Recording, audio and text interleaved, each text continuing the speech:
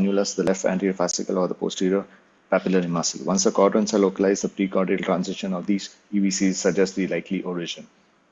In case of PVCs with RBB morphology, the transition from positive to negative occurs early as we move from apex towards the base. In PVCs with LBB morphology, the transition from negative to a positive occurs early as we move away from the free wall towards the septum. The left quadrant structures are the inferior mitral valve annulus, the posterior papillary muscle, and the left posterior fascicle. Idiopathic PVCs can be differentiated arising from these structures on the basis of precordial lead transitions, QRS morphology, and lead V1. An RS ratio greater than 1 in V6 suggests a more basal location, which is seen in PVCs arising from the mitral valve annulus. An RS ratio less than 1 by V5 usually suggests a posterior papillary muscle or a left anterior fascicle origin of PVCs. RSR pattern and a QRS duration of less than 130 milliseconds suggests early recruitment of the His-Purkinje system seen in PVCs from LPF. Cardiac crux is an epicardial space where all four chambers of the heart are in closest proximity. It's also the junction of the MCV and the CS. PVCs from this area have a left superior axis and early V2 transition and features suggesting of its epicardial origin, pseudo delta or the maximal deflection index of more than 0.55. The moderator band is a free-running muscular structure extending from the anterior septum to the anterior papillary muscle of the right ventricle free wall. PVCs originating here have a left superior axis and a later than V4 transition. Tricuspid valve PVCs have variable precordial transition from V2 to V4 anywhere between these leads depending on their septal or lateral aspect of origin. The inferior lead discordance are seen in mid-cavitary structures. Two kinds of inferior lead discordance are noted. Positive negative discordance, which is a positive deflection in lead 2 and negative in lead 3. Negative positive discordance is negative in lead 2 and positive in lead 3. And the positive negative discordance are seen in RV structures and interventricular septum, while negative positive discordance are seen in LV structures. The maximal deflection index is interval between the earliest ventricular activation and the maximum deflection in each precordial lead. Taking the shortest interval is divided by the QRS duration. An MDA of greater or equal to 55 milliseconds had a high sensitivity and specificity to identify an epicardial ventricular tachycardia origin in patients without structural heart disease. In summary, with the diagram kept in mind in the background, this paper easily helps to approximate a localization of a PVC origin in a structurally normal heart. The same idea can be applied to a diseased heart, but it will be approximating the exit site of the PVC. All RV structures are not right-sided and all LV structures are not left-sided. Broadly, PVCs can be divided into those with superior and those with inferior axis. Lead 1 further divides the inferiorly directed PVCs into right or left-sided origin. The bundle branch morphology and the precordial transition is useful for the superiorly directed PVCs. Inferior lead discordance and epicardial origin are additional things to remember. Thank you.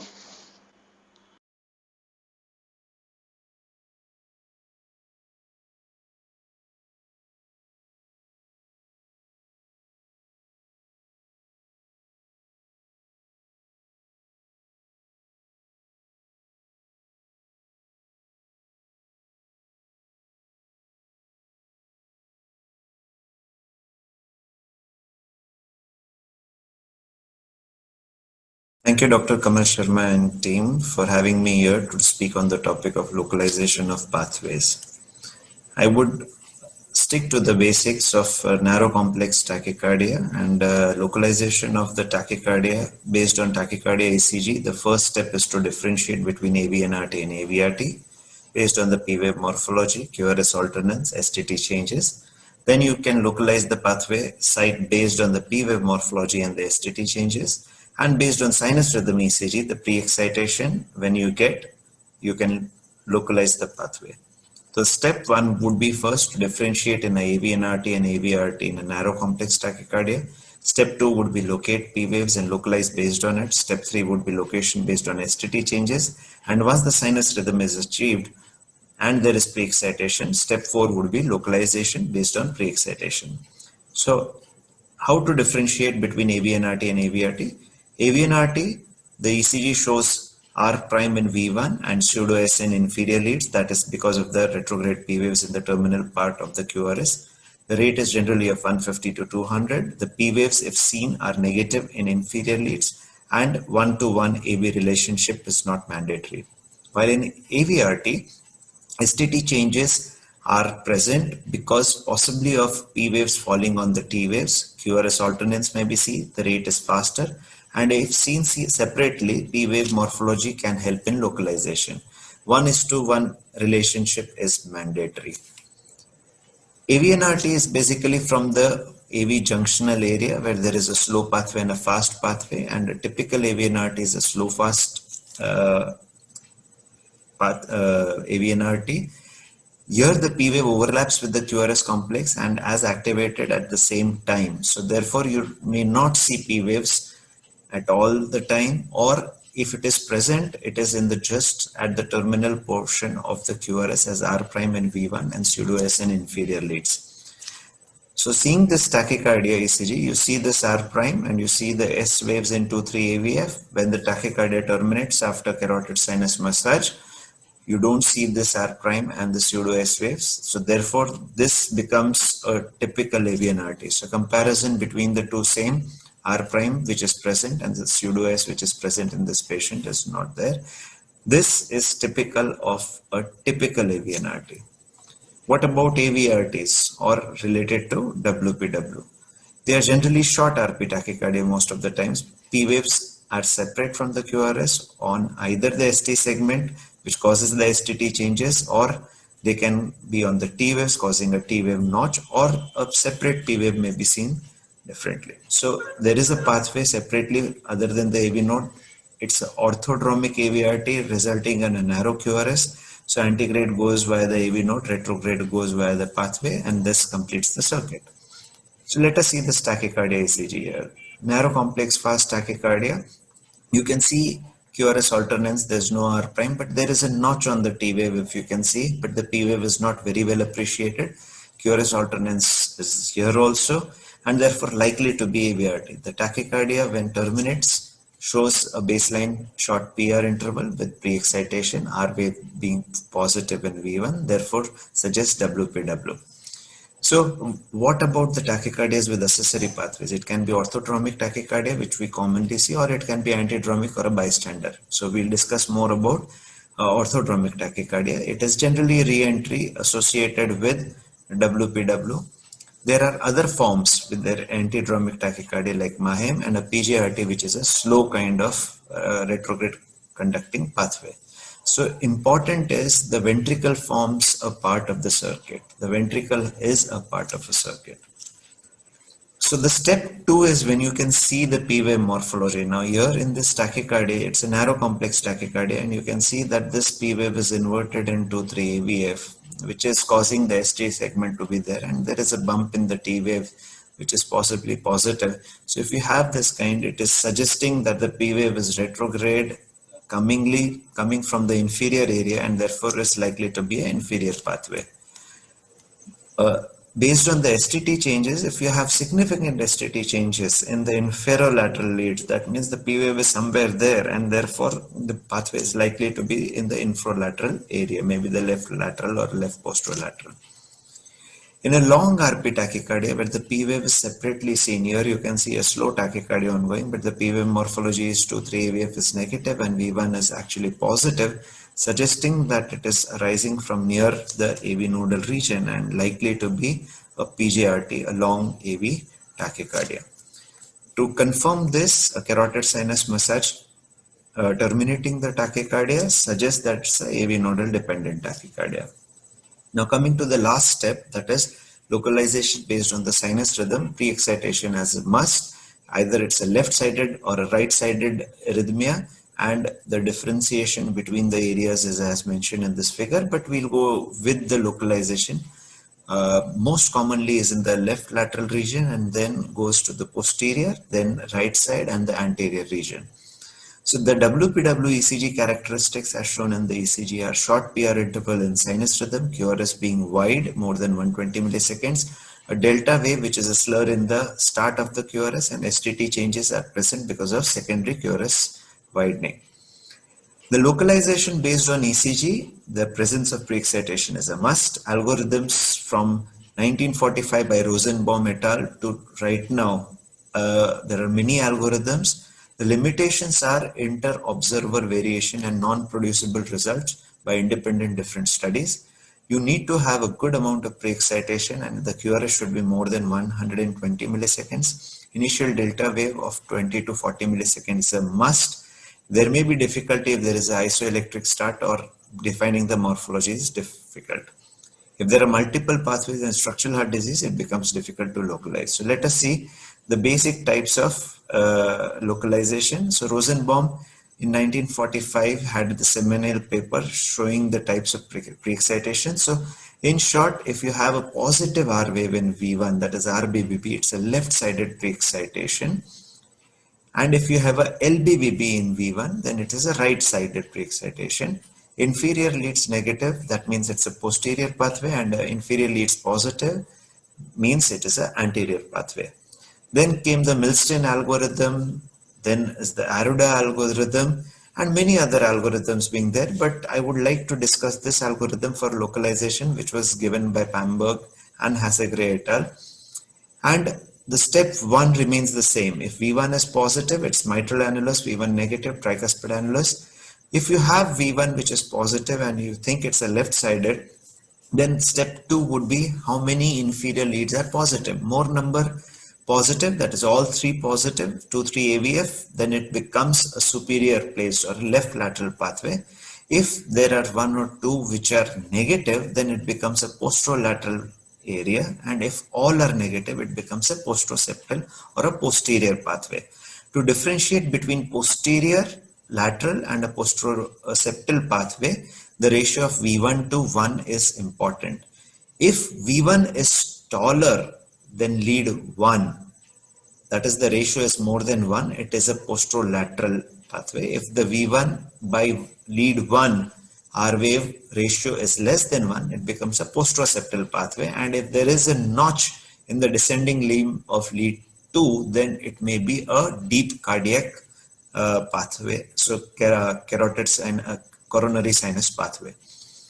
Going to the right side, the tricuspid annulus, if V1 is negative, then you go to this again the inferior leads, 3 positive showing that it's a right anterior or a right anteroseptal, 1 or 2 positive right lateral or right septal, and all 3 negative means right posterior or posteroseptal. How do you differentiate between these septal versus the lateral is where the transition is. If the transition is in V2, then it is likely to be septal. If the transition is V3 and more, then it is likely to be a lateral pathway. So this helps us localize the pathway when there is pre-excitation. So let us share some examples. Step 1, V1 positive, left side, then step 2, 2, 3 wave positive. That means it's a left lateral pathway. If 1 in AVL is negative, that means it's a left high lateral pathway. Again, pre-excitation, V1 positive, V2, so all 3 are positive here, again left lateral, but here 1 and AVL are towards more positive, and therefore it becomes a total left lateral rather than a high lateral pathway.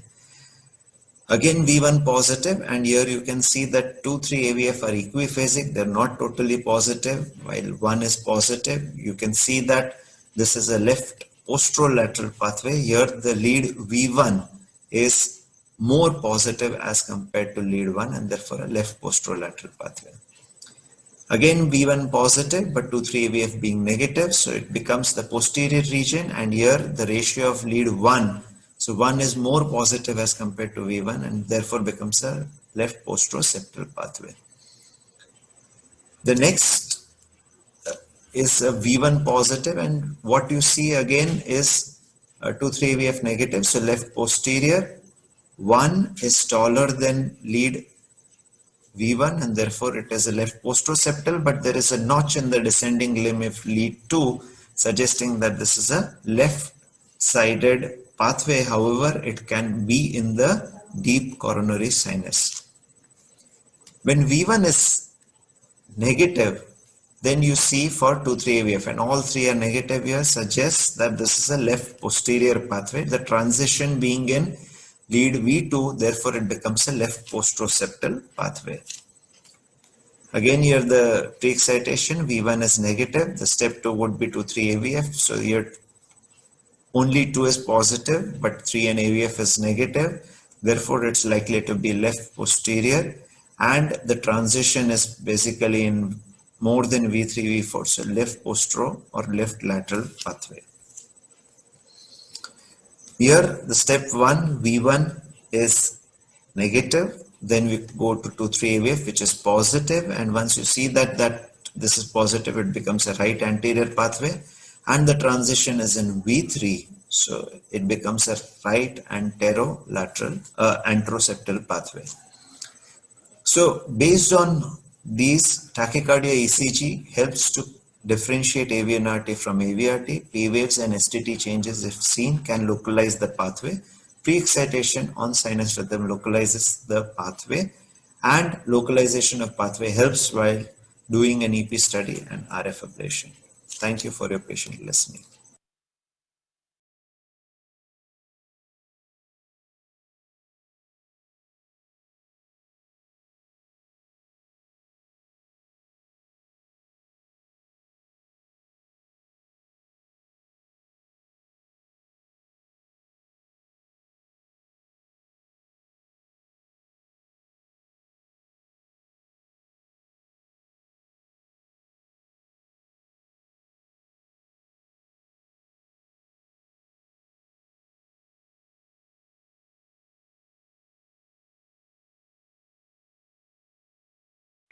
Today here I am going to talk about relative risk and absolute risk.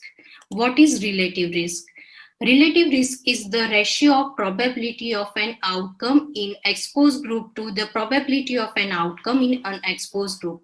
It shows the relationship between exposure and outcome. Relative risk is used in ecological data, cohort study, random clinical trial, adverse drug reaction, and intervention studies. It requires two binary variables. One is event occurred or not, and another is exposure group, exposed and unexposed group. How to interpret the relative risk? Relative risk greater than 1 indicates the increased risk in the exposure group in comparison to the unexposed group.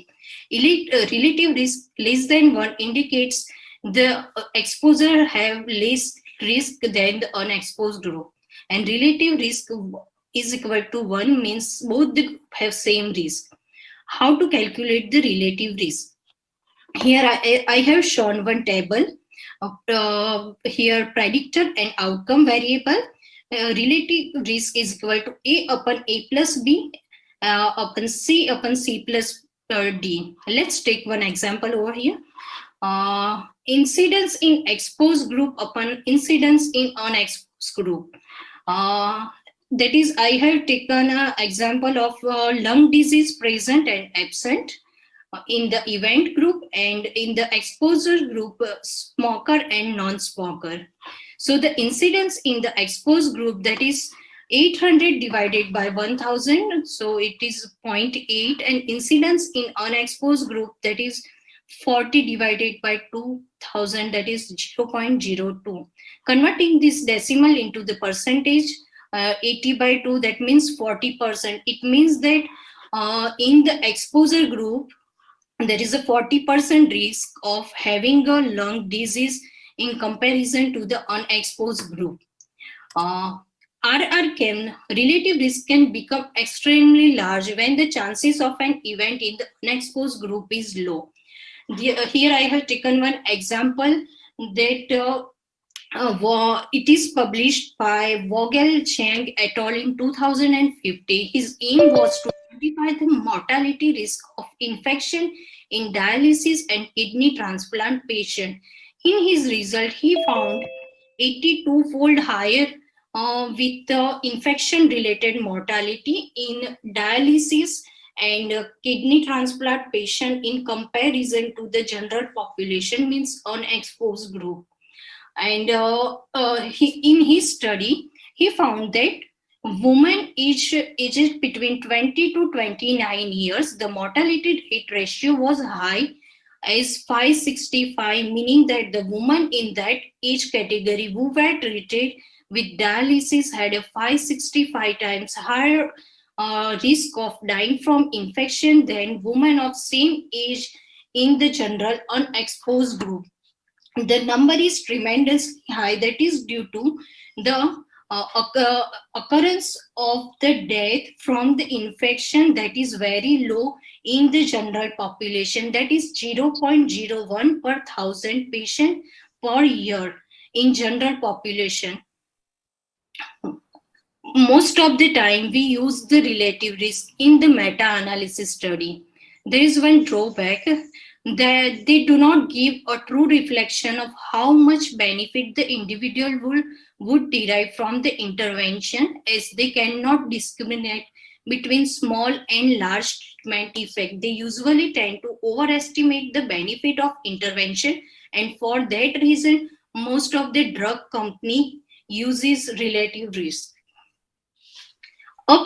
This drawback can overcome by the absolute risk is that reflects the baseline risk better and that discriminate between small and large treatment groups. Now going to the absolute risk. Okay, what is absolute risk? Risk can be expressed in absolute terms by the absolute risk difference. It's also called attributable risk. Absolute risk is the number of people experiencing an event in relation to that population at risk. It is also individual risk of some event happening in that particular group. How to calculate absolute risk? That is absolute risk in the exposed group, that is positive event in the exposed group upon total number of cases in the exposed group, and absolute risk in unexposed group, that is same positive event in the unexposed group divided by total number of cases in the unexposed group. Formula to calculate absolute risk difference. Most of the time we shows the absolute risk difference attributable risk. That is subtracting the incidence risk among an unexposed group from the incidence risk among exposed group. That is A upon A plus B minus C upon C plus D. I have taken one example that shows you the difference between the relative risk and the absolute risk. In figure 1 and in figure 2, next slide, in both the figure there are 60 and 60 subjects are present in both the group. The black shows the outcome of interest and white shows the cases didn't have any outcome of interest. Here in the figure 1 there is a lesser number of outcome in comparison to the figure 2. Here the relative risk is 1.67, means 67% relative risk over here, and the cases are outcome is very low, and absolute risk over here is 2%, and it is showing a lesser outcome and the lesser absolute risk over here. In the figure 2 there is a outcome is higher, outcome of interest is higher in comparison to the group figure 1. Here the relative risk is same as in figure 1 and the absolute risk is 24%. So here as the outcome increases, the absolute risk increases and the relative risk is same in both figure 1 and figure 2. So the relative risk sometimes gives us an incomplete data, incomplete result in comparison to the absolute risk that gives us precise result. And that's why most of the drug company uses and shows us relative risk that so and so drug reduces the incidence by 50-60%. But if we count the absolute risk, if we analyze the absolute risk, then it shows the precise data. Thank you.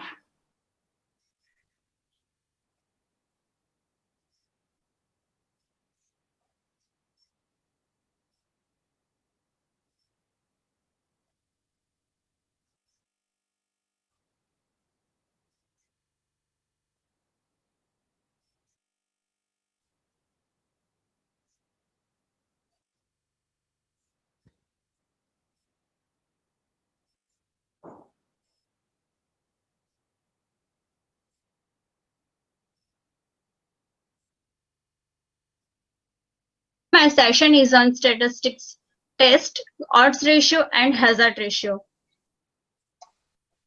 Odds ratio.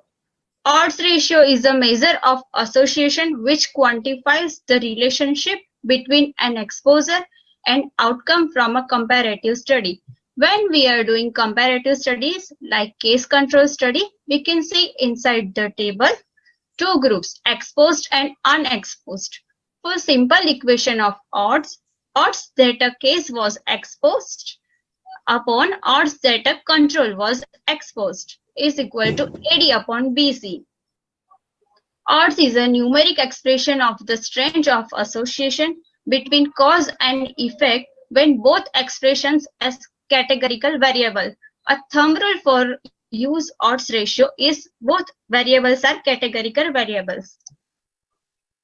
The increase in risk associated with each odds depends on the rate of the outcome in the study. Odds show only correlation of two variables, not causation. It means when we can see the correlation between two variables, but we cannot found any cause between two variables.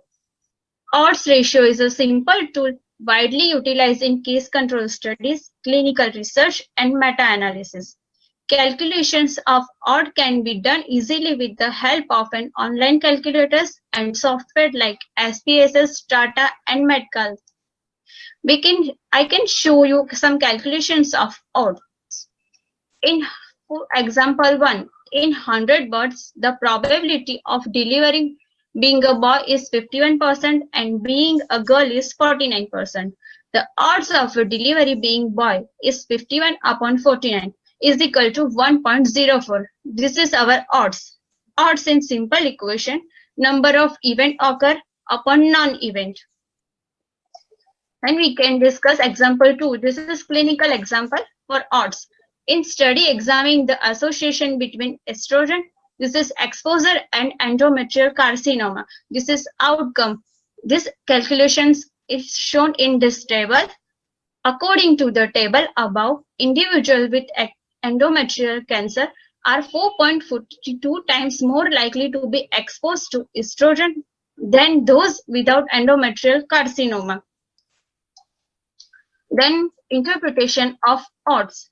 Odds ratio is equal to 1. This indicates exposure does not affect odds of outcome. Odds is greater than 1. This indicates exposure associated with higher odds of outcome. If odds is less than 1, it indicates exposure associated with lower odds of outcome. Then we can discuss another test, hazard ratio. Hazard ratio are frequently used to estimate the event effect for time to event endpoints. A time to event analyzes the time from the start of the study. For example, randomization in study to an event, for example, death. Hazard ratio allows a measure of association in outcome in survival curves. Main goal of hazard ratio, how one group changes relative to another. Hazard ratio represents the instantaneous event rate, which means the probability then an individual has survived to that particular point of time without experiencing any event.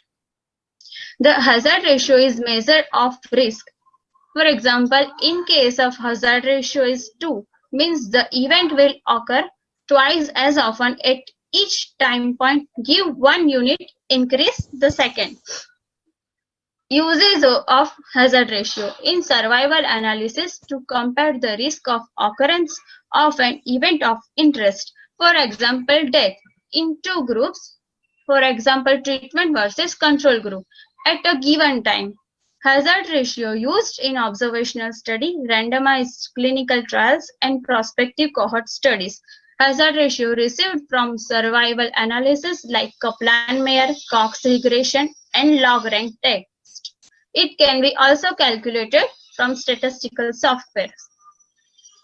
Now we can see interpretation of hazard ratio. Hazard ratio, if hazard ratio is equal to 1, means lack of association between two groups. If hazard ratio greater than 1, suggest group 2 are at increased hazard compared to group 1. If hazard ratio is less than 1, suggest group 2 are at decreased hazard compared to group 1, a smaller risk. Now this is curve of Kaplan-Meier curve. This show a time to event progression. Red line indicates treatment group and blue line indicates control group. When the decrease is in the graph, it shows end of the study. The time to event curve or Kaplan-Meier curve as time progress, percentage survival decrease in both groups. Plotting curves on the graphs allows statistical analysis to be performed to calculate the hazard for each group. Hazard model only determines whether the treatment are different or not, but do not indicate how much one treatment is better or worse than the other. This is called the limitation of hazard ratio. Dividing the hazard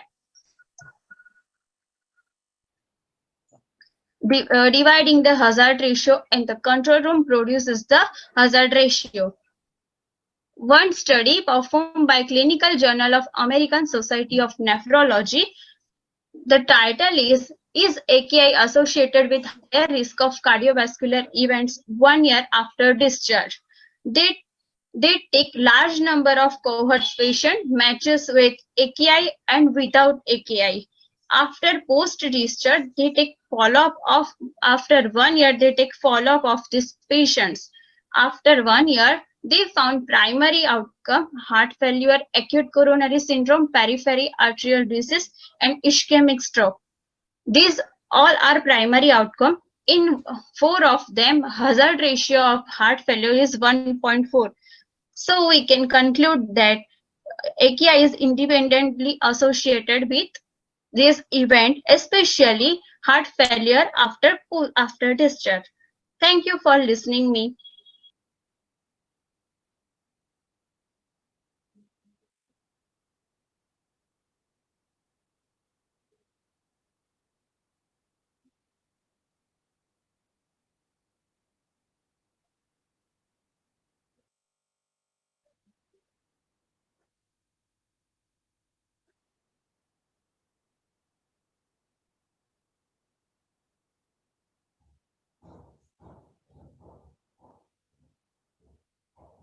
Hi, good evening, everyone. So today's this talk is about understanding basic statistics when we look at multiple trials. It's about net number to treat, as it is mentioned. This is an important topic because this goes on to tell you what is the efficacy of a therapy vis-a-vis, say, other therapies. Because this tells you what number of patients you need to treat to achieve one event reduction over what period of time. And hence you may have multiple trials coming in for multiple therapies, for multiple options, for multiple indications. But when you have to weigh out between the therapies to assess as to what was the care that resulted into what impact in the outcomes, you need to look at a number called net number to treat or number needed to treat. So this basically we'll discuss today in this talk. Basically, before I jump on to that, let me take you to two important concepts. One is IE and IU. IE is the probability of seeing no improvement after receiving the therapy. So this is the inverse of probability of seeing the improvement. So this measure applies only to a treated group. So when you have a treated group, you look at IE and you see if what would be the outcome not improving, the probability that you find on it. And IU is also referred as a probability of seeing no improvement after receiving the control therapy. And based on this, then you amplify and look at the net number to treat. So this measures applies only to control group, the IU, and the control group may receive a placebo treatment and or the standard care, as we know, on top of the existing new treatment. And this is what you get as the probability outcome in IU. So the meaning of net number to treat or number needed to treat is dependent whether the control group received a placebo treatment or an existing treatment, that is the standard care versus placebo care. And in case where placebo is given, the net number to treat is also affected by the quality of placebo. For example, sham procedures. As we know, in renal denervation therapy, when patients were taken inside cath lab and they were not delivered renal denervation therapy, but they had a sham procedure, a procedure patient who did not know they actually underwent a procedure or not, there was a good amount of reduction in the blood pressure in this renal denervation subgroup, despite actually not getting denervation therapy. It's just a sham procedure the patients were undergoing in the control group. So the type of placebo, for example, injectables versus oral therapies, would also have different outcomes in terms of the impact of the placebo. Now, these are some formulas that I thought I'll talk about before I jump on to number needed to treat. We all have a very simple table, and there will be some more talks that people will tell you about the odds ratio, etc. But I'm just going to summarize all of them in brief. You can see there are two groups. When we take a study, you'll have an experimental group and a control group. So let's assume that the experimental group or the therapy group, which has been receiving the new therapy, is of say 150 patients, while the control group is of 250 patients. Now assume that out of 150 patients, there are 15 events, say death, if you're looking at that as an important indicator. So say, assuming that there are 15 events in the experimental group, and out of 215 of the control group, the patients receiving only the placebo or the standard care, there are 100 events. Now, this goes on to tell you the event rates. Now, event rate would be just the ratio of the number of events out of total subjects. So, in the experimental group, it will be 10%, while in control group, it is 40%. Or if you define it in decimals, it will be 0.1 and 0.4. Now, what is the absolute risk reduction? It is representing the difference between the two event rates. So we have 40% in control group event rate, 10% of in experimental group rate. So the difference between the two is 30%. So 40% in control, 10% in experimental. Hence, the absolute risk reduction is 30%. Now, relative risk reduction is the percentage change from the baseline. Now, if you look, compared to say 0.4, there is reduction to 0.1 is about 75% reduction. So 75% reduction has taken place from 40% to 10%. And relative risk reduction looks though very huge, but absolute risk reduction is only 30%. Now, net number to treat is arrived at as by 1 upon absolute risk reduction. 1 upon absolute risk reduction. So then if that would be assessing as to how many patients do you treat to prevent one event. Now, absolute risk reduction is 30% reduction is achieved in every patient. So in how many patients you need to treat so that there is one event prevented.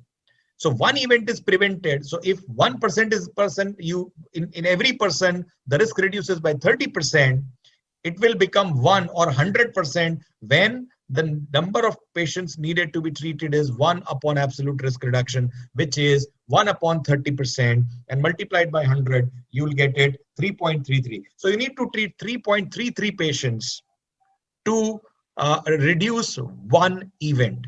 Now, this is important to define as to what you're looking at. So risk ratio and odds ratio are different things. Risk ratio is again the ratio between the EER upon CER. So EER is the event rate in the experimental group, and CER is the control event rate, and then you divide the two is the risk ratio. So here you have 0.25. When odds ratio is, of course, AD by BC as we call it. So odds ratio is the EE by EN upon CE by CN, which is the events in experimental group upon events, non-events in experimental group divided by control events and the control non-events. And this odds ratio is here 0.697. So, and there is another factor called as preventable fraction among the AN exposed, which I am not talking today. So one of the examples I will try to give you so that you can understand how to comprehend this. Real life example, say, would be the ASCOT LLA trial. So this is the trial where the atorvastatin 10 milligrams was started in patients on hypertension, but no previous CV disease. So this trial ran for 3.3 years. And during this period, the primary event, which was defined as a new onset of MI, new onset of heart attack, not death, new heart attack was reduced by 36% in a relative risk. Now, what does it mean? Now, if you look at 36% overall risk reduction here, that this difference was, though relative, absolute difference between the two arms was not this much. It was the event rate of MI in the patients not receiving atorvastatin or Escort LLA trial was 2.67%. While in treatment arm, it was 1.65% in the patients who received atorvastatin and had hypertension. So the MI rate between the two groups over a period of 3.3 years, the difference was only 1.02%, which is nothing but the difference between the absolute risk between the two groups. That is 2.67 minus 1.65. So the absolute risk reduction is 1.02% over 3.3 years to prevent one MI, one myocardial infarction, one heart attack. So to get the net number to treat, you will divide 1 upon 1.02 multiplied by 100, which would turn out to be 98.04, almost 100, because 1%, right? So you need to treat 98.04 patients with atorvastatin, 10 milligrams for 3.3 years to prevent one heart attack in patients with hypertension with no history of previous CV disease. That is how you interpret Escort LLA trial. So every trial, when they come up with a number, you look at the number of patients. So you have to prescribe atorvastatin to a patient with hypertension but no CV disease for 3.3 years. Once you prescribe it to 98 patients, you will have prevented one myocardial infarction. That's how you interpret net number to treat. Thank you.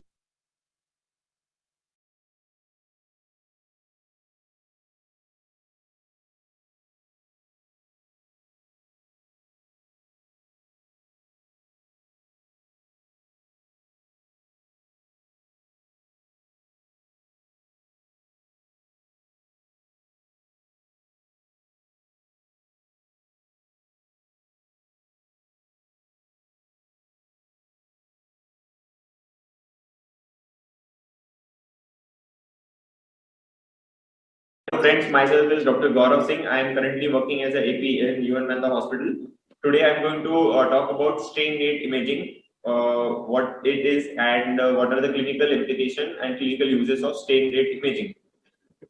It is basically a quantitative approach. It utilizes frame by frame tracking within a region of interest a small pattern of echodensities in grayscale B mode known as speckles. It has two important aspects of cardiac motion. One is magnitude and one is direction. Important terminologies. What is strain? It is basically deformation resulting from applied force. It is defined as a percentage change in length during myocardial contraction and relaxation. When shortening occurs, it happens as a negative in GLS and lengthening is positive. And what is strain rate? It is basically difference between two velocities normalized by distance between them. Then direction, it can be either longitudinal, circumferential, or radial strain. In longitudinal strain, shortening is termed as negative and lengthening is positive. In radial strain, thickening is positive and thinning is negative. In circumferential strain, shortening is negative and again lengthening is positive. Systolic, longitudinal, and circumferential strain normally has negative value, while radial has normal positive value. It can be either global or regional. In clinical practice, global longitudinal strain imaging is most commonly validated, hence most often utilized. This is again a display of GLS, that is typically termed as quad formation. This bull's eye, peak systolic strain of GLS minus 20. Again, lengthening is positive, shortening is negative. It is either plus 20 or minus 20 or in between values. What are the clinical implications? First one, most important, is coronary artery disease, either LAD, L6, RCA. Whenever they are deceased, we will get a decreased GLS. And decreased GLS post systolic shortening occurs before ischemia, and it is also a marker of viability. And another disease where strain rate imaging helps extensively is amyloid. Here we can see a typical echocardiographic picture of amyloidosis and longitudinal strain curve showing 2-chamber, 3-chamber, and 4-chamber view. And typical bullseye plot for cardiac amyloidosis. HCM is another disease where this strain rate imaging helps. It not only helps in diagnosis but also helps in prognostication and the treatment point of view, whether the patient needs AICD or not. In cancer, chemotherapy and radiation, patients who have underwent radiation therapy or chemotherapy, this strain rate imaging helps to predict LV dysfunction. In both these cases, we can get decreased GLS. Stress-induced cardiomyopathy. Stress-induced cardiomyopathy is another disease where this strain rate imaging helps in early detection of this disease. CRT, cardiac resynchronization therapy. The longitudinal strain and radial strain helpful in prediction of response to CRT. A longitudinal strain delay index of more than 25% predict response of CRT. Thank you, friends. I would like to end my talk by just summarizing what is strain rate imaging and its clinical uses. Basically, strain rate imaging helps in in CAD, HCM, sarcoidosis, and to predict the response of CRT. It is upcoming diagnostic procedure, and we will see more of strain rate imaging in future.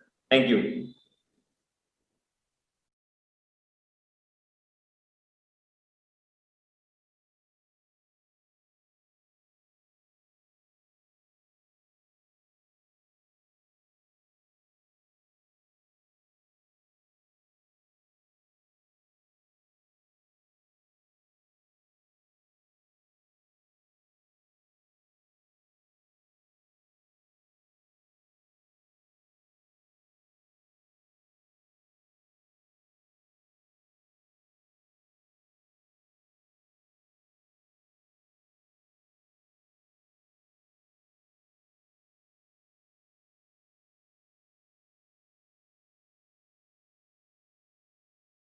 Myself, Dr. Chirayu Vyas, and cardiac electrophysiologist and interventional cardiologist, just going to present a topic which is related to the use of 3D ablation mapping for ablation of cardiac arrhythmias, especially the tachyarrhythmias.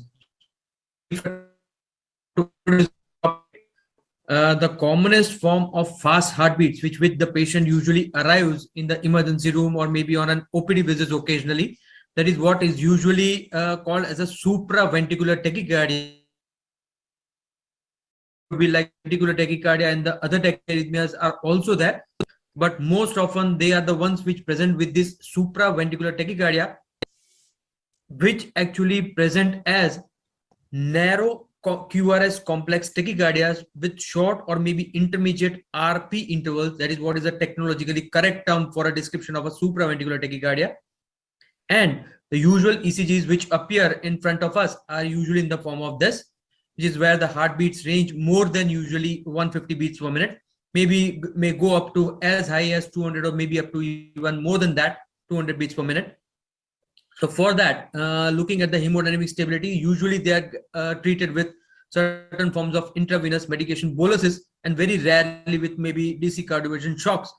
But actually the medicines are only a form of temporary cure for this kind of arrhythmias, because these are the arrhythmias which are usually caused by a re-entry of the electric current in an extra pathway which is located actually inside the patient's heart at certain locations.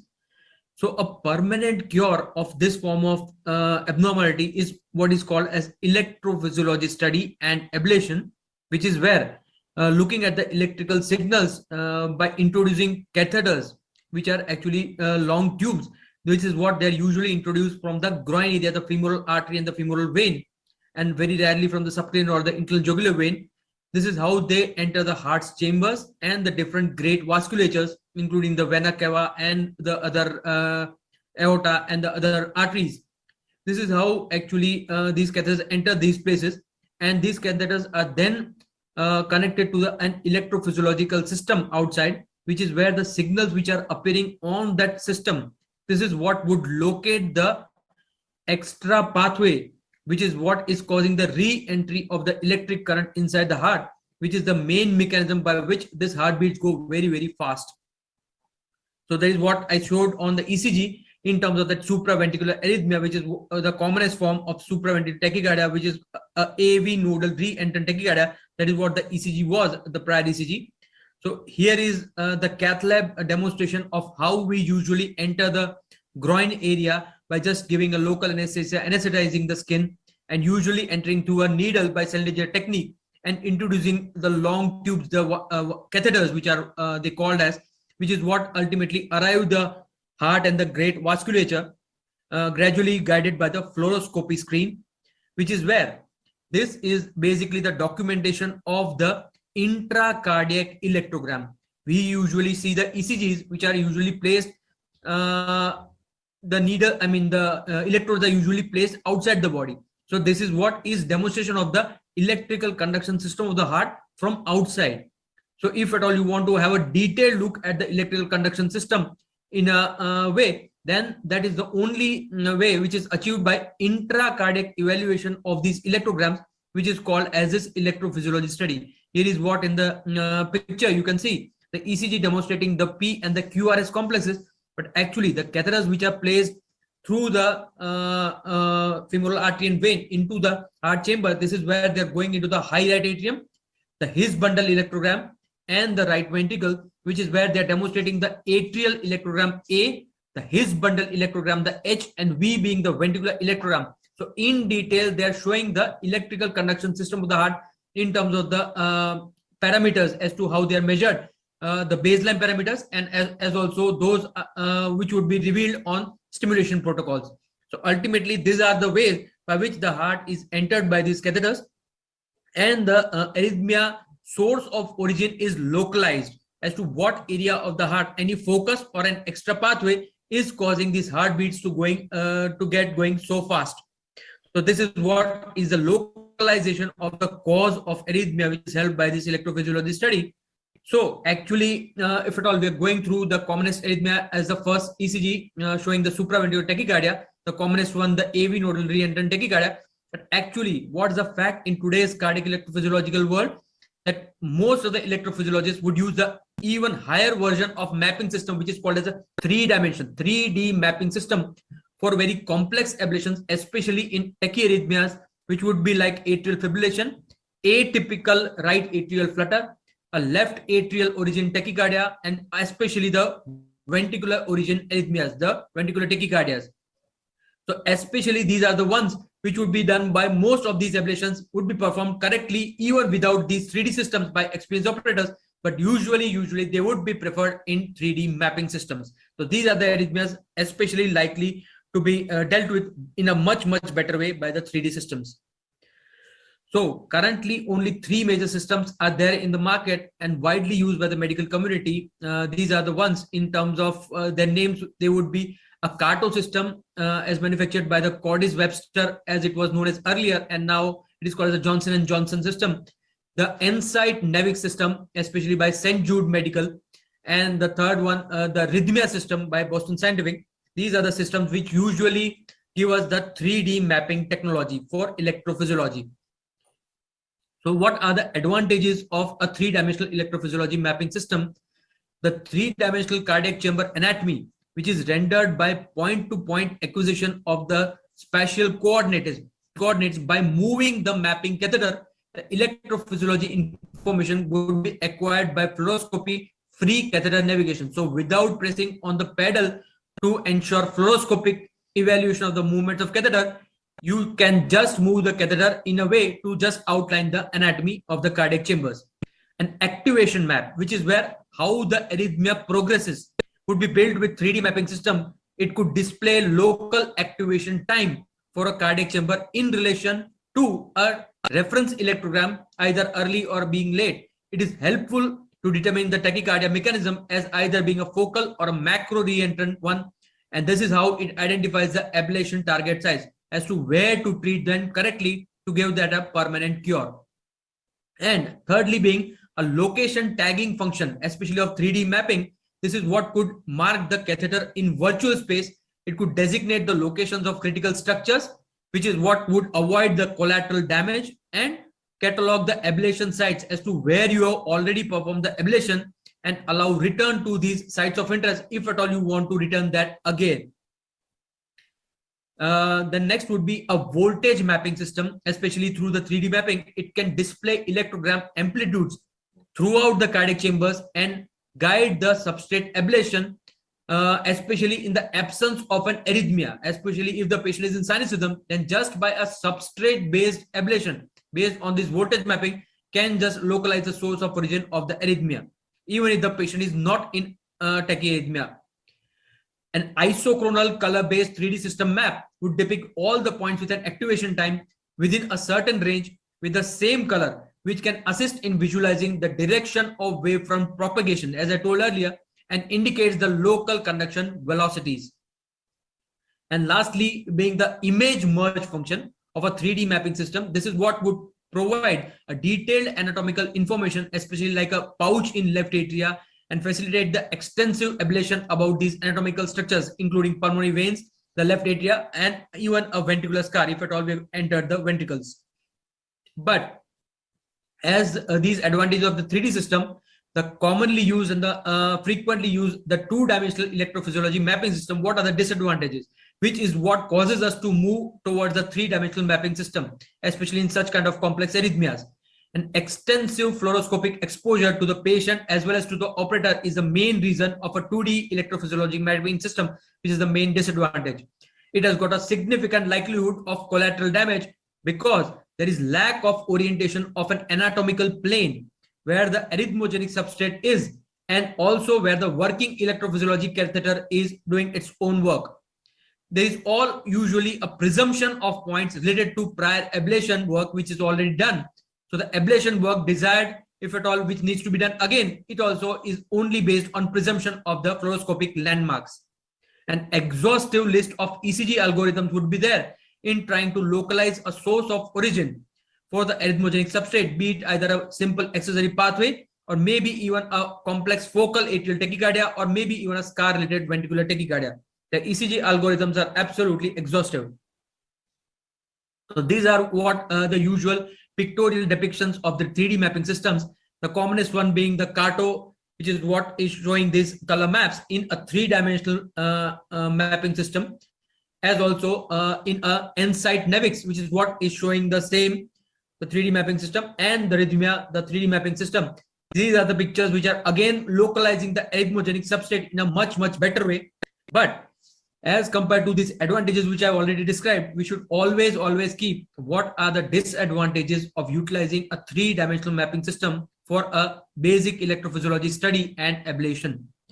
The first one being the cost of installing the system, especially in a working cardiology cath lab, is pretty much high as to that cannot be used usually by all routine cath labs. The cost of the patient that he needs to pay the cost for needing to undergo a three-dimensional mapping EP study and ablation, it is not getting done through maybe especially government beneficiary schemes as of now, especially like Ayushman Bharat Yojana or all, because of the cost of the mapping catheter itself, which is what is usually only a single time use. Very rarely would be used for 2 times in two different patients just to reduce the cost factor. But that is the usual burden which the operator as well as the patient would be constantly facing, especially to keep the cost under control. There's a steep learning curve for the operator as well as for the cardiac electrophysiology technicians also in terms of the 3D assessment of the mapping technology. Only few available technicians would overcome this steep learning curve for the 3D mapping in electrophysiology, and especially those who would be available on time to contribute during the working hours. That's very difficult in routine day-to-day practice. Occupying the cath lab for a significant duration to set up the 3D EP system is one more disadvantage, especially because it takes a long time in getting it prepared, making other cardiology colleagues waiting for other procedures for a pretty long time, which is what is a practically pretty much a big disadvantage which everybody would be facing. Then A tachycardia should be sustained or especially most importantly tolerated enough to allow an activation mapping if at all we want to do that. The next disadvantage of a 3D system would be in case of a diseased atrium or a ventricle with extended scarring, either because of prior cardiac surgery or maybe because of any other reasons, comprehension of the activation mapping may be sometimes difficult. To date, cryoablation for atrial fibrillation does not combine with a 3D mapping system, which may render the cost of procedure excessively, and it is performed with fluoroscopy only. Most importantly, symptomatic recurrences of tachyarrhythmia are documented even after 3D EP study ablation, especially in atrial fibrillation or especially post-congenital heart disease surgery, left atrial tachycardias. Implantable cardioverter defibrillator device, ICD device implantation is often required even after a ventricular tachyarrhythmia getting ablated by a 3D mapping system for secondary prophylaxis of VT, which has got to have been installed, especially the ones which are associated with sudden cardiac death prophylaxis. So 80% of the commonly encountered supraventricular tachycardia mechanism being atrioventricular nodal tachycardia, the first ECG that I showed, which is what in 99.99% of the cases could be safely and easily dealt with by ablation in conventional two-dimensional electrophysiology mapping systems. This is what we need to understand. So these are the basic pictures showing the two-dimensional EP study mapping systems ablating the AV nodal re-entrant tachycardia, the common SVT, as well as maybe even a left atrial accessory pathway, which is what would be transeptally or maybe encountered and then ablated accordingly. This is what was demonstrated in the third picture, especially in the presence of even a prior atrial septal defect occluded device, an ASD device in place, despite the AV nodal re-entrant tachycardia was ablated under 2D mapping system. The same thing maybe for the second picture, which is what are showing the surgical clips. That was a patient who had undergone a surgical open heart surgery, and despite that fact, was pretty much easily dealt with in a 2D electrophysiology system mapping. This is what would be a pretty much dangerous looking tachyarrhythmia, which is what most often people would recognize that as a ventricular tachycardia, and especially a polymorphic ventricular tachycardia. But actually, it is a pre-excited atrial fibrillation, which is what would be pretty fast, would be pretty broad in terms of the QRS width and irregularity. This is what would usually identify this pre-excited atrial fibrillation. And once with a DC cardioversion, getting this rhythm to return to sinus rhythm would easily reveal a manifest accessory pathway, which is what would localize the site of the accessory pathway, which is what would be dealt with usually in a two-dimensional EP study system, very straightforward. So at the end of this discussion, which is what would be the real indications of three-dimensional EP study mapping system for ablation of tachyarrhythmia, it all depends on the benefit that is what would be achieved as to the cost which would be paid by the operator as well as the patient per se in terms of these complex tachyarrhythmias, which would be usually dealt by these 3D systems in a much better way. Thank you so much.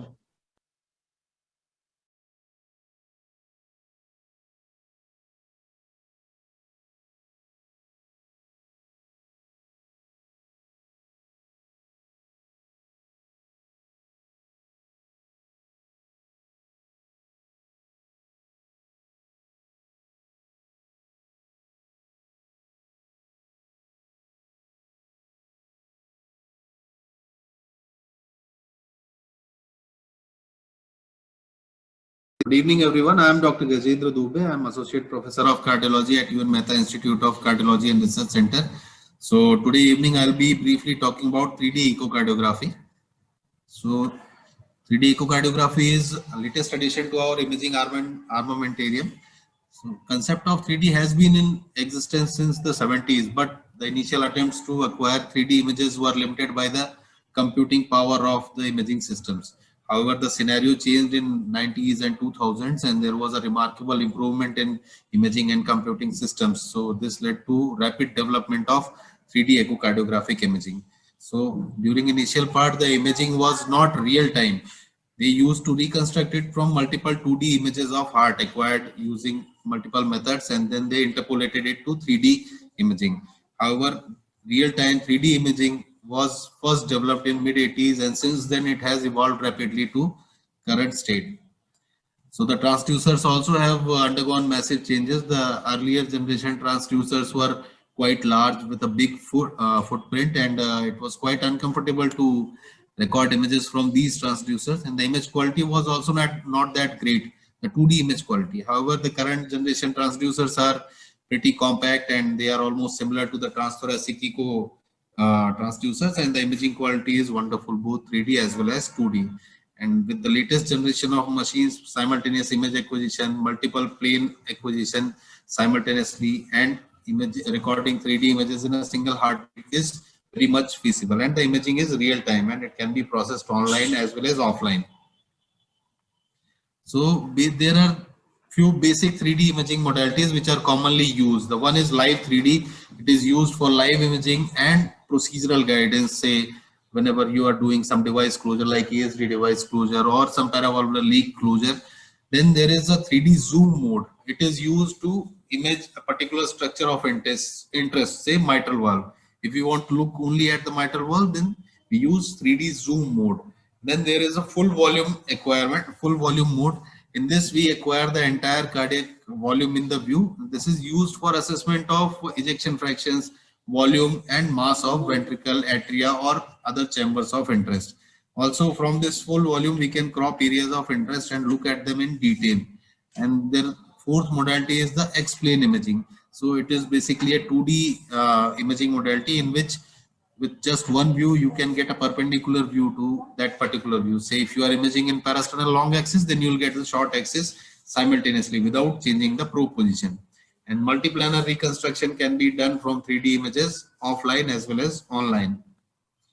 So basic protocol or algorithm for 3D image acquisition is as demonstrated in this slide. First of all, we have to get a good 2D image. Good resolution 2D image is must for a good 3D image. So an optimal 2D image should be acquired by optimizing the gain, depth, focus settings, and then the acquisition modes should be selected. Modes which I have just told, that is either live or 3D zoom or full volume.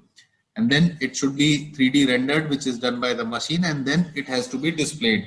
So there are AHA guidelines for display also. Each and every structure should be displayed in a pre-specified manners. This has been made to bring a uniformity in display as well as reporting of 3D images. So what are the uses of 3D echocardiography? 3D echocardiography is very useful in assessment of LV ejection fraction and volume. So it gives us an objective assessment of EF and volume, and these volumes and EFs correlate very well even with the cardiac MR standards. Also the mitral valve anatomy, assessment of mitral stenosis as well as mitral regurgitation is it can be done very well with 3D imaging modality, and it offers details which are more useful than a 2D image. And then it can be used for guidance of transcatheter procedures like device closures for various congenital heart defects or paravalvular leak closures. Then it is very useful, according to my experience, it is most useful in the evaluation of prosthetic heart valves, as I'll show some examples later. Also evaluation of aortic valve prior to TAVI, and in evaluation of mass and volume of other cardiac chambers as well as dyssynchrony assessment. So in these cases, 3D echocardiography is quite useful. So advantages of 3D over 2D, it is accurate and reproducible assessment of cardiac chambers. So there is no need for geometric assumptions about the shape while calculating ejection fractions and volume of cardiac chambers. And it gives a better understanding of structural relationship of various cardiac structures. Plus, it can give us intraprocedural live guidance of different cardiac transcatheter procedures. So I have so these are few examples which I have of 3D images and videos which I have acquired at my hospital. So this this video is showing on left hand side there is a 2D image of a prosthetic mitral valve with large paravalvular MR. So the same can be beautifully seen in this 3D video from the LA aspect. This is the surgeon's view. We can see the prosthetic heart valve ring has almost separated from the annulus, and there is a large area of dehiscence and with rocking movement of the prosthetic heart valve, as well as we can see few vegetations here also. So it provides us a great detail about the anatomy of the prosthetic heart valve as well as the dysfunction or the defect which is there. So this another video is of prosthetic heart valve thrombosis. So this is a 2D image which is showing restricted mobility of one leaflet, and this is the corresponding 3D image from left atrial aspect. So it shows that one leaflet is entirely immobile and it is stuck in closed position with some thrombus adherent to the leaflet. So this is another example of prosthetic heart valve thrombosis. This is a Sri Chitra valve which seems relatively well moving on 2D image, but the 3D image shows that mobility although is preserved, but there are multiple filamentous structures or thrombi which are attached on the left atrial side of this prosthetic heart valve. This is a great example of utility of 3D or advantage of 3D over 2D. This is aortic valve, prosthetic aortic valve. We are not able to see any thrombus or any gross deformity on this aortic valve in 2D image. However, the 3D image from the aortic side clearly shows that there is a significant amount of thrombus which is present on the leaflets of prosthetic aortic valve and hampering its mobility also. So this patient was thrombolized with streptokinase and subsequently her valve mobility normalized. So this is another example of pannus with paravalvular leak. So pannus is very difficult to image via 2D echocardiography, and it can be very well seen on 3D echocardiography. This patient had a prosthetic aortic valve with high gradients. The high gradients were persistent over a period of 6 to 8 months. So we did a 3D esophageal echocardiography on this patient, and this image, it shows pannus growth over the aortic valve arising from the ring of the aortic valve and leading to a narrowing of this orifice over the aortic valve. And simultaneously, we can also see a defect at around say between 1 o'clock to 4 o'clock. And in the corresponding color 3D image, we can see a leak, color leak also, which is arising from there. And this was a paravalvular leak which was arising from this. This patient underwent a redo surgery for removal of pannus as well as repair of the paravalvular leak.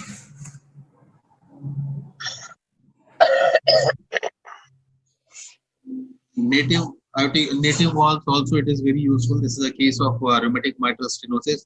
We can see the valve anatomy in great detail, and this 3D image is showing this restricted opening of the mitral valve as well as the two commissures, and plus there is this huge chunk of calcification which is present at the posteromedial commissure, and it is attached to the commissure also. So this detail is not seen in radiography, and it also helps us in selecting patients who are better suited for either BMV or mitral valve replacement or repair also.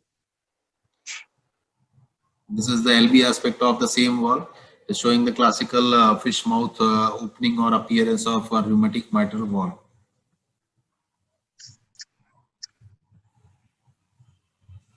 This is another interesting rare congenital anomaly of a mitral blood cyst. On 2D echo, we can see an echo-free cystic type of structure attached to the mitral valve, and this is the corresponding 3D image which shows us the accurate exact site of attachment of the cyst as well as its shape, and it also shows that it is interfering with the coaptation of mitral valve, leading to mitral regurgitation.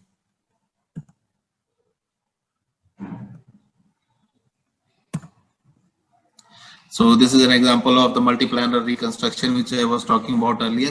So this modality of 3D echocardiography gives us this freedom to accurately measure the area. Say if you want to measure the mitral valve area at the tip of mitral valves, which is frequently not possible with 2D imaging. So it can be very easily done in this 3D MPR. Radiologists are quite familiar with this multiplanar reconstruction, where we get 3 planes. That is, one is the imaging plane, the other one is orthogonal to it, and the third one is the short axis. This fourth one is the 3D volume. So we can accurately align the lines at the tip of mitral valve and get exact mitral valve area at its tip. And this is an example of LV function and volume assessment via using 3D echocardiography. So it is similar to the multiplanar reconstruction. We have to align the lines according to the endocardial border, and then it gives us accurate measurement of systolic and diastolic volumes as well as ejection fraction without any geometrical assumption about the shape of left ventricle. So these are few examples of congenital heart defects which I have imaged with 3D echocardiography. This is a large ESD, so it tells us about the shape as well as the largest dimension of ESD, and its margins also. So it can help us in better selection of candidates for device closure. So this is the first one is a large ostium secundum ASD, and it is almost elliptical in shape. The second one is a small ASD, the good margins all around. The third one is the left ventricle aspect of a post MI ventricular septal rupture. This patient underwent surgery, but this image beautifully shows us the size and shape of this defect. And with that, I would like to thank every one of you for your kind attention. Thank you.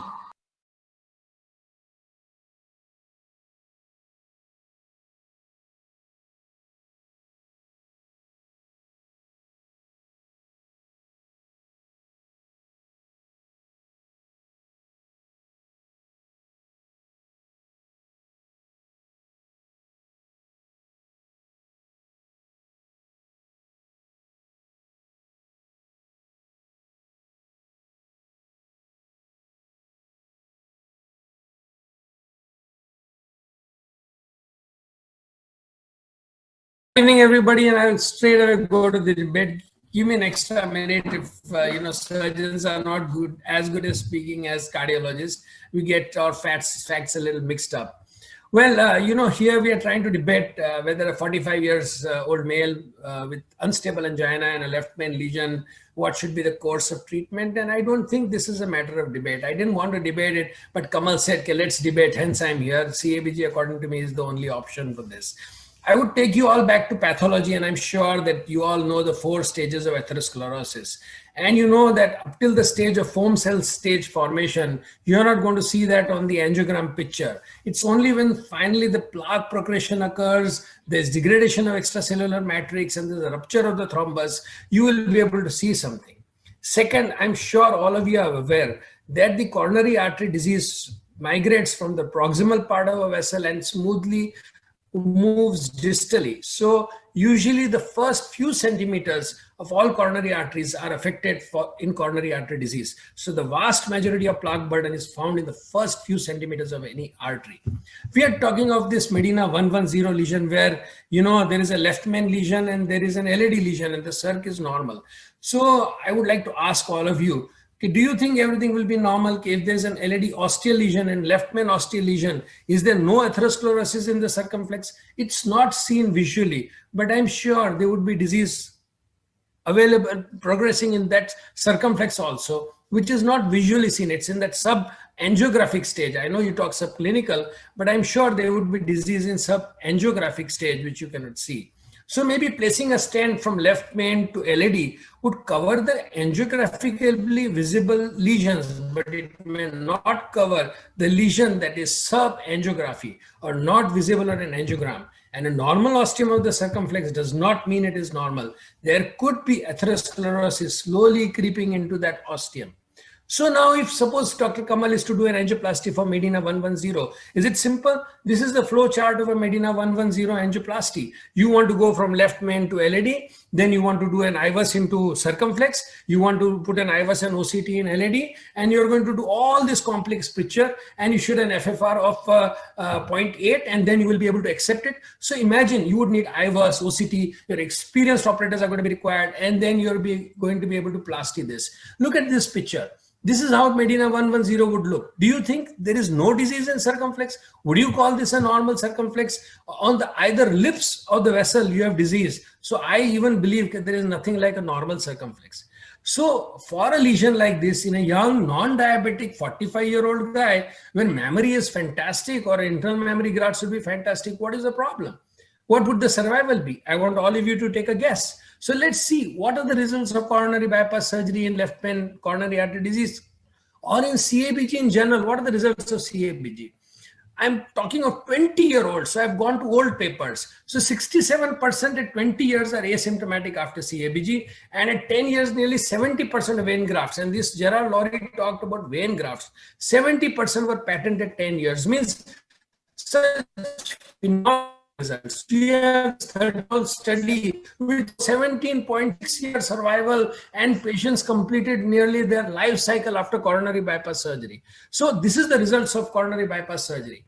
Look at angioplasty. I am just presenting some left main angioplasty results. Look at all these trials. This is Iris Main. Iris Main tried to compile the data of various studies, and they look at 1 month, 2 months, 3 months, 6 months, 1 year, 2 year, 3 year, and bare metal stent, and then they come to drug-eluting stents, and then they come to a second generation drug eluting, and we talk of 1 to 2, 3 years. I am talking of 20 years. We have to talk of a patient who has to live for 30 years, not 10, 2, 3, 4 years. So these studies give some data, and everywhere they try to compare. TLR was better, TLR was more, mortality was less, mortality was more.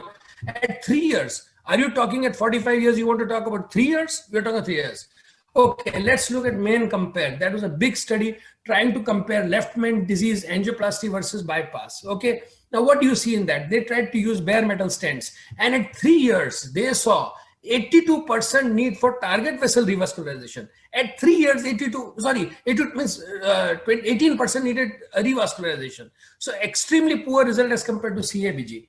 Even when DES was used, the TLR rate was higher, target vessel revascularization rate was higher in PCI than CABG. So you've done it for CABG. You've done revascularization. That's what you need. You want to vascularize the patient, but that's the very procedure you're having to repeat at 3 years. We are talking of 30 years. Let me conclude.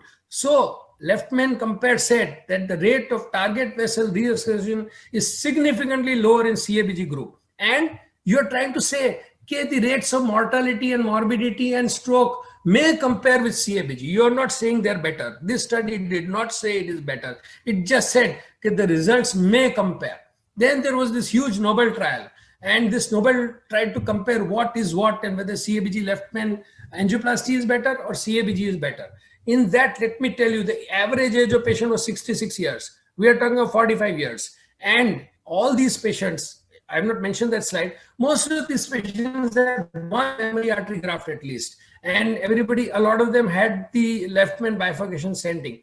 So what are the results? Look at MACE. What is the rate of MACE for PCI? 28.9%.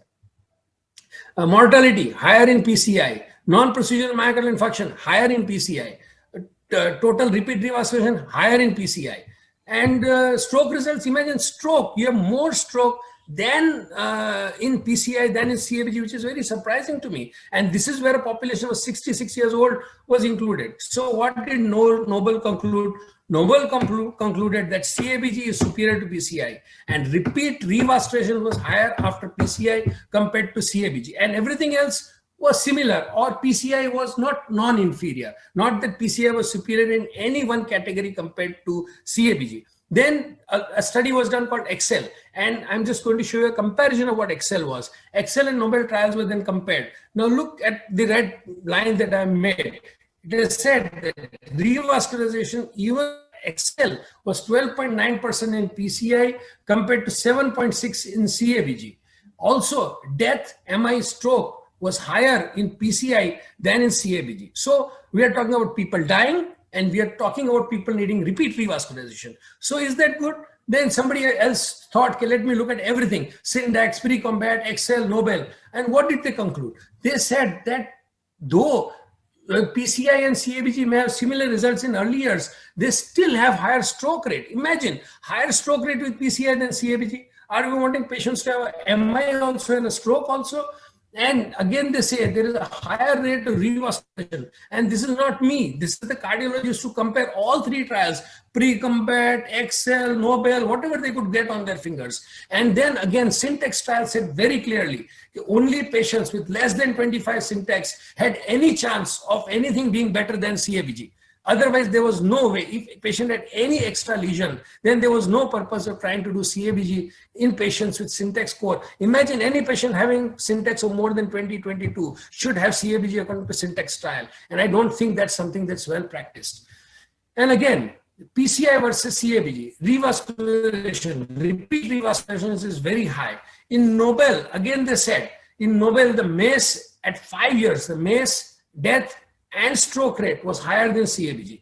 So imagine, again, another meta-analysis and review all these studies. And they said that percutaneous coronary intervention in CABG, so comparable, just 2 minutes more, just few slides more, is similar PCI is better for revascularization. So multiple trials, multiple studies show at 3 years and 5 years, we talk about 3 years and 5 years, and I'm talking of 20 and 30 years. Why does that happen? That happens because CABG is a procedure that works beyond any lesion. And it is said that there are many subclinical lesions that lead to MI. It is lesions that are less than 50% that are responsible for more MI than the lesions that are critical. And these lesions are not covered by CABG.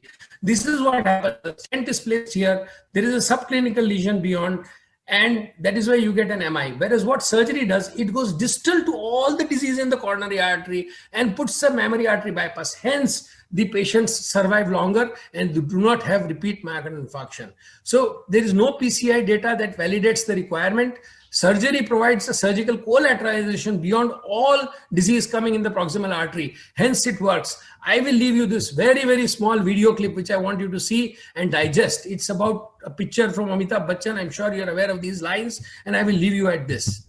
Just listen to this. आज मेरे पास IVUS है, रोटाप्लेटर, angiography, angioplasty, pacemaker है. क्या है तुम्हारे पास? मेरे पास माँ है, ली माँ. Thank you very much, everybody, for your kind and patient hearing. But this is what surgeons have. We just have one lima. Thank you very much.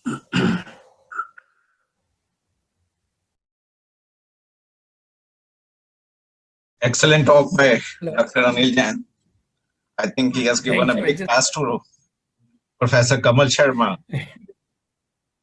I didn't have much time. I could have talked a lot. Yeah. Over to Dr. Kamal Sharma. 10 minutes. Can I have my slides? Please go ahead, Dr. Kamal. So, yes, Dr. Anil Jain has given us a Ma, and I'll also give you another Ma. It's a matter of time. And he beat it around the bush. You know, he talked about circumflex, minor disease, major disease. Aapne nahi dekha, maine nahi dekha. Main andar jaake dekhunga, aap bahar se nahi dekhte. I'll show you what we see. So, next slide. So we are looking at a 45 male left main 110. Next slide, please. So this is what it looks like. Anil Bhai is not shown an angiography. He's not going to talk. He's going to talk about disease here, disease there. This is what it is. You can see absolutely clear circumflex here, and then I will show you the results. This is what Medina 11 is, and this is what we are talking. You have disease in the left main and you have disease in the ostium of the LAD, but no disease in the circumflex, and we are debating it. I could have debated a much easier task, you know, ostial left main, shaft left main, but I thought I'll discuss something bigger. If I win this, I of course win that. Next slide.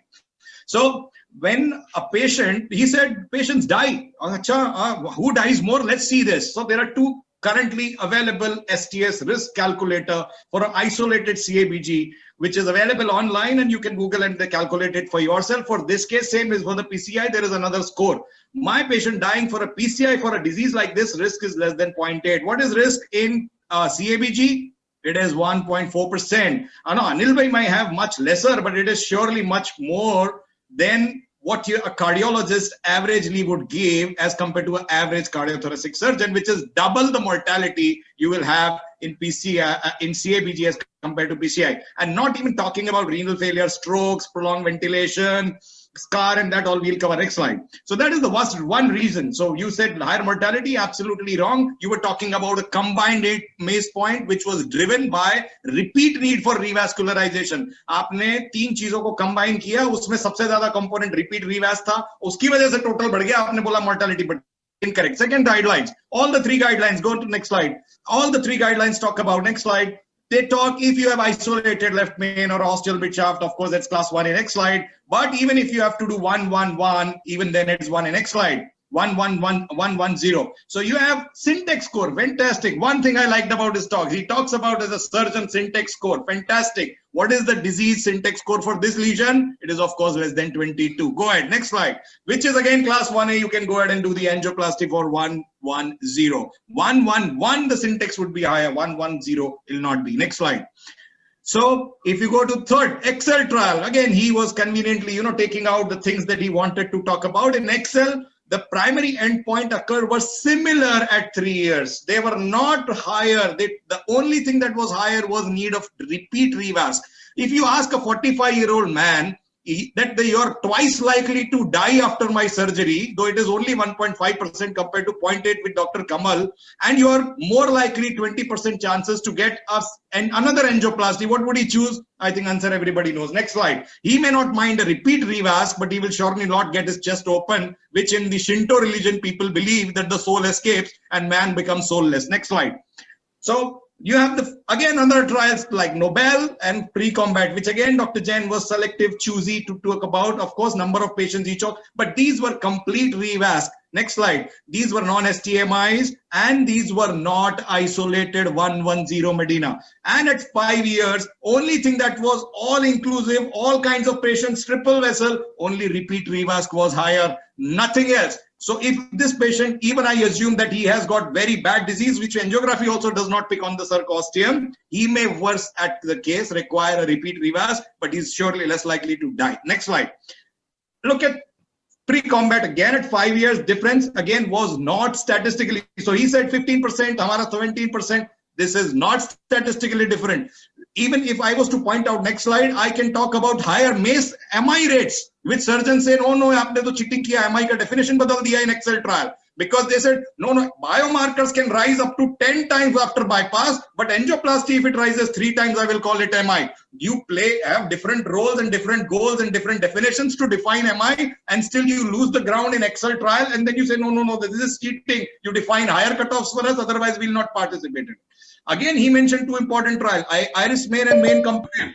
Again, he talked about the total trial. He talked about bare metal stents. I'm again talking about left main 110 subgroup. Next slide. And both of them clearly show that in these trials, the difference was not significant. Both of them had similar outcomes. If you look at mid-cap versus PCI DS outcomes, the use of bare metal, there was relatively short follow-up, inconsistent use, and adjunctive medical therapies such as aggressive platelets. That's why you had CABG, better outcome in these trials, not in when you use it compared with the drug-eluting stent. Next slide.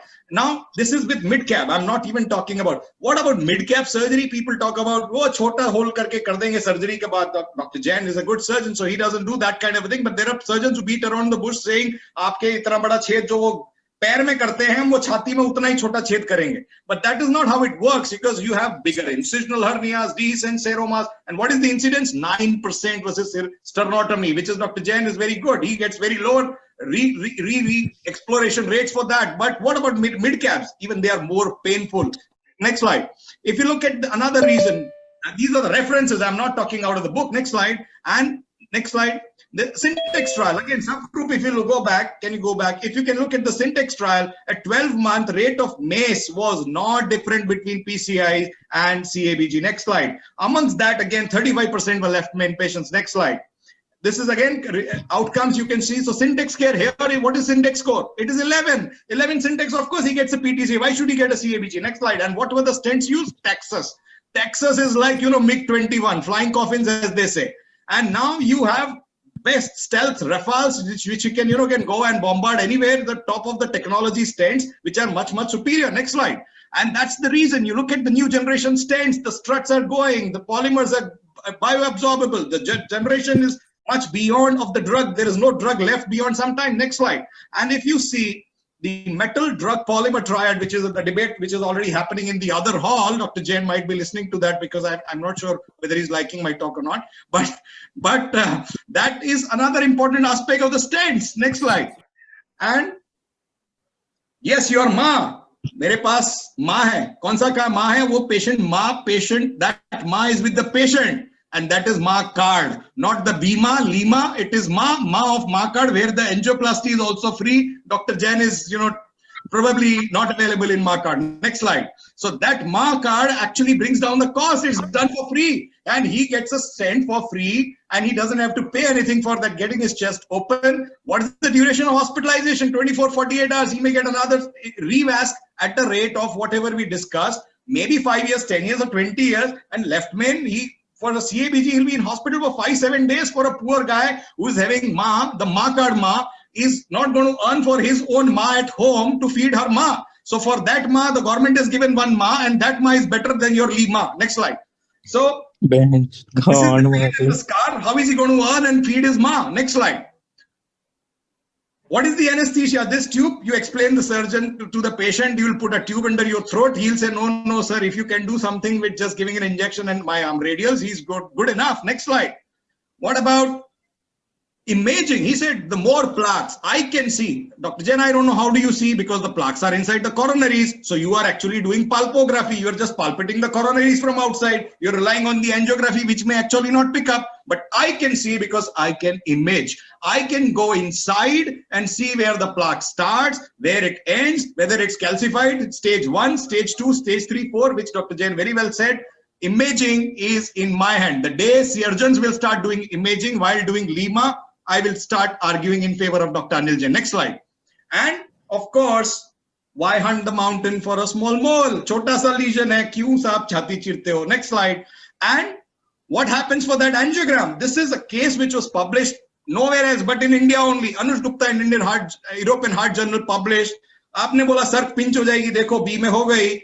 He did an FFR and did a check angiogram at 6 months. And you can see the spasm or the plaque shift had not resulted in any ischemia and the artery was still patent. Thank you very much. Next slide.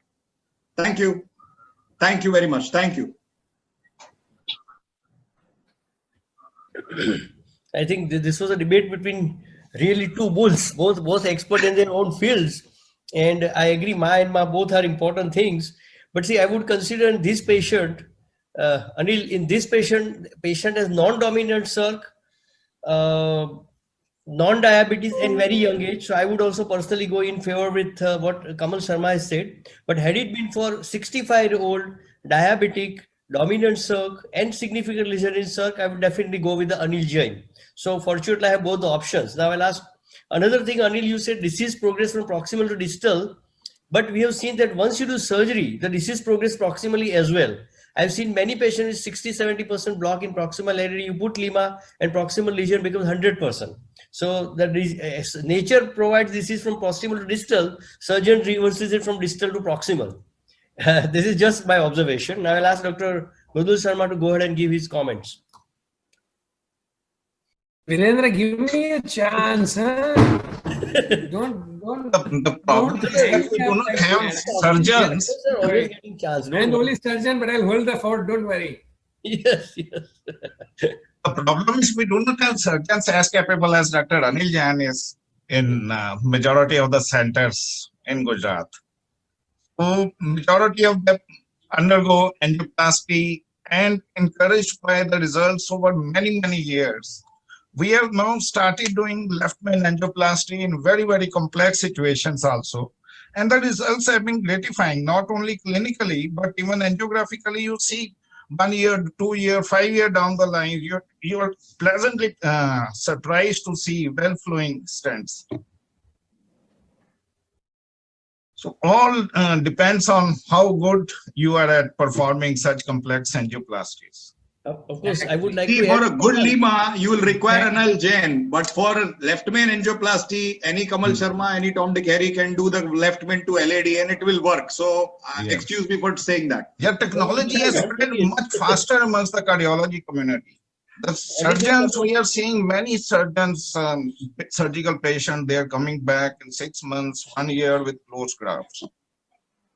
The only thing, Kamal, how would you explain if you have to do angioplasty for left main in my Yojana, you will not be using IVUS or any of the things, and you will use only particular type of stent, and may not be, they will not use the costly medicines, and stent thrombus is a real issue, and patient can die suddenly, and we often don't know this type of risk. So good question. Good question. My question, Virendra, that was my question. You stole my question. I've got some other question. So good. I have to answer only one question. That's good. Prasugrel in generic is as cheap as clopidogrel twice a day. So don't even think about that. He's not going to be on drugs. Number one. Number two, imaging. There are enough data to now compare CT to compare stent boost with IVUS, which shows it as non-inferior, which every now cath lab has. So you can do a stent boost, especially when you're doing a left main to LAD and you're not doing a crew bifurcation. Probably imaging may not be compulsory, but you would always encourage it to do. Again, third thing, at institute, we do imaging in left main bifurcations, even in Yojana. So it's a misnomer to assume. And I didn't say I'm going to operate at Sal. I can operate this patient at UN Mehta. What's the problem with that? I'll go and operate at UN Mehta. I'll do imaging even in my Yojana, no problem. It can be done. Prasugrel can be given. Even Ticagrelor is given in Yojana at UN Mehta. And in private also, Prasugrel, all of the cardiologists are using in Yojana with a generic Prasugrel. What's wrong with that? And so if you have Prasugrel, which is now shown to be more potent than Ticagrelor, is antiplatelet. Sorry? The need of imaging is only in very few selected patients. We are not doing it in majority. Absolutely. When you're doing left brain bifurcation, you're doing ISR, then probably yes. Otherwise, globally, less than 5% of individuals globally who are undergoing angioplasty undergo any intravascular imaging. But I agree. Probably a overhyped technology. We talk in conferences, but stent ka bhav kam ho gaya, to imaging ka baat chalu ho gaya. Practically we don't do. Okay, I guess I should get my couple of minutes after you discuss options of angioplasty and stuff like that. See, couple of points I really want to make up. They say early mortality, CABG 1.4%. That's according to the scores, but actually a young patient would be low for renal failure, low for stroke, low for everything, and he usually does well. But we are talking of 30 years. What happens over the next 30 years to him? Not early mortality and long-term mortality. Look at all the trials, I read a lot even before this particular debate. They have mentioned very frequently that there is need for revascularization beyond the stent, not the stent. The stent may work. It is not the problem of the stent. Again, that's what I want to pressurize with all of you. The problem is disease. Disease usually progresses in the first few centimeters of any artery. It may keep progressing from LAD ostium downwards, circ ostium downwards, and that is not something you or I can prevent. That's a normal aging process, normal way the pathology works. Okay, so my question for that would be... Kamal, it's my 2 minutes.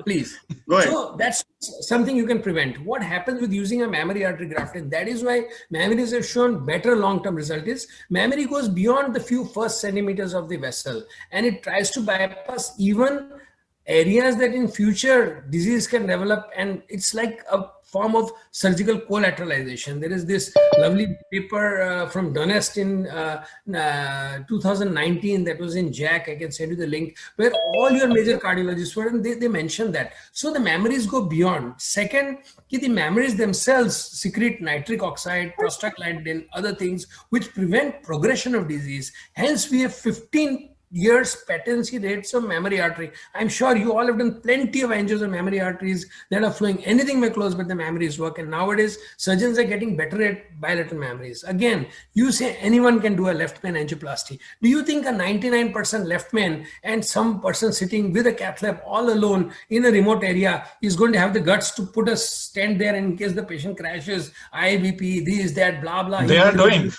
Third, I know they are doing. Third, the problem of imaging. If you want to do the ideal thing, like all the results have shown, now you say, okay, we can do this type of imaging, that, see, some imaging in circ is required. And let me tell you, circ MIs are bad. Whenever the circ closes and there is an MI, these lead to mitral regurgitations, problems, aneurysms, heart failure. These would happen. And we are talking of a 45-year-old patient. And there is no clinical data. I searched the entire net beyond 5-7 years for such disease. CABG, 20 years, 30 years, easily. And we are talking, if it was Kamal had said 65 years, a 70-year-old guy, I would not have debated. I would have said, I want to be a ranchod. I am going. I think a plasty is good. You all do plasty and get away. But you are talking about a 45-year person. And in India, they can't afford. Ma is okay. Ma Rivasana is okay. But if you want to do a good job in a private sector hospital, patients can't keep affording coming back. Oh, sir, mera stent wapas band ho gaya, extend circumflex mein. It is closed. One more stent in LAD.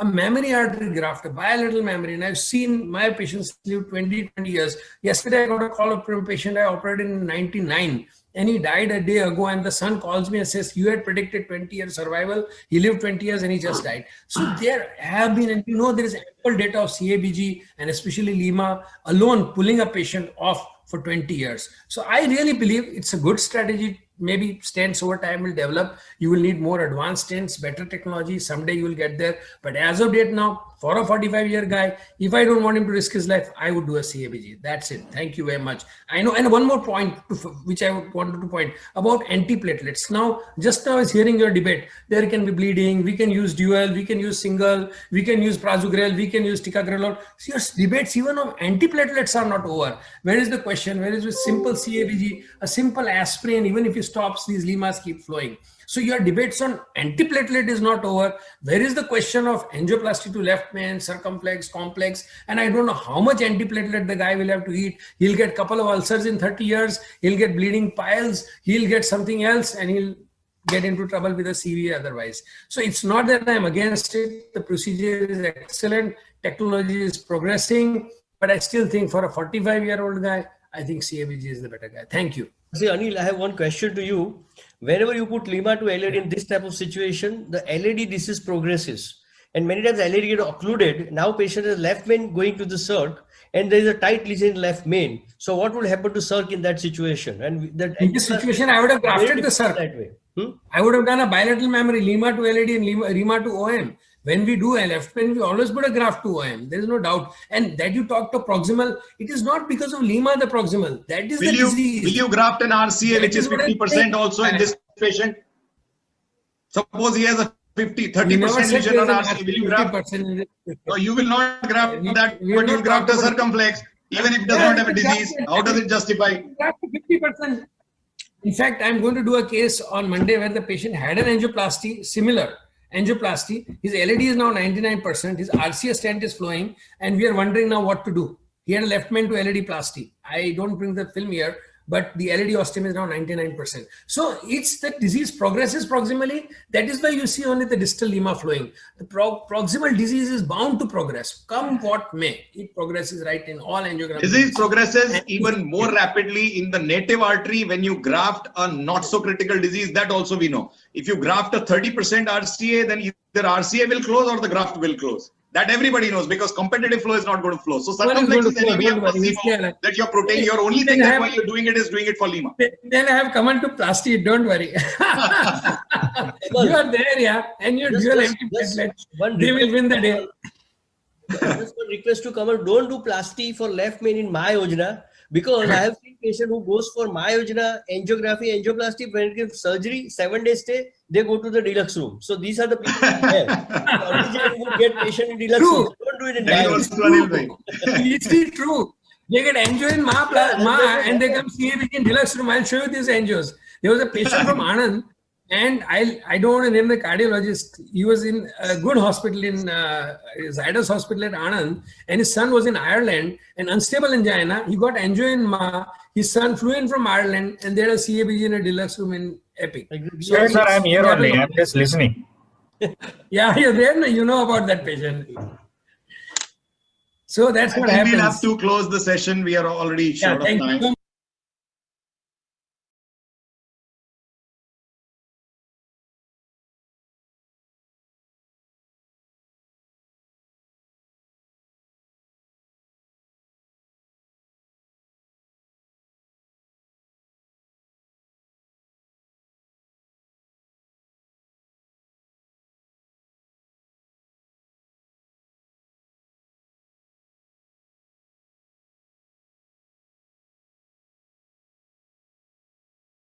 Hello, everyone.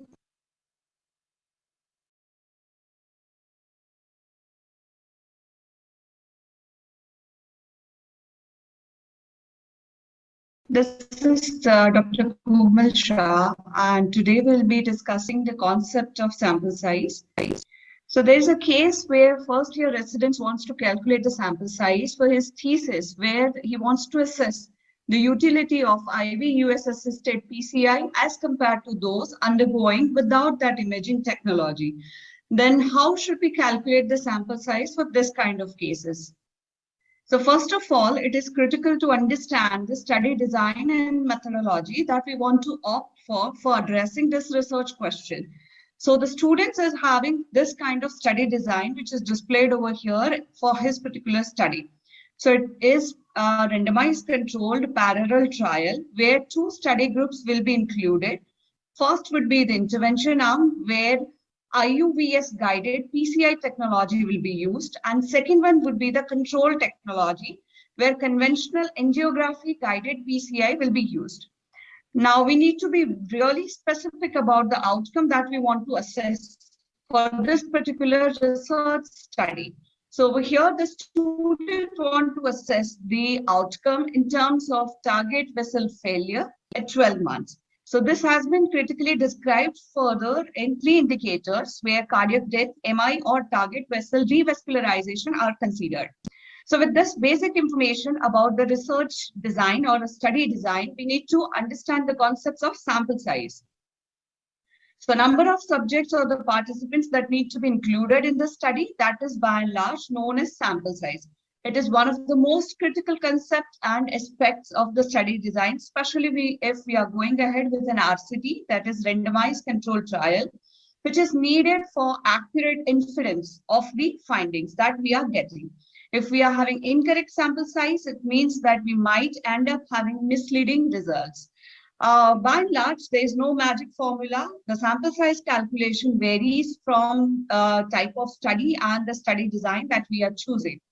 So it is not one size that can fit all the study designs.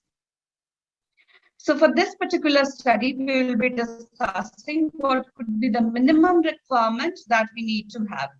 So the sample size can be calculated by various methodology. Classically, there are equations available which can be used manually, and the data can be entered in those equations and you can get your sample size. Apart from that, nowadays, there are various software which are available, which are free also and which are purchasable software also. Based on need of the individual and the study, we can purchase or use the free software. But before we go ahead with any of this tool, we need to understand that what would be the minimum information that is needed to calculate the sample size. So over here, I have tried to list down those information which are needed prior we go ahead with the sample size calculation. So first of all, we should be ready with the confidence interval. Confidence interval is generally considered or taken up at 95%, but you may vary it based on your study design. So for this particular study, 95% of the confidence interval was taken up by the student. Then power of the study. How much confidence or power I want to impart to my study. That should be a minimum limit for this kind of study. Then ratio of cases to control or exposed to unexposed. So how many individuals I'm planning to take up or enroll in my intervention arm, as well as how many I want to enroll in my control or unexposed arm. That particular ratio should be very clear in my mind. Then something which will be needed before I go ahead with the sample size calculation. Now there will be a question in your mind, then how do we obtain this information? The 4 or 5 factors that I mentioned in the previous slide. So for that, there are various ways. The first and very popular way, you go through the prior published literature and identify what is the odds, how the controlled people were enrolled, how the cases were enrolled, what were their criteria, and what were their findings. So the most common and very popular way is to rely on the prior published literature. The second one, if nothing is published in that area, you should go ahead with the expert opinion. People who are already working in that area, you can ask them about the expected outcome. What could be the outcome of interest when you are taking care of this kind of study? Then if that is also not available, you need to go ahead with the primary study. You yourself need to run a pilot study to understand and measure your outcome of interest, and then you can design one large study. So we have the citation as well as the study details over here, which I have referred for the sample size calculation. Yeah. So this is about the type of information that I have extracted from that particular study. I was interested in the total number of participants in each group. So the study that I have retrieved from the literature, it has taken up 724 individuals in both the arm, in my intervention as well as my control arm. Now, the next question or the next information that I require is my outcome of interest. What was the impact of PCI that was guided through IVUS as well as angiography on the outcome. So over here, my primary outcome was target vessel failure at 12 months, exactly the same that I'm planning to take up. So I was fortunate to get this article, and I need to dig out the result from this particular article, which I'll be using for my sample size calculation. So they found out that in 2.9% of the individuals in my intervention arm, these events occur, in contrast to 5.4, which I'll be needing and using for my sample size calculation. Okay, so now moving ahead, what are we supposed to do with this information? So this is one very commonly used software, user-friendly and freely available software for sample size calculation, that is known as OpenAPI, that I have used over here. As you can see, the circle which is marked over here, that area gives you information about sample size calculation. So moving further, when you click the sample size, you will be provided the option whether you want to go ahead with a proportion, unmatched case control, cohort or RCT, and mean difference. So over here, my study requires a sample size calculation for an RCT. So when I click that particular area, this kind of window will be opened. And as you can see, all the information that I have extracted from my previous article are mentioned over here. So that information I need to add in this software. The first section is about the confidence interval. We need to mention that which would be the minimum confidence interval that we'll be taking up in a two-sided manner. So over here, statistically, generally 95% of the confidence interval is the most effective and accepted threshold. Then what would be my power of study? So minimum power of the study for this kind of studies are selected as 80%. So this is what I'm selecting. Then ratio of unexposed to exposed in the sample. I want to run an RCT where both the arms will have similar number of patients or participants. So I'll be putting my ratio as 1. I can change it as per my need also, 1:2 or any other ratio. But for this study, I will be needing 1. Then percentage of unexposed with the outcome and percentage of exposed with the outcome, odds ratio, and rest of the other information. Now, this information I have collected from my previously published article. So when I add this information in this particular software, it will be looking like this. The window will be like this. So 5.4% was my incidence of that event in my control arm. So that is the information I need to add in the percentage of unexposed with the outcome. Whereas the contradictory information that is related to my intervention, that needs to be added in the percentage to information in the software. The software will be calculating the odds ratio, prevalence, and rest of the things by its own. So I don't need to add that particular thing. I just need to click the calculate button, and you can see at the right hand side, the sample size is calculated. So this is the sample size that I will be needing for this particular study. And generally it gives you through 2-3 techniques or 2-3 methods. So generally we take up something which is coming as the highest one. So over here, I can go ahead with 2-1-2-2. Now, there are certain issues with this kind of sample size calculation whenever you are going ahead with even with software or manual calculation, because it heavily depends on the published literature that you are using and your study design. So at times, there are possibilities that over here, my primary outcome was only 1. But there are chances that for some kind of study, I might have more than 1 primary outcome. And there are cases that the primary outcome related information are quite contradictory in the published literature. So I might not have 2.9 and 5.6 as the only percentage which is available. So I might need to calculate the sample size for many other percentage or other outcome related findings also. So in that case, there is always a way out. You need to calculate the sample size for all of this outcome in all the situation. Even your primary outcome has got 2 indicators. You need to calculate the sample size for all of them and take up the sample size which is highest. So highest sample size, when you are choosing, it gives you an assurance that all of your significance outcome will be covered with that sample size. So this is how you go ahead with that sample size calculation when you have multiple outcomes to consider. These are some of the resources that I've referred over here. I have given references for manual calculation of the sample size, as well as I've given you the links for size calculations. The softwares are also accompanied by the tutorials, which are very easy to understand. And this is my contact detail. In case of any query, you can refer and contact me through this detail. Thank you very much.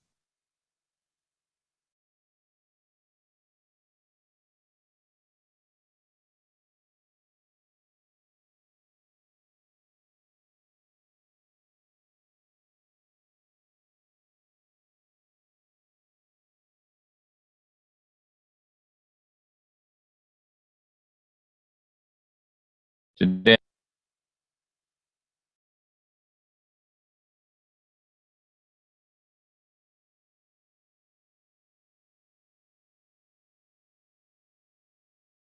I would like to talk about CTO procedures for beginners. I hope this lecture will help for beginners. I have nothing to disclose. Recently, CTO procedures success ratio is improving. Retrograde approach dramatically improved the CTO success ratio.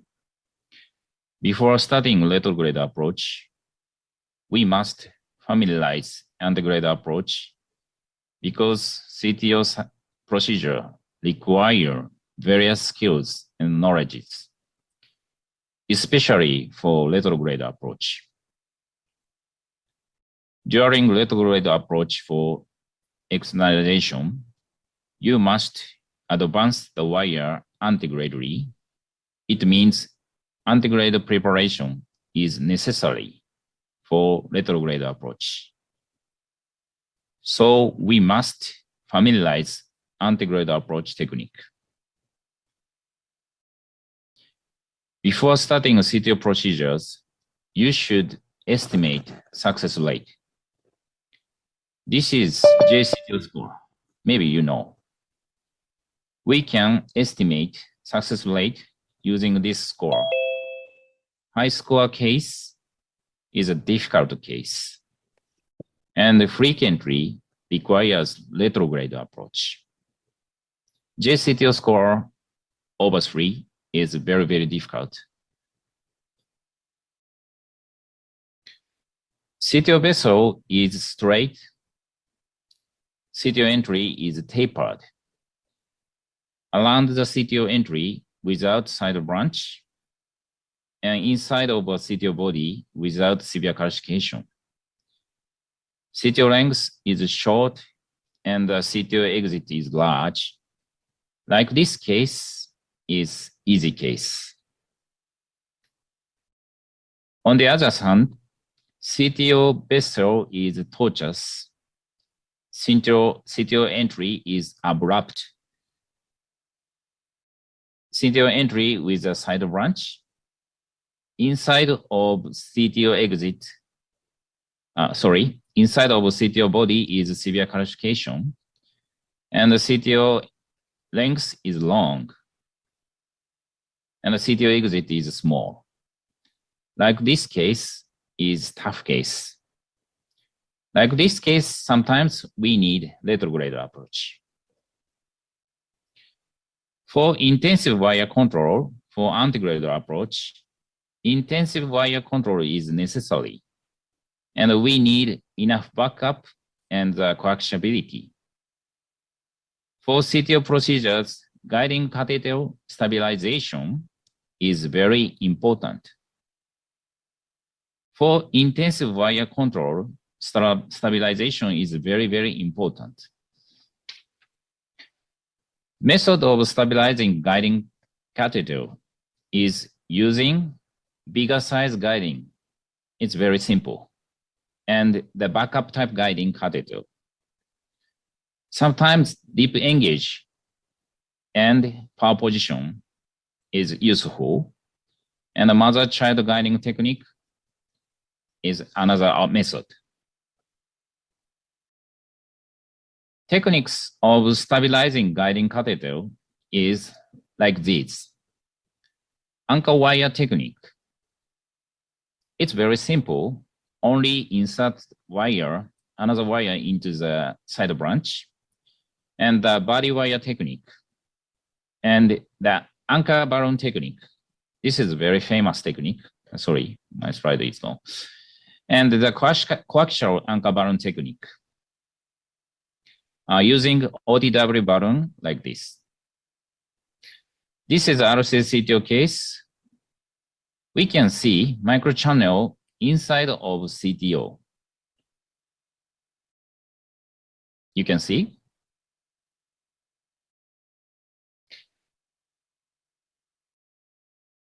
You know, about 50% of CTO cases are not totally occluded histologically. They have microchannel. When you can see microchannel inside of CTO, you should create tiny curve like this one.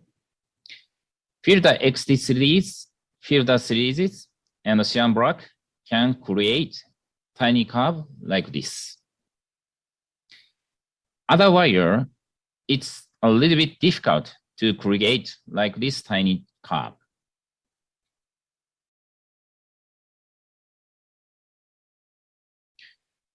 This is another case. Sorry, this case cannot move this case. Why? I don't know. I'm sorry. And like this case, I couldn't use a backup guiding catheter for this case. So it means I use the Jadkins light guiding catheter, but I want to stabilize the guiding. So I insert the wire to the side branch and performing the anchor balloon technique. Fortunately, I could cross the wire using only XTR, and this is the final angio.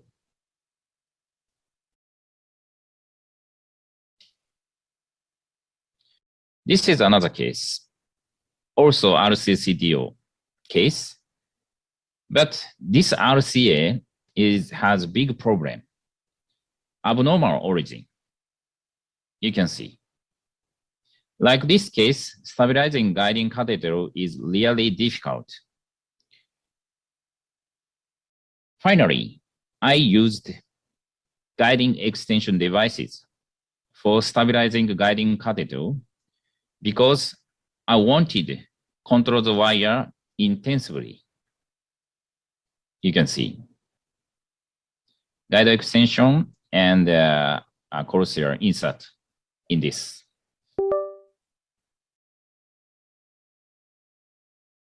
I couldn't cross, even though using XDR and Gaia first. So I decided to change the wire to Gaia second.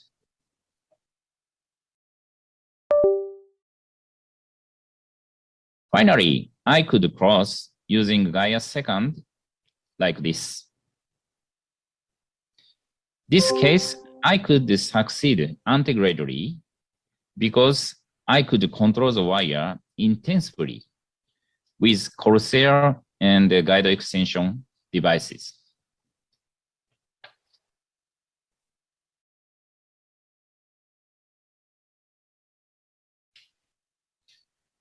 When you start wiring, firstly, single wire manipulation, and secondly, parallel wire technique.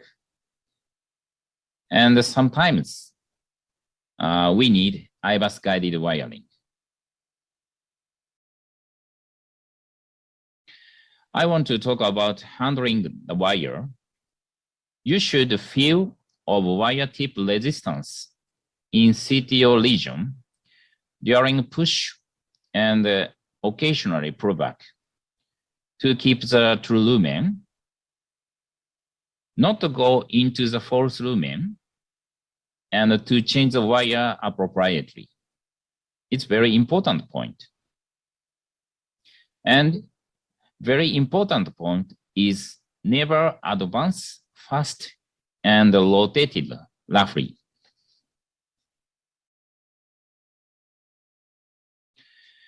This is also RCA-CTO case. I tried to cross using XTR with anchor wire technique. But I couldn't cross here easily using XTR. So I quickly changed the wire to Gaia fast. After changing the wire, I could cross easily to the distal true lumen like this.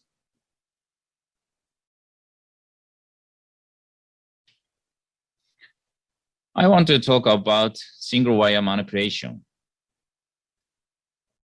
If the CTO entry tapered type and you can see microchannel inside of the CTO body, you should choose XTR wire.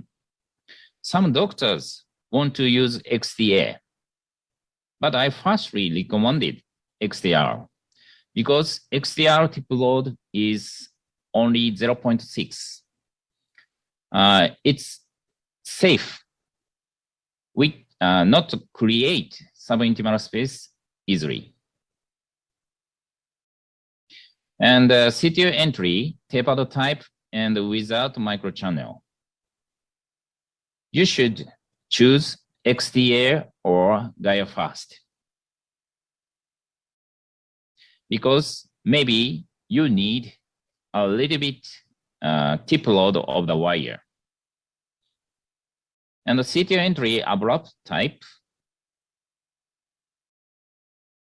depend on CTO lesion classification.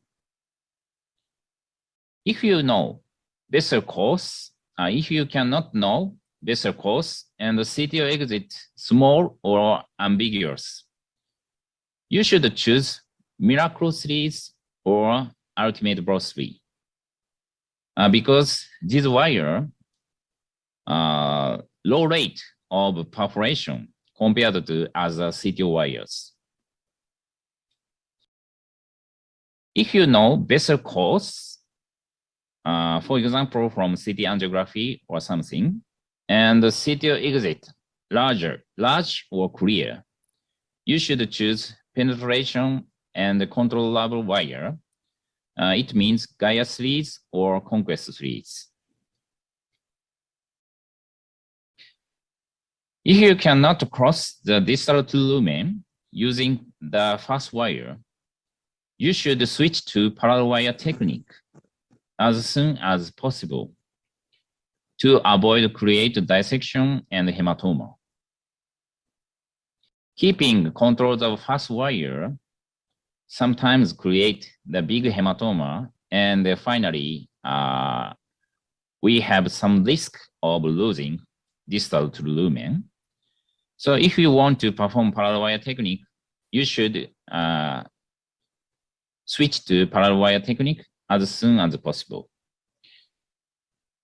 And using the dual lumen catheter, Crusade or Sasuke is very useful.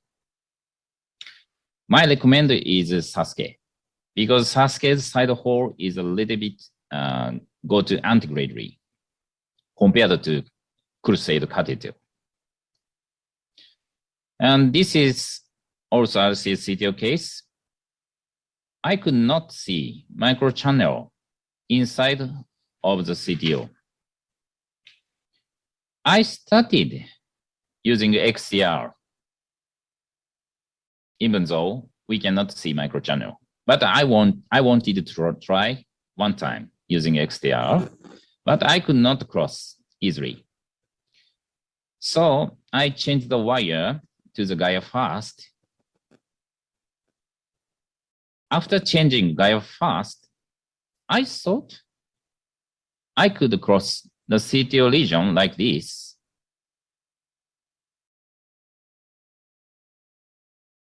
Wire movement, it was very smoothly, like this. But from the angiographically, I found that my wire went to subintimal space.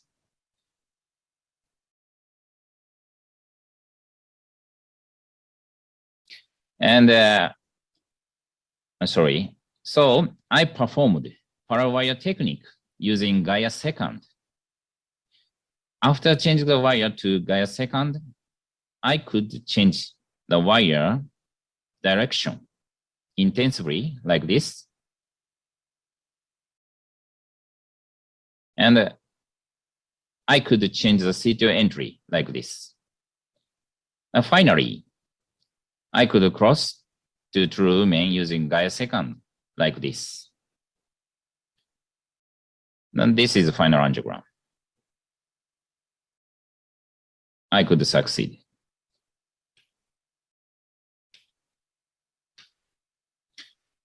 Finally, I want to talk about IBUS guide wiring. For IBUS guide wiring, dilatation of subintimal space is required to deliver IBUS catheter. Sometimes 8 French guiding catheter is required for simultaneous wiring with IBUS. Stiff wires such as Conquest and Gaia second or third are required. This is a LED CTO case. I could not see microchannel inside of the CTO region. Here. I used Gaia firstly, but I felt some resistance around the distal LED. So I checked IBUS and I found Gaia fast inside a false lumen maybe from around here. Around here. I performed the parawire technique using Gaia second with Crusade catheter. I want to stop one time. This is a collateral from the RCA. My Gaia fast already into the subintimal space.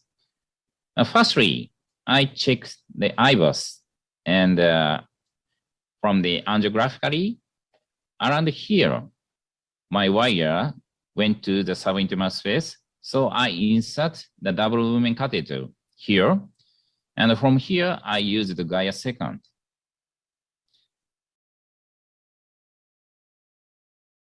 This is because I use the 7 French guiding catheter. If I use the 8 French guiding catheter, I performed simultaneous IBUS guided wiring, but this is the 7 French guiding. But performing the parawire technique using Gaia second, fortunately, I could cross to the distal true lumen. This is the IBUS imaging after crossing the true lumen, but already you can see create the subintimal, big subintimal space on here, like this. So finally, I needed the long stenting from the distal LED.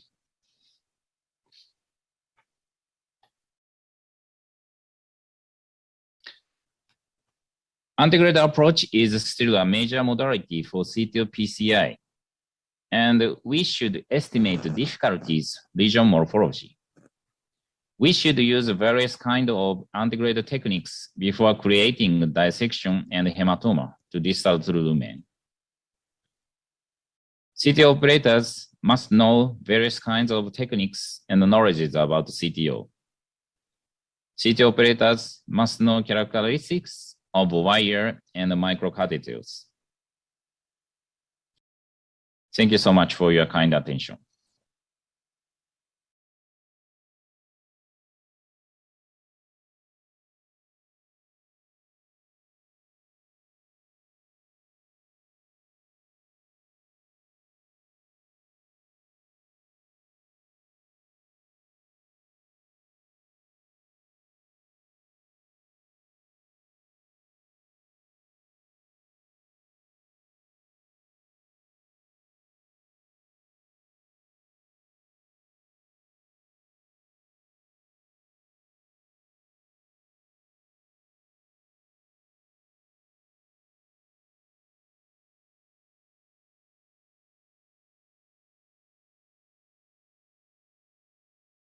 Hi, good evening, everyone. So today's talk is the Vignet on vagal nerve stimulation therapy, and this is a new emerging therapy that we are looking at.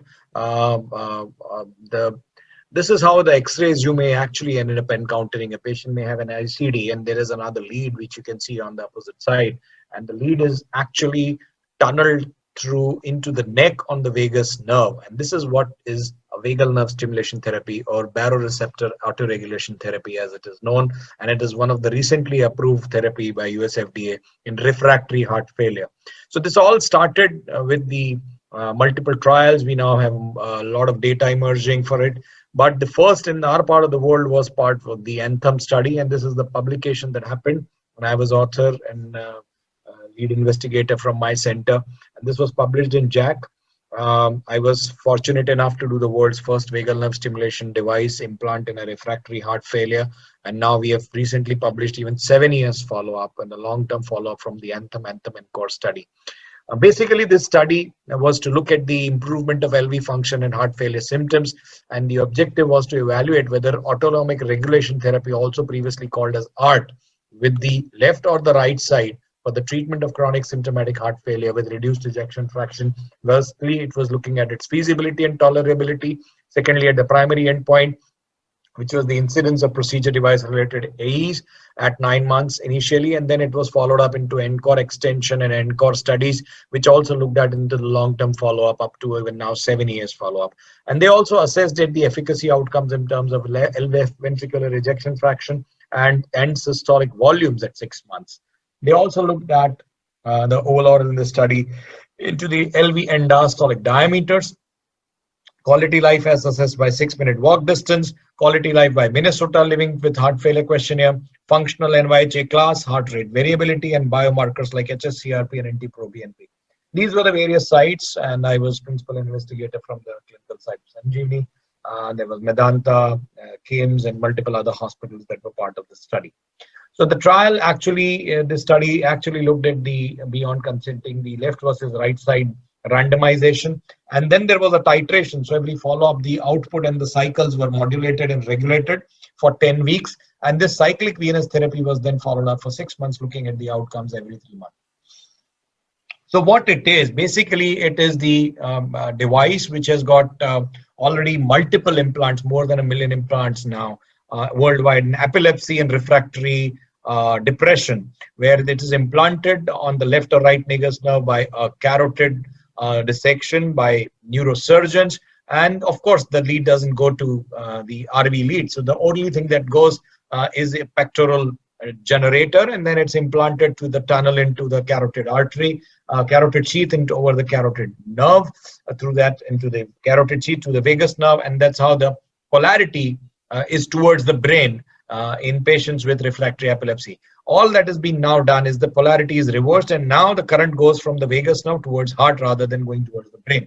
So chronic intermittent stimulation was devised with 10 hertz of 250 microsecond pulse width, with VNS intensity was titrated over weeks to maximum tolerable current below the threshold of side effects, that is alteration of voice or hiccups, which was the only side effect noted, and ECG was monitored to confirm no acute changes in the heart rate. Over time, the side effects they went off as the with the time went by, and average stimulation current was 2 to plus minus 0.6 milliampere. These are the baseline characteristics, left versus right. You can see not pretty much any major difference. Most of the patients were male. You can see that class 2 patients and class 3 patients, there were some more, almost equal amount, though slightly more in class 2. Baseline EF was around 32%.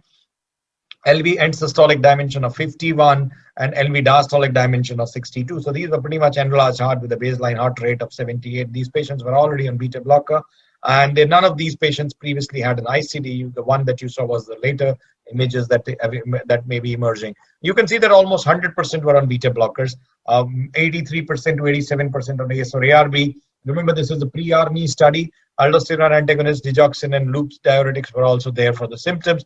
And you can see that commonest side effect that was found was the cough or oropharyngeal pain. Otherwise, there was no local implant-related infection, and unrelated events or pooled were more, but related events were not many. So primary FAC outcome, you can see that the left ventricular ejection fraction, though, did not change much in this, improved drastically by 5 to 10%. But what was most significant was the LV end systolic volume, which reduced. You can see these all values: LV end systolic volume, NYHA class, 6-minute walk test, Minnesota heart failure questionnaire, heart rate variability, heart rate drop by 3 to 4 beats, and NT-proBNP was not significant, but CRP values were significantly reduced. So to conclude, Anthem HF approach to ART on either side, left or right, was feasible, well tolerated, not any safety concern, with improvement in the cardiac function and heart failure symptoms, and further investigation in a controlled study was recommended. And then it came, Anthem HF was followed up with by Anthem, followed by Anthem long-term follow-up, and then came ENCORE, and then ENCORE extension, and we all have published these multiple papers. But what has happened is now this is another device, not the same device, which has got FDA approval for its trial that has been done in the US and the other part of the world.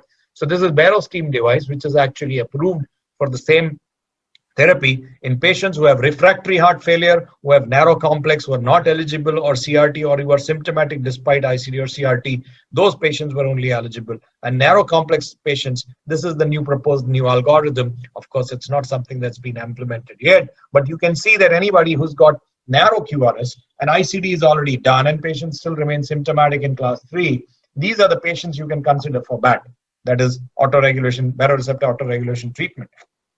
So it can be with or without ICDs if the patient is not eligible for CRTs, that is. And of course, in class 4 patients, you would still stick to the CRT and ICDs, but class 3 patient is placed where this therapy can still find a role, and with waiting for the new outcomes, maybe we'll have it for class 2 as well later on. Thank you.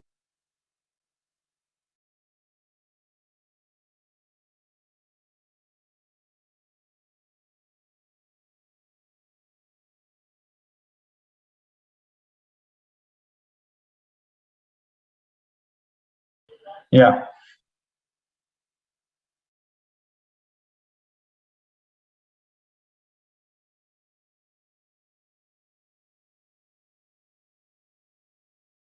So thank you very much.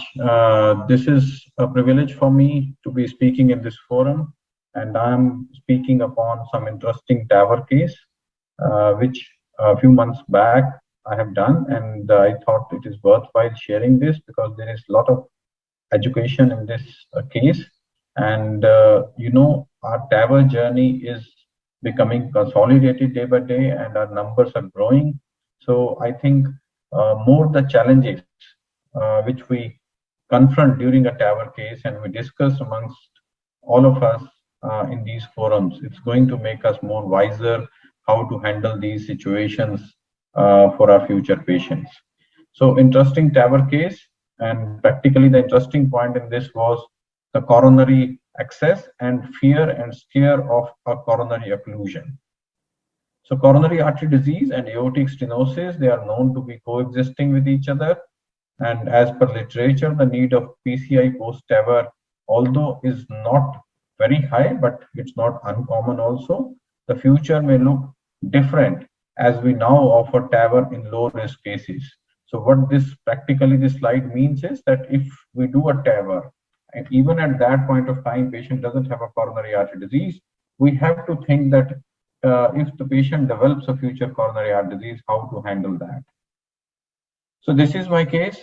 He was 56-year-old, not very old patient, but this is also one point which I like to enumerate. Normally, we consider TAVRs in above 65 years of age patients, but in some of the other patients where the morbidities are very high and surgical risk is very high, it can be thought of. This procedure can be thought in such patients also. So this was the same patient. He had many comorbidities. He had renal cell carcinoma. He had frequent urological infections.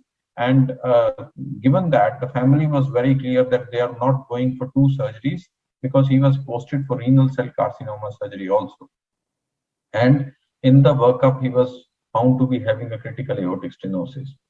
So we sat as a heart team, which we usually do in all cases of TAVR. So heart team decision was very clear to go ahead with TAVR. And given the age, we opted for a valve, which potentially gives the largest effective orifice area. So that was our selection, and in that I would say without any inhibition, I think Medtronic evolute valve is one valve which gives us a better orifice areas in terms, because it's a supraannular valve, so openings are much better as compared to all other valves available. In this patient, the critical junctures, critical points were a narrow sinus of Valsalva diameters, borderline left coronary artery ostia. So this is also a point which needs to be discussed in such patients. How do we plan? So this is the CT analysis. Now, if you see very clearly, so it was the sinus of Valsalva on the left side was hardly 25. So it was not a spacious anatomy. And the left coronary artery ostia, left main ostium from the annulus was 9.2. So less than 10 is a clear red flag, and we need to be extra vigilant and extra cautious if we are planning a procedure with some red flags. So these are the two red flags, that sinus of Valsalva was narrow and the coronary ostial height, the left main coronary ostial height was less than 10, again a red flag. All other parameters are okay, but this is a big thing. So these are the femorals, common iliacs, very spacious, no problem here. And then we went in for the procedure. As a step number one, we do the coronary angio, obviously more than 50 years of age. The coronary anatomy, coronary arteries were fine. There were no critical blockages in the coronaries, but as I mentioned, the main point of interest and point of concern is the red flag sign of left main coronary ostial height is narrow. And then this is how the puncture is taken. I think not a great deal. We checked from the contralateral side, do a femoral angiogram, and based on that, we see the profunda rising, and then mark up our point on the femoral head, femur head, to make a mark where to puncture. And then we go with the micro puncture, and then step up with the normal wire and a sheath. So after having done that, this is the aortogram with a pigtail catheter. Now this also defines, if you see it very carefully, see it's a constrained anatomy, and if you see there's a thick valve, and valve is moving towards the left main ostium and almost reaching the height of left main ostium, covering the left main ostium. So this was the point where we were absolutely concerned that we should not be putting, making the patient vulnerable or vulnerable for coronary occlusion once we do the procedure. So I was very clear from the word go that we need to protect these coronaries. Sinus of Valsalva constrained and a left main ostial less than 10. We need to protect. I think this is clearly written on the wall. And following that, side by side as we progressed, we crossed the aortic valve, and this is a rigid wire into the LV, confida wire. And then after this, I engaged the left main, and see a wire is into the left circumflex. And over that wire, I passed a guide liner. So once a guide liner is into the circumflex over the wire, I retracted the guiding into the ascending aorta. So this is one important thing. Few operators also do differently by placing a stent, by harboring a stent into the circumflex or into the LAD, and then do not take guide liner. But this is a better approach, since we are not opening any stent. We are just harboring the guide liner into the coronaries, and then proceed on with our TAVR deployment. So after having done that, so this is a Medtronic valve, and see slowly and gradually we were opening this valve. We got a good height as regards the annulus. So we were 3 down the annulus, and we were almost 80-90% open the valve, we are still at a point of retrieval. We can retrieve the valve still.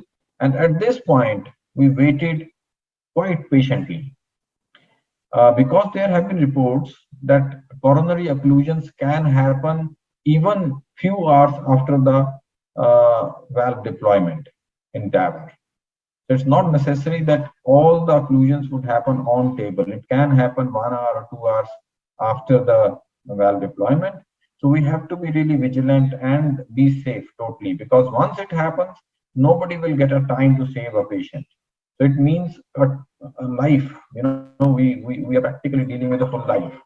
So see, now we are constantly checking with the aortogram repeatedly whether coronaries are flowing. Our guide liner is still in position into the left main, into the circumflex, and almost waited there for 20 minutes and checked by both means, by a aortogram and by a selective injection through that guide liner into the coronaries. So we have deployed the valve here after having established that the flow was not impeding or not a slow flow into the coronaries by both injections, by aortogram and selective injections. But despite that, we kept our guide liner even after deployment of the valve. And again, we waited for 15 to 20 minutes. I think it's worthwhile making a sure assessment of the situation, whether nothing is happening or any vulnerability for coronary occlusion. We again waited for 15-20 minutes, kept on checking with this guide liner coronary perfusion. See, it's quite narrow actually. The margin where occlusion can happen or patient is safe is very narrow in certain patients. And this was a similar patient like this.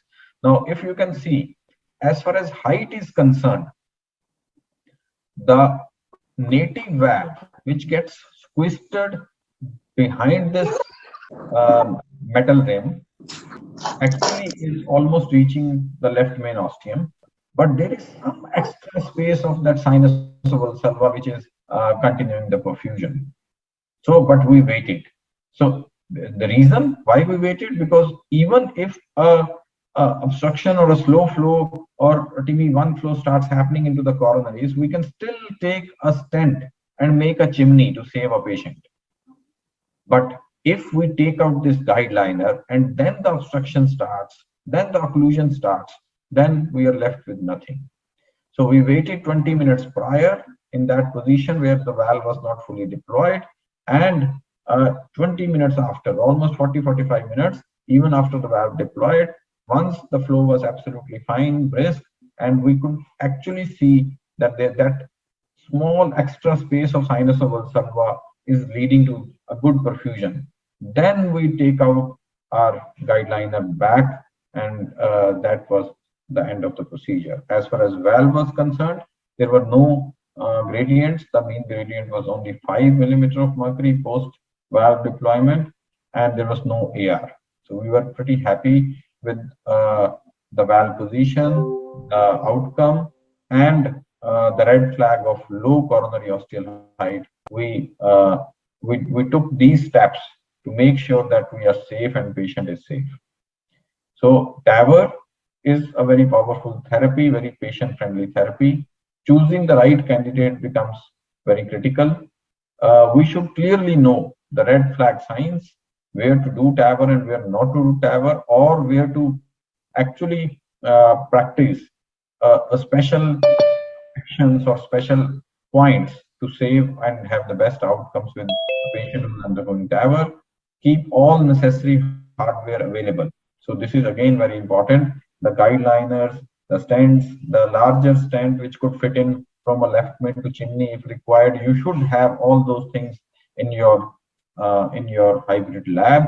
Choose a device based on a risk allowing maximum safety. In this case, a recapturable, repositionable, biggest effective orifice area valve was chosen because patient was relatively younger and there was some risk of occlusion. So we could actually manage by keeping the valve, and once it is still not fully deployed, we can still do a lot of maneuvers to keep the patient safe. In case it is a single shot balloon mounted valve, it is done, and if occlusion happens, we can't do anything then. So this is my case. Hopefully it is going to be quite educative for the audience. Thank you very much for giving me, for inviting me here. I really enjoyed it. Thank you.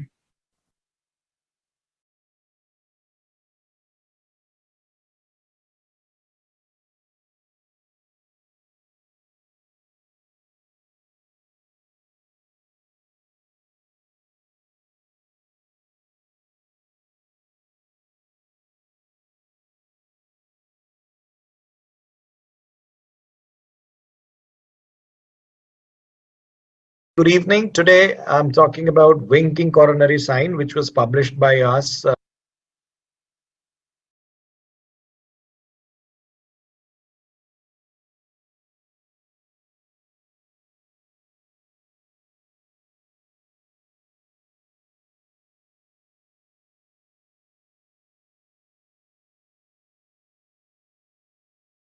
Good evening. Today I'm talking about winking coronary sign, which was published by us in a PubMed Index journal.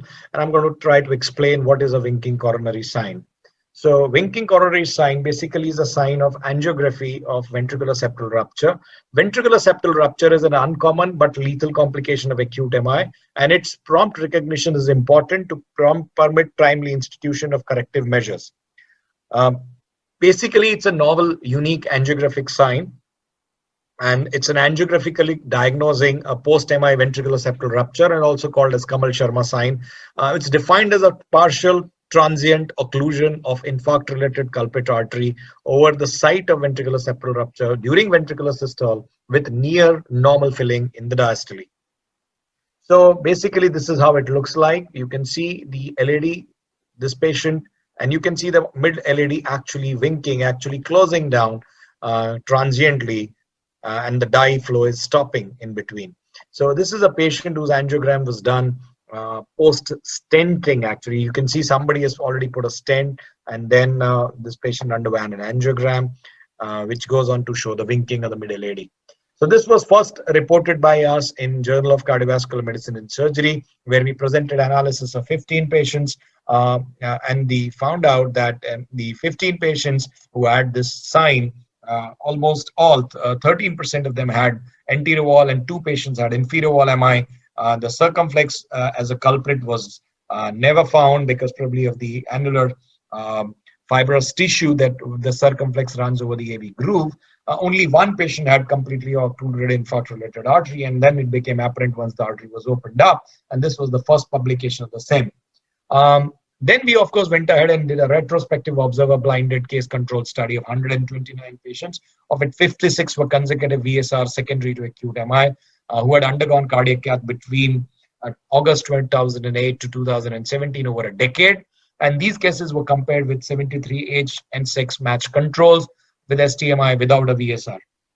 So all the angiograms were reviewed, analyzed by 3 different interventional cardiologists who were trained to recognize VCS, but were not aware whether the ventricular septal rupture was present or not. So winking coronary sign was considered to be present if it was confirmed independently by all the 3 of them. And these were the results. You can see that it was, of course, more common in patients who were diabetic and hypertensive, and patients had good TB grade flow. Unless the artery is not flowing, then we will not be able to see. But as you can see, the VSR group, almost 57% of the patient were having TB grade 3 flow. Thrombolysis was performed in almost 1/3 of the patient, and the winking coronary was present in the VSR group in 38 patients, which is around 67 or 2/3. 67% or 2/3 of the patients. So this is basically systolic compression or of the culprit vessel. Here you can see the LAD and near normal flow in diastole in the patient with anterior wall VSR. This is our data. You can see its sensitivity is almost 67.9%, but it was 100% specific with 100% positive predictive value. It was observed, whereas none of the patients without VSR actually showed the winking coronary sign. So The absence of winking coronary sign among patients without VSR resulted in a good positive predictive value, though negative predictive value could not be calculated because of very low prevalence of the sign in patients who did not have a VSR.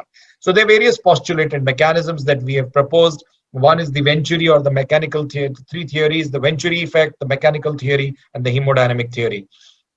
The Venturi effect basically is that when the shunt across the VSR leads to a rapid drop in the pressure across the defect, causing overlying artery to collapse, and hence there is a systolic wink of the artery overlying the rupture.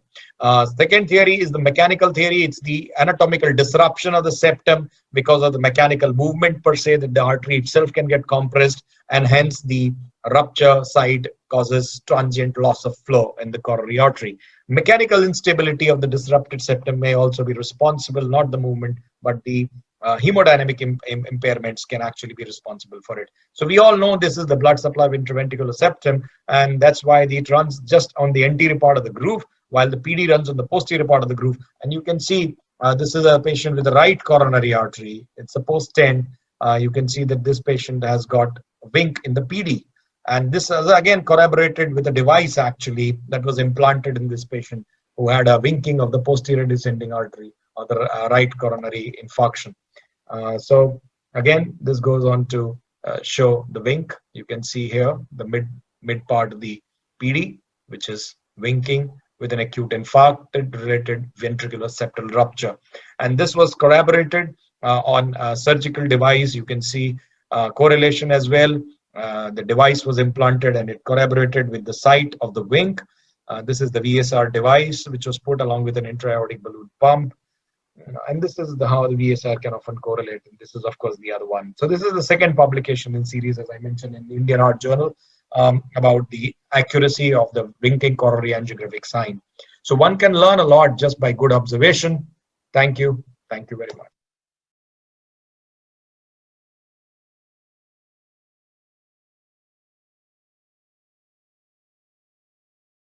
Hello everyone, I am Dr. Pooja Vyas.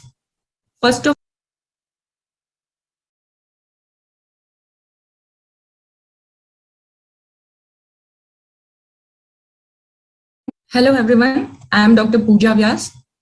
First of all, I would like to thank Dr. Kamal Sharma sir and his team for giving me this opportunity.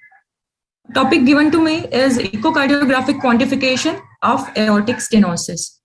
So scenario given is 80-year-old female and being treated with nitrates for angina, and whose previous angiogram 10 years back was suggestive of 30% lesion in LAD, and now she presented with dyspnea class 2 and angina class 3, and on auscultation there was an ejection systolic murmur with soft S1 and S2, and the junior resident is confused as his outside echo report is showing moderate aortic stenosis with fair LV function. So how would I quantify the severity of aortic stenosis using echocardiography?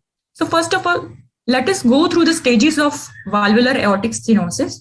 Stage A includes patients who are at risk of aortic stenosis with aortic Vmax of less than 2 meters per second. Stage B includes the patients with progressive aortic stenosis, which includes mild aortic stenosis and moderate aortic stenosis. For mild aortic stenosis, Vmax should be between 2 to 2.9 meters per second, and the mean pressure gradient should be less than 20 millimeters of mercury. And for moderate aortic stenosis, aortic Vmax should be between 3 to 3.9 meters per second, or mean pressure gradient should be between 20 to 39 millimeters of mercury. Now, stage C includes asymptomatic severe aortic stenosis patient. Severe aortic stenosis is considered when we get aortic Vmax of more than or equal to 4 meters per second, or mean pressure gradient of more than or equal to 40 millimeters of mercury. And at that time, aortic valve area typically is less than or equal to 1 centimeter square. And very severe aortic stenosis is when aortic Vmax we get is more than 5 meters per second, or mean pressure gradient is more than 60 millimeters of mercury. Now, stage C2 are the patients who are asymptomatic severe aortic stenosis patients with LV dysfunction, while stage D includes the symptomatic patients with severe aortic stenosis. So the severe aortic stenosis here can be of three types. D1 includes those patients with high gradient, high flow aortic stenosis. And D2 includes those symptomatic patients with severe low flow, low gradient aortic stenosis with reduced ejection fraction. And D3 are the patients with paradoxical low flow severe aortic stenosis, which we will discuss later on. The goals of echocardiographic evaluation for aortic stenosis are to establish the diagnosis of aortic stenosis, to quantify the severity of aortic stenosis, and assess the left ventricular function. So Doppler assessment of the aortic stenosis usually starts with measuring the peak transvalvular velocity and then mean transvalvular gradient, and then comes the continuity equation to determine the aortic valve area. So echo window to be used to measure these velocities and gradients are apical 5-chamber view, suprasternal view, and the right parasternal view. Multiple views are to be used, and we should take care that Doppler beam should be aligned with the direction of the stenotic jet to get the perfect aortic velocities. Simplified Bernoulli equation is used to estimate the peak gradient, and this equation is a proven practical and non-invasive method for determining the pressure gradient across the aortic valve, and it correlates very well with the invasive pressures and gradients. So from the Doppler recording, by using the equation P equal to 4V square, here the velocity is taken in meter per second, and we can get the maximum pressure gradient across the stenotic valve. And to get the mean pressure gradient, another equation is there. So the mean pressure gradient equal to the maximum pressure gradient upon 1.45 plus 2 millimeter of mercury. Usually this is calculated by the software. It utilizes the data of the instantaneous velocities across the aortic valve, and it provides the value. So usually it is software generated. So here the color wave Doppler is put across the aortic valve in the 5-chamber apical view, and what we get is the aortic velocity jet. And by tracing this aortic jet, we get that maximum velocity is 2.6 meter per second. So it suggests that it is mild aortic stenosis. And aortic stenosis should be quantified not only in one view, it should be quantified from the multiple views. See here in the figure 1, the aortic velocities were taken from the apical 5-chamber view, and it showed the velocity of 3.9 meter per second, while the right parasternal view showed the velocity of 4.8 meter per second. So if the peak gradient would have been underestimated if the echocardiographer had concluded the examination with the apical views rather than moving to the right parasternal window where the higher velocity was recorded. Limitations of pressure gradient calculations. We should know that these valve gradients are dynamic, so it varies with heart rate, loading condition of the heart, blood pressure, and the inotropic state of the heart. So if there is malalignment of the jet and the ultrasound beam, it will lead to the underestimation of the pressure gradients. So any underestimation of the aortic velocity, it will result in the greater underestimation of the gradient, because the pressure gradient is equal to 4 by V square. And there is also one limitation, that due to the similarity in the location of the mitral regurgitant jet and the similarity of the location of the aortic stenosis jet and the direction of the jet, we may get confused with the MR jet. And in aortic regurgitation, usually the stroke volume is higher, so the flow across the valve during the systole will be higher, and it will lead to the overestimation of the aortic stenosis if there is coexistent aortic regurgitation. And in LV dysfunction, opposite will occur. Due to reduction in the stroke volume, there will be false underestimation of the pressure gradient. So it will lead to the underestimation of the aortic stenosis. Here see, due to the similarity in the location and the direction of the flow of the aortic stenosis and mitral regurgitation, there may be a confusion between AS and MR. So how to resolve that? See here, the vertical line, it provides a representative line in relation to the QRS complex. So there will be the gap between a vertical line and onset of the flow in aortic stenosis, while the mitral regurgitation, it starts with the isovolumetric contraction phase and it continues through the isovolumetric relaxation phase. So the duration will be more in case of mitral regurgitation. So complete evaluation of the quantification of the aortic stenosis includes aortic valve determination of aortic valve area using the continuity equation. And this continuity equation is based on the principle of conservation of mass. And the continuity equation states that the stroke volume proximal to the aortic valve must equal the stroke volume through the stenotic orifice. And because the stroke volume is the product of the cross-sectional area and the time velocity integral, the continuity equation can be arranged this way that aortic valve area equal to cross-sectional area of the LVOT into a time velocity integral of the LVOT upon time velocity integral of the aortic stenosis. So to calculate the aortic valve area, we need three measurements. One is the cross-sectional area of the LVOT. Second is the time velocity integral of LVOT, and TVI of the aortic stenosis.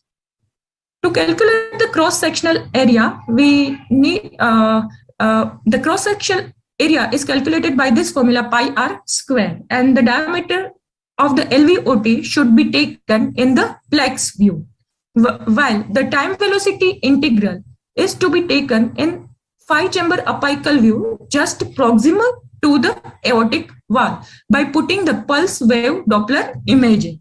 So it gives the time velocity integral of the LVOT.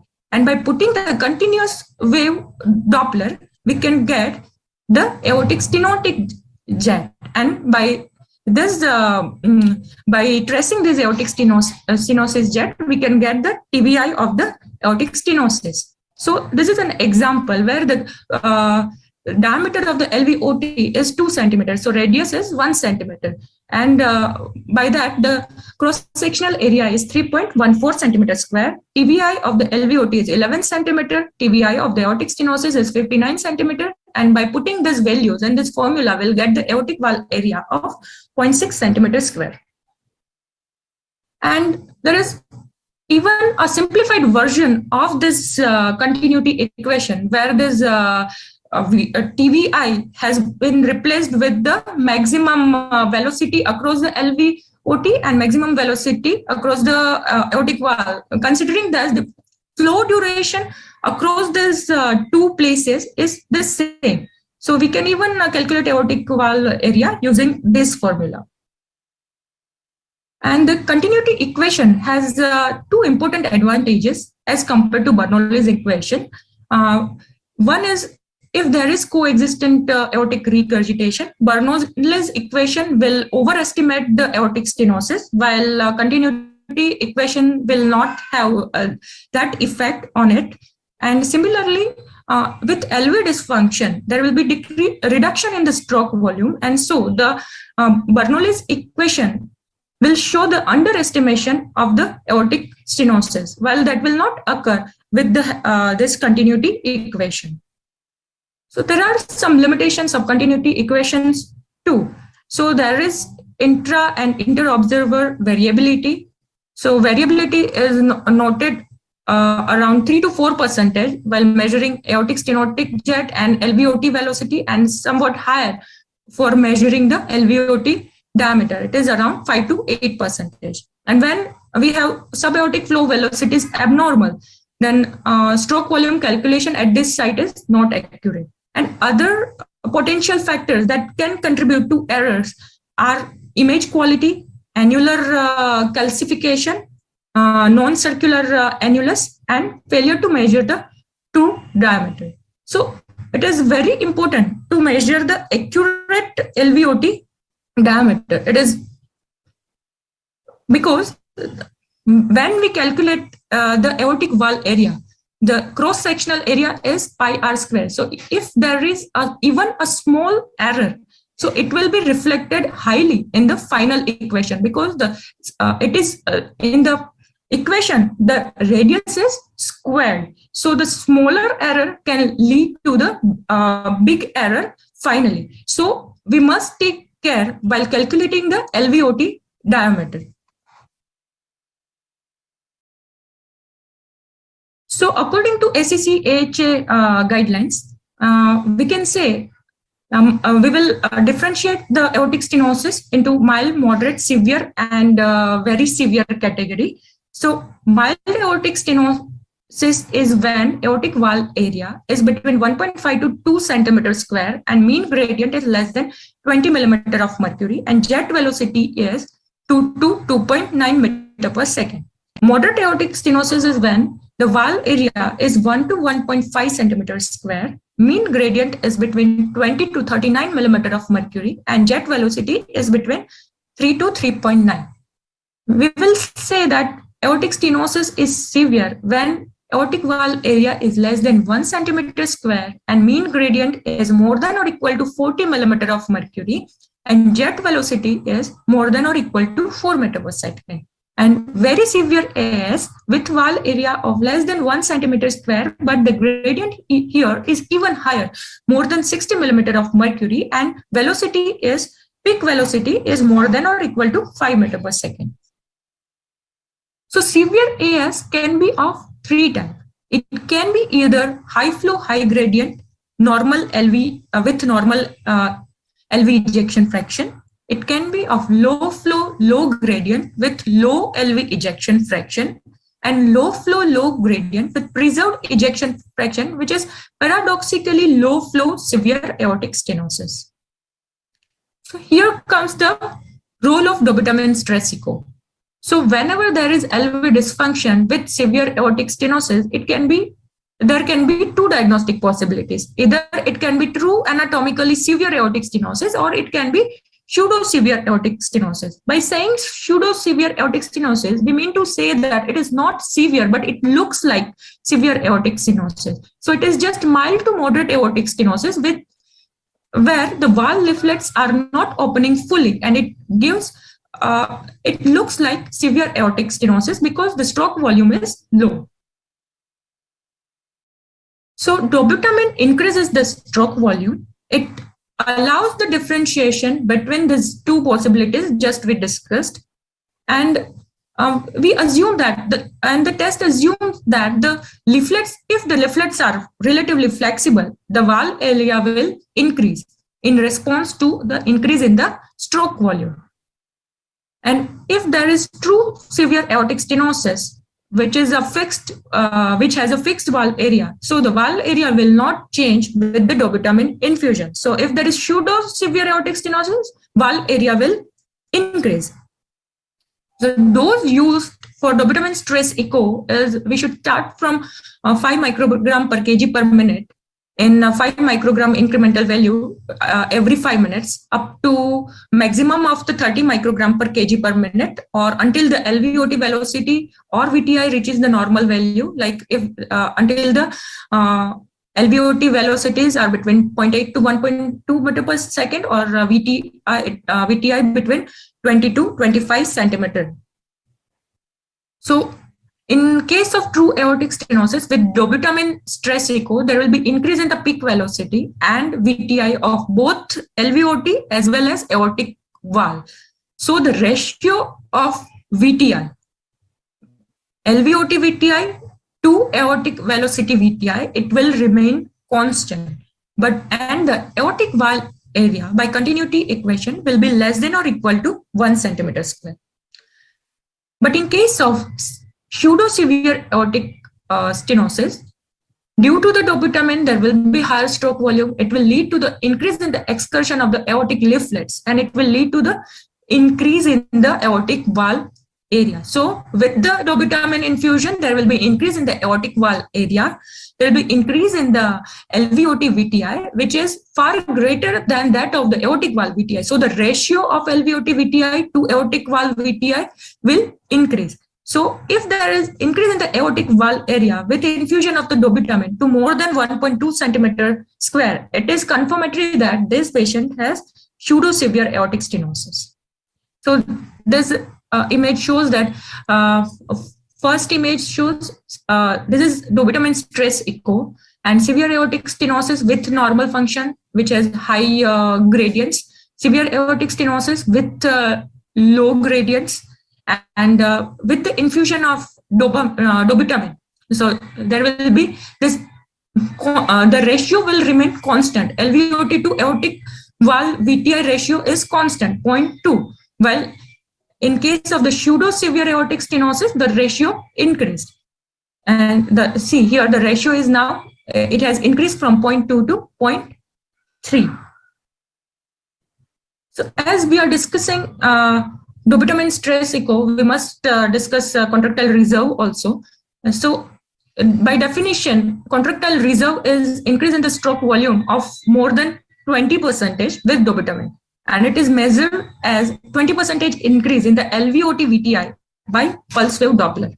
So failure of ventricle to augment with dobutamine, it predicts a poor outcome with aortic valve velocity, and the perioperative mortality will be as high as 50% if there is no contractile reserve.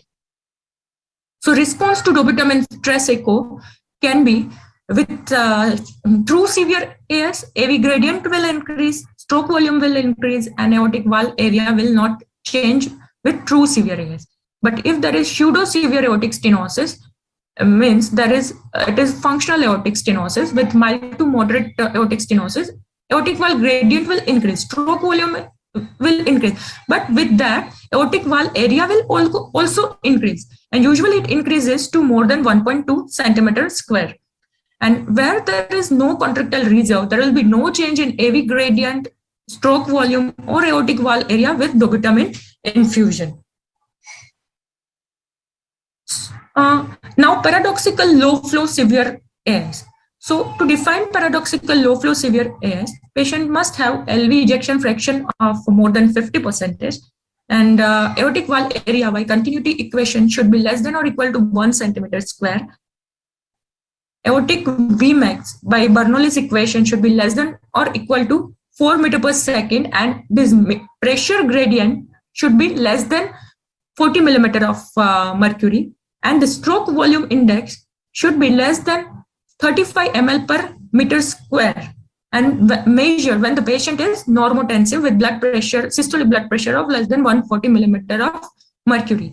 Here, what happens with severe AS, there will be concentric LVH, and it will lead to smaller ventricular cavity, and this LVH will lead to the reduced LV compliance. So ultimately, this all things together will lead to reduced stroke volume, and so low stroke volume will give us paradoxical low flow severe aortic stenosis. So this is all we discussed about the echocardiographic quantification of aortic stenosis. Thank you very much all.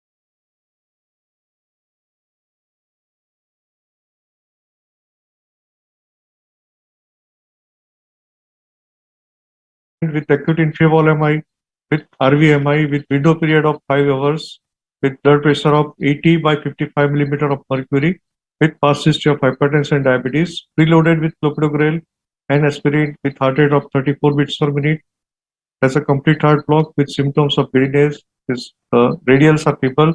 The preferred route of PCI would be, of course, radial. Even if the temporary pacemaker is needed, even then the radial route is the preferred modality. Let me tell you, the internal jugular vein access is a default route for TPI at our center. TPI can be easily done using IJV. It is more convenient to the patient as there is a freedom of movement. Lead position is more stable compared to femoral vein. It is a good site for maintaining sterility compared to femoral vein. Let us see what literature says. So this is transjugular insertion of a temporary pacemaker a safe and effective approach? This was published in PLOS 1 to 2020. The aim was to compare the procedure time and complication rates between the transjugular and transfemoral approaches for TPI. Analyze 732 consecutive patients who underwent TPI, from which 361 were in transjugular approach and 371 were in transfemoral approach. And the conclusion was the procedure time was significantly shorter in the transjugular approach group. The risk of reposition was significantly more in transfemoral approach group when the temporary pacing was continued for more than 3 days. This is another trial. It's a 5-year study with temporary pacemaker therapy in coronary care unit, published by Mayo Clinic Proceedings, where 1,022 consecutive patients who received temporary transvenous pacemaker in coronary care unit during the 5-year period were studied. And the conclusion was the right internal jugular approach was associated with the lowest complication rate. This was another study, a review of temporary cardiac pacing wires published in Indian Pacing and Electrophysiology Journal. The aim was to determine the best route of venous access for TPI and find the ways to reduce the complications. 3,700 patients from 15 studies were included. And the results were the internal jugular veins was associated with lowest complication rate and ease of access. The antecubital fossa veins have the highest complication rate. Internal jugular veins are the preferred route for the access, followed by subclavian and femoral veins. The right side should be used whenever it is possible. Guidelines from British Cardiac Society recommend the right internal jugular vein as a route of choice for temporary pacing. Now we all know the advantages of radial route for angioplasty, less incidence of excess site major bleeding and blood transfusions. Major vascular complications are rare. If anatomy is not suitable for PCI, thrombolysis option can be easily offered to the patient as the bleeding risk from pedal site is negligible. This is very important because patient is diabetic since many years. Glycoprotein 2B3A inhibitors can be used without any hesitation. There is no restriction in limb movement after procedure, early ambulation, and the patient with severe LV dysfunctions are not confined to supine position. For experienced radialists, puncture in femoral radial is not a problem. Number of studies have shown morbidity and mortality benefit of radial route in acute MI with cardiogenic shock. Let us see the publications. These are the pooled data of nearly 7,000 patients from 9 studies where major vascular complications were studied, which shows TRI group major complication rate, major vascular complication rate was 0% compared to TFI, it was 3.8%. Radial versus femoral access for rescue PCI with RioPro use. This was published in Canadian Heart Journal. The conclusion was the no access site related major bleeding in radial group versus 9% complication in femoral group. The impact of bleeding, hematoma, and transfusion on the procedure outcome. So this study was published in CCI 2007. The excess site hematoma requiring blood transfusion predicts mortality in the patients undergoing percutaneous coronary intervention. This was the data from the National Heart, Lung, and Blood Institute of Dynamic Registry. And the conclusion was excess site complications, especially hematoma requiring transfusion, remains a very important predictor of adverse procedural success and patient outcome. The in-hospital mortality was 9.9% in hematoma group versus 1.2% in non-hematoma group. Impact of major bleeding on 30-day mortality and clinical outcomes in the patient with acute coronary syndrome, published in JACC 2007. The results were patients with major bleeding had higher 30-day rates of mortality, 7.3% versus 1.2% in radial group, and more incidence of stent thrombosis, that was 3.4% in femoral group versus 0.6% in radial group. Conclusion, the major bleeding is a powerful independent predictor of 30-day mortality in patients with ACS managed invasively. Transradial versus transfemoral approach for the percutaneous coronary intervention in cardiogenic shock. This was published in Archives of Cardiovascular Medicine 2015. 101 consecutive patients admitted for PCI for acute MI with cardiogenic shock were treated. 74 patients were in transradial group and 27 patients were in transfemoral. The rates of PCI success were similar in both groups. At the mean follow-up of 756 days, the death occurred in 54.1% patients in transradial group versus 81.5% patients in the transfemoral group. And the conclusion was the transradial approach in the setting of PCI for ischemic cardiogenic shock is associated with dramatic reduction in mortality and should be preferred to the transfemoral approach in the radial expert centers. ACC, AHA, and Society of Cardiovascular Angiography and Intervention guidelines place TRA for PCI in acute coronary syndrome as a class 2A indication with the level of evidence A, and European Society of Cardiology guidelines now place TRA for PCI in acute coronary syndrome as a class 1 indication with the level of evidence A. So clearly choice is IJV route for TPI and radial route for PAMI. Thanks.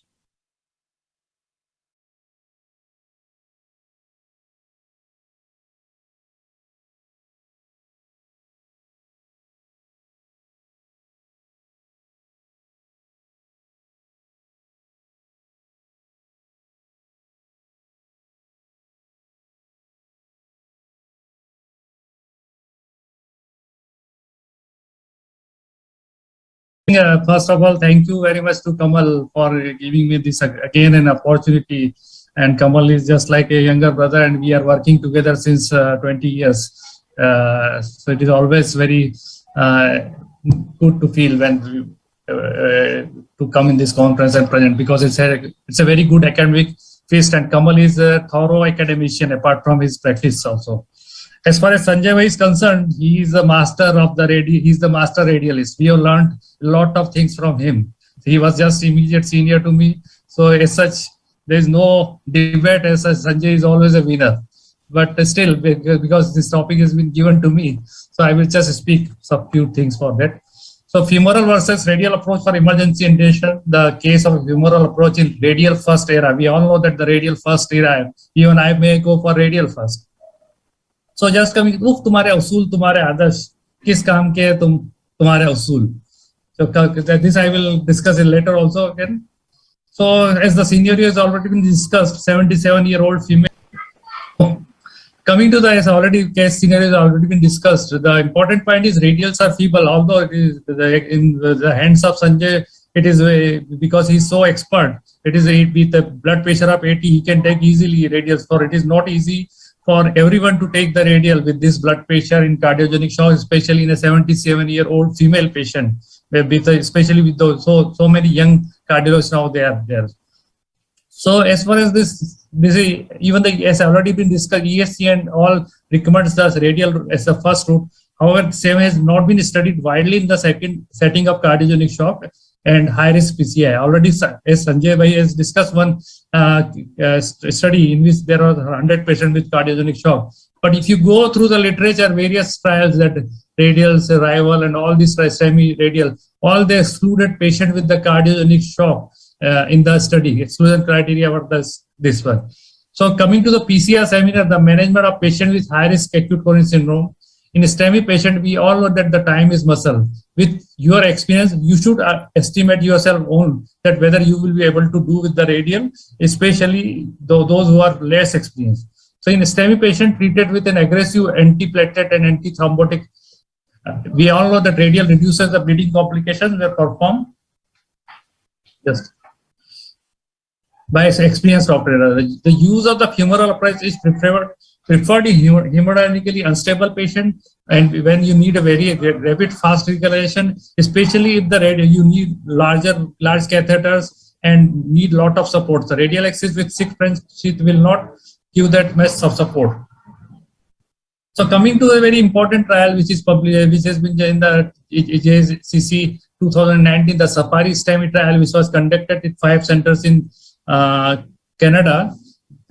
For seeing whether the aim was whether determine if the radial axis improves survival when compared to the femoral axis in patient referred for primary PCI, because various previous trials say that radial axis is associated with lower mortality in STEMI patient. So just to confirm that. So the primary outcome of this trial was the all-cause mortality measured at 30 days, and the key secondary outcomes for the 30 days: the stroke, reinfarction, stent thrombosis, bleeding. So if you see the primary outcome, the 30-day mortality was approximately almost similar in both the groups, femoral or radial axis in this trial. This trial included all kinds of patients and experienced operators, both for the radial and the femoral route. And the bleeding was definitely slightly higher, but not statistically significant in the radial group, in the femoral group as compared to the radial group. The conclusion of the trial was in patient with STEMI referred for primary PCI, we did not find a difference in survival at 30 days between the use of radial axis and femoral axis. Our findings suggest that adequately trained operators should be able to achieve similar results using either radial or femoral axis for primary PCI. So we all know the complications of various radial and the femoral routes, the common complications. But if you see the radial arterial anatomical variants, which are which might be cumbersome, especially in the emergency situation, in a 77-year-old female, like complex radial arterial loop, then anatomical difficulties, and then the tortuous and radial artery with spasm, and the prone to spasm, small caliber radial artery, and then this like lusoria. So this is this can be difficult to, if you see the literature, the anatomical difficulties in the radial approach, that radial anomalies you can find in up to 10% patients, and posterior failure rate is about 15%, those with the anomalies. So advantages of the femoral approach in the emergency situation in the setting of cardiogenic shock: easier to access, being large caliber and no problem of spasm. So it is, even with even if it is a newcomer, it is relatively easy. Easy delivery of large sheets, and especially if you required IVP in the emergency situation, and even as I said, the temporary pacing. As Sanjay Bhai said that the transjugular route is good for the venous temporary pacing, I agree with that. But many of us are not experienced of doing temporary pacing with the transjugular route, because we have been trained in that way that you always did pacing from the femoral route. So especially when you are fumble in the emergency situation, and if you complicate the puncture in the transjugular route, then there can be problems. If you data review on radial versus femoral in the emergency setting, radial versus femoral for rescue PCI, no difference in major bleeding fluoroscopy time, and contrast use were similar, and the times of first balloon inflation was slightly longer with the radial axis. Chinese study on emergency PCI found no difference in outcomes, however, less vascular complications in the radial group. We all know that.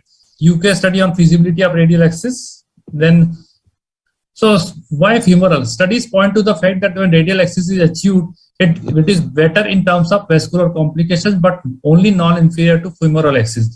But the important thing is you should get the radial. That may not be possible with everyone to puncture the radial. Once you puncture the radial, then definitely the vascular complications are less, especially in patients with cardiogenic shock and feeble pulse in a 77-year-old operator. So axis is, as I already said, operator and experience dependent. And if you do it with adequate care, if you do a femoral axis and if you do it carefully, then the produces the same stud result and there is no increased reading as compared to the femoral root.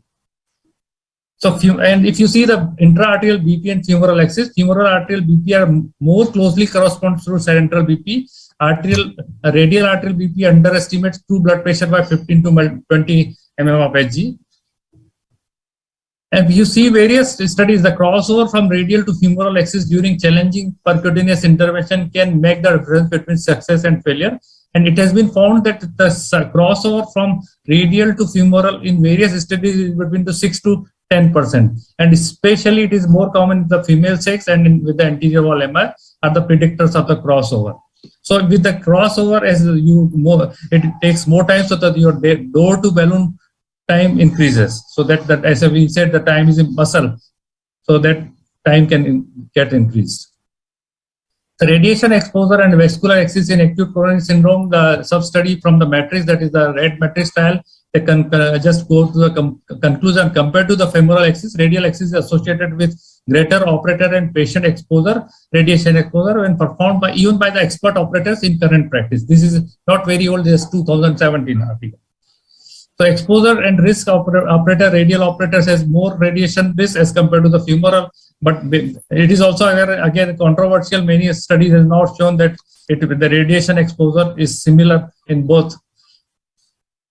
So for radial, if you see the fewer axis complication, it's preferable in patient with peripheral vascular disease, patient with morbid obesities, patient having extensive inguinal scarring, severe back pain or shortness of breath, and patient on therapeutic anticoagulation, and patient request, of course, and failed femoral approach. Why femoral? Complex cases, larger catheters and sheaths are required. If you require LV support, TAVR, small radial size, AV fistulas, anatomy, and patient requests. The limitations of the radial route is unpredictable course to ascending aorta, small radial artery caliber, challenging in cardiogenic shock, increased rate of crossover, radial artery spasm, main culprit to negotiate brachial loop, cardiogenic shock, independent predictor of transradial PCI failure, size of radial artery itself linked to sheath occlusion after removal. And radial approach usually requires more learning curve as compared to the femoral approach. No trial rival matrix compared ultrasound guided micropuncture transfemoral arterial puncture versus transradial puncture in reducing vascular complication. Routine use of radial axis create compare paradox. When we were the students, it was the femoral only. We have learned it from the femoral to the radial. But now, because of the started with the radial itself, the new residents and that those coming young cardiologists, they are straightway going to the radial route. So the loss of femoral experience, so more femoral vascular complications if you do not have the experience of the femoral puncture. So in conclusion, femoral axis is time tested, easy to apply, particularly in sensitive conditions like cardiogenic shock. Close proximity with femoral vein gives ease for temporary pacing if required, and deploying IBP and other devices can be achieved on femoral route due to large sheath requirements. And of course, with operator experience and due care, vascular complication may be made comparable to the radial approach. So as I already said, तुम्हारे असूल तुम्हारे आदर्श किस काम के हैं तुम्हारे असूल. This is the dialogue from very famous movie of Amitabh Bachchan. So if you, when the radial root catheter arrives late at the coronary ostium, I am not talking of Sanjay Bhai, he's so experienced and expert, but I am talking of general cardiologists. So my intention not to teach you a method, but just to give good reasoning. Thank you.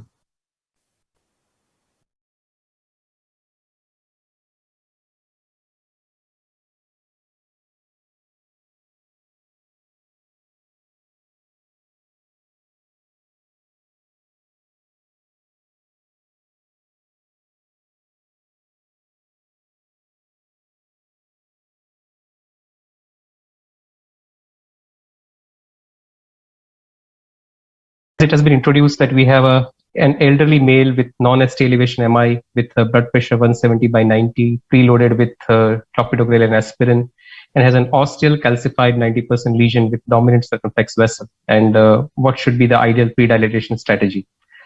So as we know that angiography is insensitive as far as knowing the plaque distribution and composition is concerned. But if you have detected coronary calcium on fluoroscopy, on conventional angiography, at least on either side of the luminogram in at least two different views, you are likely to have complex coronary calcification, and there are higher chances that you might end up having plaques with a rim of calcium exceeding about 90 to 180 degrees. So we are likely to have significantly complex coronary calcification as far as this patient is concerned. We know that the presence of calcific stenosis is associated with markedly reduced final minimal stent area achieved after PCI, as well as the OCT showing the stent expansion index, which is also markedly different when you have significant calcium versus mild or no calcium. And it's not surprising that coronary calcium is supposed to be a strong predictor of strong stent failure. This slide is very much familiar to all of us. We know that for bed preparation for calcific lesions, there are three basic techniques. One is debulking, ablative, and balloon-based techniques. In this patient, let us say that if the patient is likely to have balloon crossability, the predilation strategy after having imaging done should be based on non-complanted cutting scoring balloon system. In this particular flow chart, there is no mention of a high pressure balloon-in-balloon system, that is OP and NC for all practical purposes, for the sake of discussion. So coming back to this patient with 78-year-old non-STEMI diabetes hypertension with a calcific lesion, what do we want for this patient? We want a procedural success that should be without MACE. We want a strategy success that PCI should succeed and patient should not have emergency CABG done. We want a technical success, that means crossability and deliverability of the hardware, especially balloons and stents. We need an angiographic success, meaning thereby no significant residual lesion. This definition may vary from various, the parameters may vary. Some would say that less than 10% should be the residual lesion. And in presence of calcification, at times the studies have said that even less than 30% lesion could be acceptable. Residual lesion could be acceptable. One of the important aspects as far as our geographic is concerned is the cost of intervention, which should be restricted, and there should be lesser need of additional complementary hardware used. And finally, the acute result should be durable, and that would depend on the optimized result with imaging. So I think this is what I would want in given patient. Sharing just one similar case that we had recently, will not show the IVUS imaging, but we had a calcific LAD disease. You can see here fluoroscopically the stent boost image showing significant calcium. And if you see the IVUS image, again shows a significant arc of calcium exceeding more than 180 degrees. This patient, when we treated, we wanted to have a coronary blood preparation with Plextome. After a routine NC balloon dilatation, Plextome really could not cross the lesion. And in this patient, OP and NC, that is balloon-in-balloon system, could easily cross the lesion, and we could successfully prepare the bed. And this is what the final result of the PCI was. So this is just to show that how the coronary blood preparation successfully led to good stent expansion and optimal areas achieved. So the super high pressure balloon, that OP and NC by the SIS Medical, is a non-compliant balloon with a twin layer technology, and it is developed to deliver inpatient pressures more than 35 bar and up to 55 bar. Now, is it surprising that the Plextome or Scoreflex system could not cross, and the OP and NC balloon could cross? So if you see this chart very carefully, in this chart, we can very well see here the lesion entry profile of various cutting and scoring balloons, and the mid balloon profile of the same balloon systems. So lesion entry profile of practically every balloon system is more than 0.019 inch, and the mid balloon profile shortest is of a Scoreflex, that is 0.032 inch. The newly introduced Wolverine has a mid balloon profile of 0.036 inch and lesion entry profile of 0.017 inch. Now, if you compare this with the OP and NC system, the OP and NC has The lesion entry profile of 0.016 inch, which is least as compared to all previously documented the scoring and the cutting balloon systems, and the mid balloon profile is 0.028 inches. So balloon profile, despite balloon system that this OP-NC balloon is markedly lower as compared to the scoring as well as the cutting balloons. And it is not surprising, that's why that this can cross even in significantly complex lesions where the cutting or scoring balloons may not be able to cross. Now, coming to the issue of bed preparation. Now, we know that there is a proven role for optimization of stent result with OP-NC balloon, that is in the post-dilatation. But what is its role in bed preparation as far as pre-dilatation is concerned? Do we have data as far as this strategy with using OP-NC system is there? So recently in the Euro Intervention 2021, there is an article by Tobias Rude about super high pressure balloon versus scoring balloon, which is used to prepare the severely calcified coronary lesion, the ISAR calc randomized trial. I will go through briefly the data that has been published as far as the pre-dilatation strategy with OP-NC system is concerned. There were 74 patients randomized to 1:1 fashion at 5 centers in Germany and Switzerland. And these patients were randomized after unsuccessful lesion preparation with conventional NC balloons. And if we see the salient characteristic, the vessel diameter for these patients was about 3 millimeter, the lesion lengths were about 24 millimeter, diameter stenosis was about 70%. But if you see the end results of the study, what it shows is that the OP-NC balloon system was associated with markedly lower diameter stenosis post PCI, which was statistically significant when compared to the scoring balloon. And if you see the minimal lumen diameter post PCI, that was also significantly higher as far as post PCI evaluation is concerned, and that was much superior in patients with OP-NC balloon system compared to scoring balloon system. Whereas the final OCT evaluation did not really show significant difference as far as stent expansion index is concerned. But if you go into the smaller details, that there was additional requirement of additional hardware as far as optimizing the coronary bed preparation is concerned in patients with the scoring balloon system. So almost 32.4% of patients from the scoring balloon arm required additional non-compliant balloon dilatation compared to only 5.4% in the OP-NC arm. So this is one of the important parameters which was statistically significant as far as the observations are concerned. It is reassuring to know that whichever strategy you choose, if you see stent expansion on the optical coherence tomography, there is no significant difference. And OP-NC as well as the scoring balloon, both modality of coronary bed preparation resulted into almost equivalent stent expansion index on the OCT. So finally, all is well that ends well. And therefore, the study really did not show major difference in the outcomes of the patients. If you see the angiographic success, it was same. Strategy success was also the same in both arms. Procedural success, there was no significant difference. If you see the in-hospital MACE, it was not statistically significant. However, if you see actual numbers, numerically, we can see that in-hospital MACE was numerically higher in the scoring balloon arm as compared to the OP-NC arm, which has not shown a statistical difference. But I think still this small data, this small number also should be alarming, and we should be careful about this particular observation.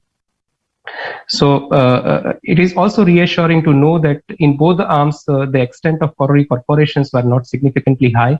Less than 3% of patients had it, and all of them could be treated with covered stent implantation. So this is the only randomized control data that we have as far as the coronary bed preparation is concerned in with the use of OP-NC versus scoring balloon.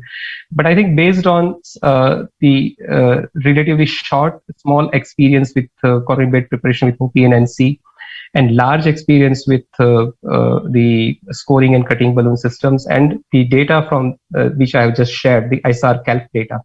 If we relook at this slide, what do we want? Procedural success, strategy success, technical success, angiographic success, cost of intervention without increasing the need for additional complementary hardware and durability of acute result with the use of OCT. I believe the high pressure ballooning balloon, that is OP-NC system, is most likely to yield optimal preparation. And I think with this, I'll end my talk here, and it would be interesting to have opinion and discussion with the panels. Thank you.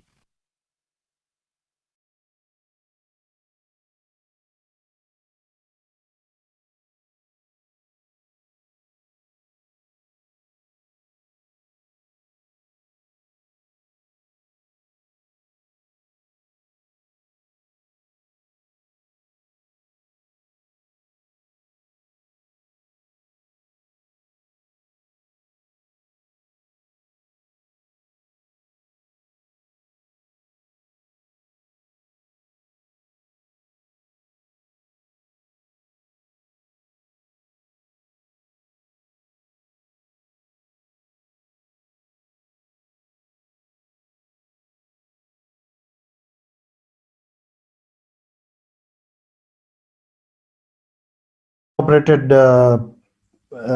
the need for bed preparation in a LAD ostial lesion. So why would we hesitate to do a PCI for LAD ostial stenosis? And this again, surgeons would happily say that we would just put a mid-cab Lima to LAD, and that would do the case. So whenever we do, we have to be better than the surgeons in terms of safety and long-term outcome. All ostial lesions are essentially bifurcation lesions, 0-1-0 at the best, or it can even be 1-1-1 or 0-1-1. There is usually involvement of distal LMC and LCA ostium. And ostial lesions have high elastic recoil. They are different from mid-LAD or mid-circumflex lesions. There are concerns for side branch occlusion due to plaque shift and dissection.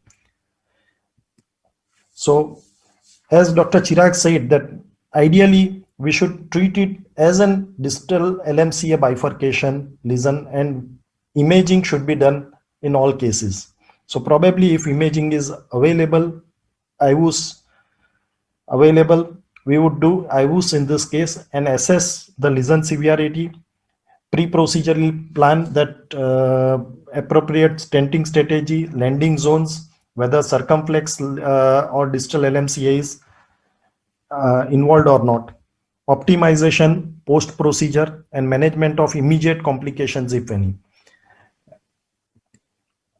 Now, vessel bed preparation, what we aim at: minimize risk of dissection, maximize lumen gain, and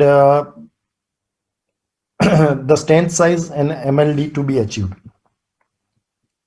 Now, cutting balloon is a very old thing used in PCI right from about 2002 to 3, we were using cutting balloons. The advantages of cutting balloon: it reduces the vessel stretch and vessel injury by scoring longitudinal rather than an uncontrolled disruption of plaque. Entire force is focused on wire or blade edge mounted on balloon. It creates a fault line and a dissection which is in an orderly fashion, and we can go with lower balloon inflation pressure recommended with the cutting balloon.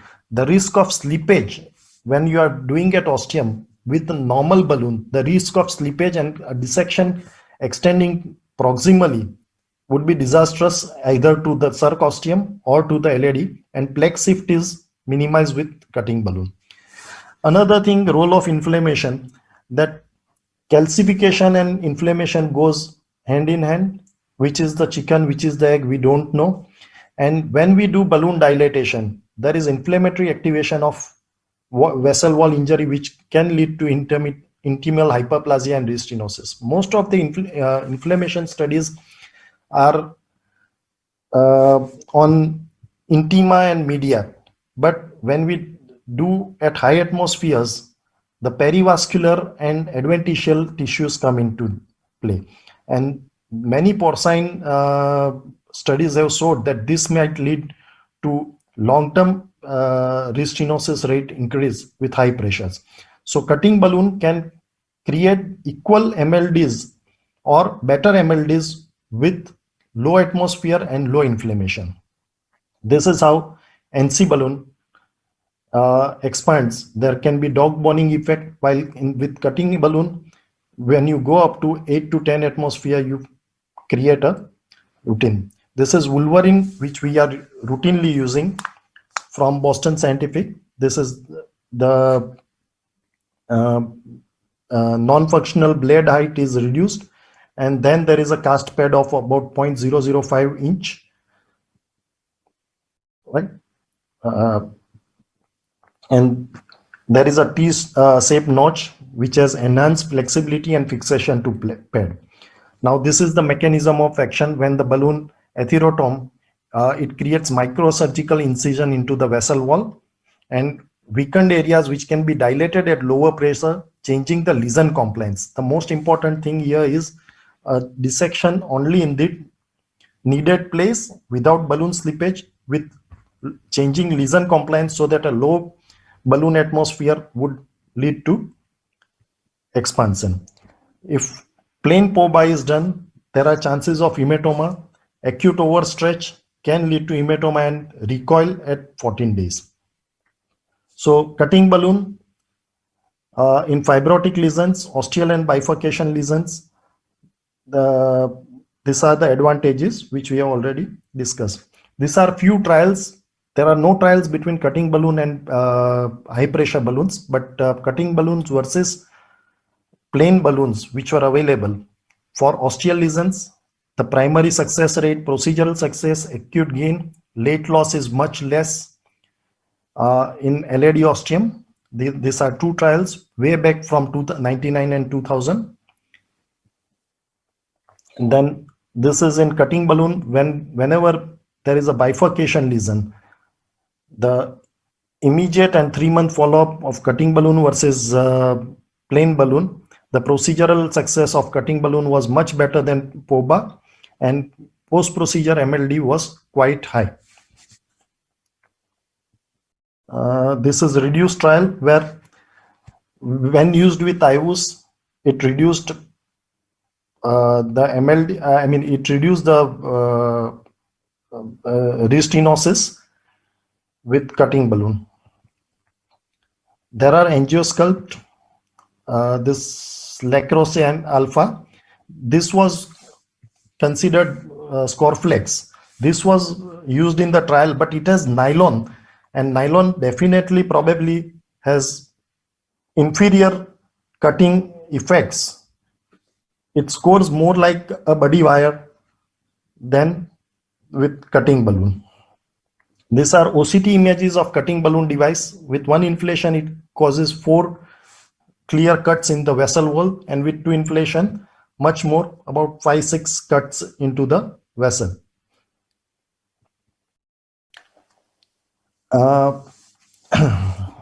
Now, if in this case, how would we go? Probably we would do an IVUS. If LAD ostium shows a arc of more than 270 and shows superficial calcium all over, dense calcium all over, probably a rotational atherectomy would be the first choice with a low burr so that it causes less inflammation, and then post dilatation after rotational atherectomy with a cutting balloon at a low atmosphere probably would be the ideal thing. There were 2 trials, 2016 and 2019, that effect of cutting balloon after rotational atherectomy in severely calcified coronary artery lesions assessed with OCT, and the results were that calcium fractures were much better with cutting balloon.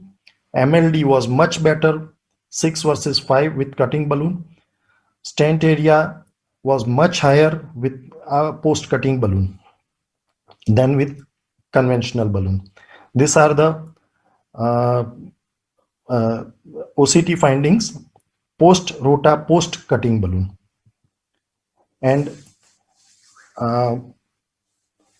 if we see this is a proximal, so probably if we dilate either with rotablator or with a 2O balloon, there should not be much problem in crossing the lesion with a cutting balloon.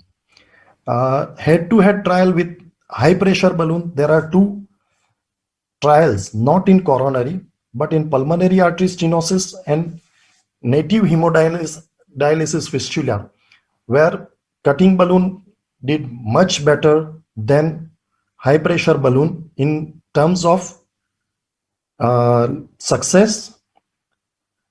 Perforation rate was low and 6 months restenosis rate was quite low than the high pressure balloon. So for this patient, imaging followed by if necessary rotablator or a just plain balloon of 2O followed by cutting balloon would be best for lesion preparation. Thank you.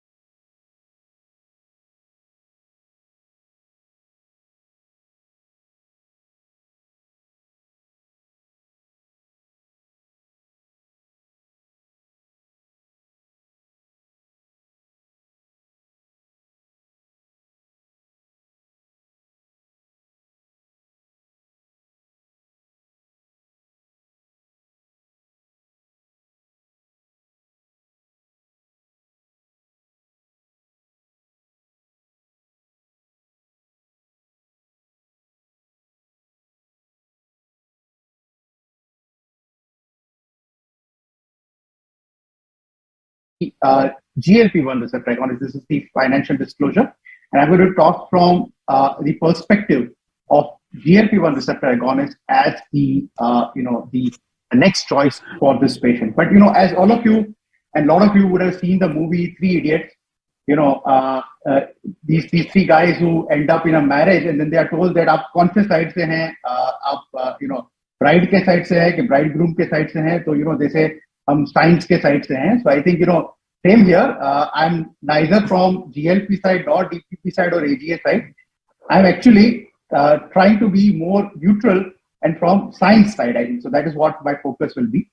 So we have this patient who has already been introduced. Like I said, 72-year-old, 90 kg weight. Its EGFR is 39, HbA1c is 8.9, its fasting is 212, postprandial 276, and LVEF is 48%. So this is the history with the past history of PTCA. Now let's dissect this case further. So what are the issues that we have in this patient? So naturally the patient has a poor glycemic control, but I'd like to see the data more closely. And I often see the delta value. So delta value is basically the postprandial sugar minus the fasting sugar, which is 64 over here. But his fasting is 212. So keep this in mind. I'll come back to this. Remember, मैं science के तरफ से हूँ, right? Okay. The patient has an increased creatinine. Now, see, we have been told that the patient has CKD, but we don't know the baseline creatinine of this patient, right? We don't know the past history. We just know the current situation, right? And that is what happens in a lot of our practice. We don't know the etiology for the increased creatinine. We have the patient having AHCVD. He's having heart failure with reduced ejection fraction, slightly reduced ejection fraction, and he's having ongoing medicines, which are basal insulin, metformin with an SGLT2 inhibitor. Now, these are the options which are given to us. Add a GLP-1 receptor agonist, either an oral semaglutide or a liraglutide. Add a DPP-4 inhibitor. Add an AGI. Add a maglitinide, which is, Dr. Banshi Sabu is going to speak on this, and others. So, what is your answer? Well, I'll allow you to think about it. We'll come back to this in a discussion. But my answer, so I said in the beginning, I was to talk on GLP-1 receptor agonist, but my answer is none of the above.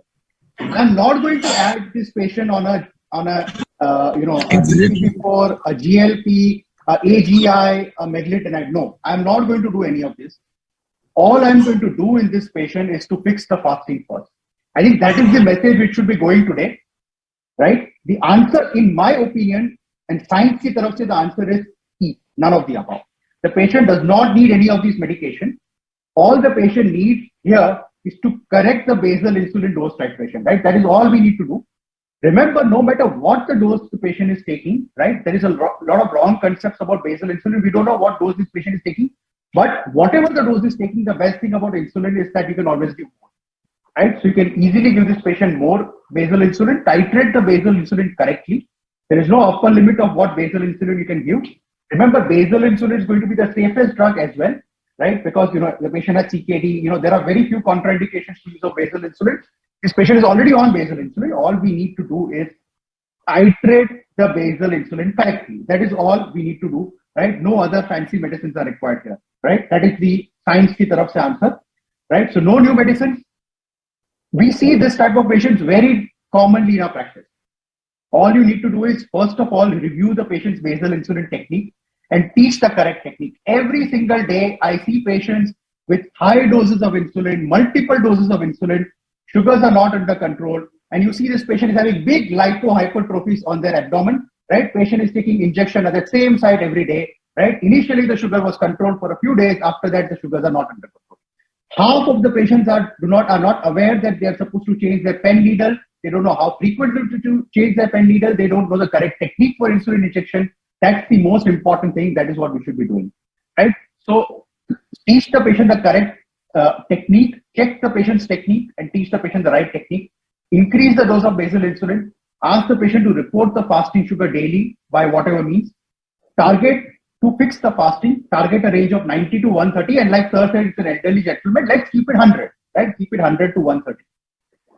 What this will do is, remember the delta gap. Delta gap was 64. So I just bring the fasting down to, let's say, 100, right? 100 plus 64 is 164. The patient's postprandial will also come down to less than 180, right? And if you do the HbA1c after 3 months, patient's HbA1c will be easily less than 7, right? So remember the most important thing, right? In any patient, always, especially patients with high HbA1c, whenever you have higher HbA1c, the contribution of the fasting sugar is higher to the overall HbA1c. And hence, in all these patients, the important thing is to fix the fasting first, right? And in this patient, the fasting itself is 212. You don't need to do anything, just fix the fasting first. And we need basically, right, an agent which improves the fasting. And in this case, the patient is already on the best agent which can control the fasting, that is basal insulin, right? But we are, have to play the devil's advocate, right? I think this is I would say the correct answer, but we have to choose one of the drugs as we have been told, right? And in that scenario, right, let us look at the other options, right? So your GLP-1, your DPP-4, AGI, meglitinib. Well, answer 2, 3, and 4 are all wrong answers, because remember, we need a drug which corrects the fasting, and amongst all these 4 options, the only drug which has predominantly good action, or not predominantly, I'll say good action on fasting is GLP-1 receptor agonist. That is a long-acting GLP-1, right? So we need a long-acting GLP-1, something like either a liraglutide or an oral semaglutide, which can have action on the fasting blood sugar. DPP-4 mainly has action on postprandial. AGI only has action on postprandial. Meglitinib has only action on postprandial. Patient's fasting is 212. उसके postprandial is 264. उसको postprandial को और कम करके क्या करोगे? Right? कुछ नहीं करना है. Postprandial को नहीं touch करना है. Just correct the fasting, right? So, I don't know what Dr. Banshi sir is going to argue or what Dr. Agrawal is going to argue, but the simple point is, इसमें postprandial control करके there is nothing we are going to gain out of it, right? So all the options which are available, the only viable option, right? Forget cardiovascular risk, forget CKD, everything. The only viable option is to either increase the basal insulin dose or to add a GLP-1 receptor agonist. These are the only options that we have, right? Now, the other big question here is the patient's, should the metformin be continued? Now, this is an important question, right? This patient's eGFR is 39. The patient is already on metformin, right? So what do you do? Should you continue metformin or should you discontinue metformin? That is an important question, right? So this is the guidelines from Korean Diabetes Society. Similar guidelines are followed all across the world, right? I chose the Korean one because it's the most well written, right? Remember, it is said that metformin can be used in full therapeutic doses when the eGFR is more than 45, right? If the patient is already on metformin and the eGFR is between 30 to 45, then you can continue metformin, but the dose should be less than 1 gram. And if the patient's eGFR is less than 30, then you do not initiate metformin, right? So that's the broad guideline. So in this case, we don't know the dose of the metformin the patient is taking, but the patient's eGFR is 39. That means up to 1 gram of metformin we can safely give to this patient. So Metformin, I will continue. If the patient's dose is more than 1 gram, I'll reduce it to 1 gram, but I will continue the metformin in this patient. Second important question, and Dr. Kamal Sharma sir is like a mentor and teacher to me, right? I've learned a lot from his book, and I knew that if this question is asked, there will be a SGLT2 there, right? I'm sure he's a big proponent of this very good molecule, right? Should you continue SGLT2 inhibitor in this? That's also important, right? So in this case, now we know that the patient has CKD, but we don't know whether this is acute on chronic or this is just a chronic kidney disease. We don't know the prior creatinine of this patient. So we are assuming that the patient is having CKD, right? We are assuming that the patient's creatinine has been stable, right? But what do you do if it was not, right? So if you see the KDIGO guideline about CKD, the KDIGO guideline says, again, we talked about metformin already, but about SGLT2 inhibitor, it says that if the eGFR is less than 30, do not initiate SGLT2. If the patient is on dialysis, discontinue SGLT2.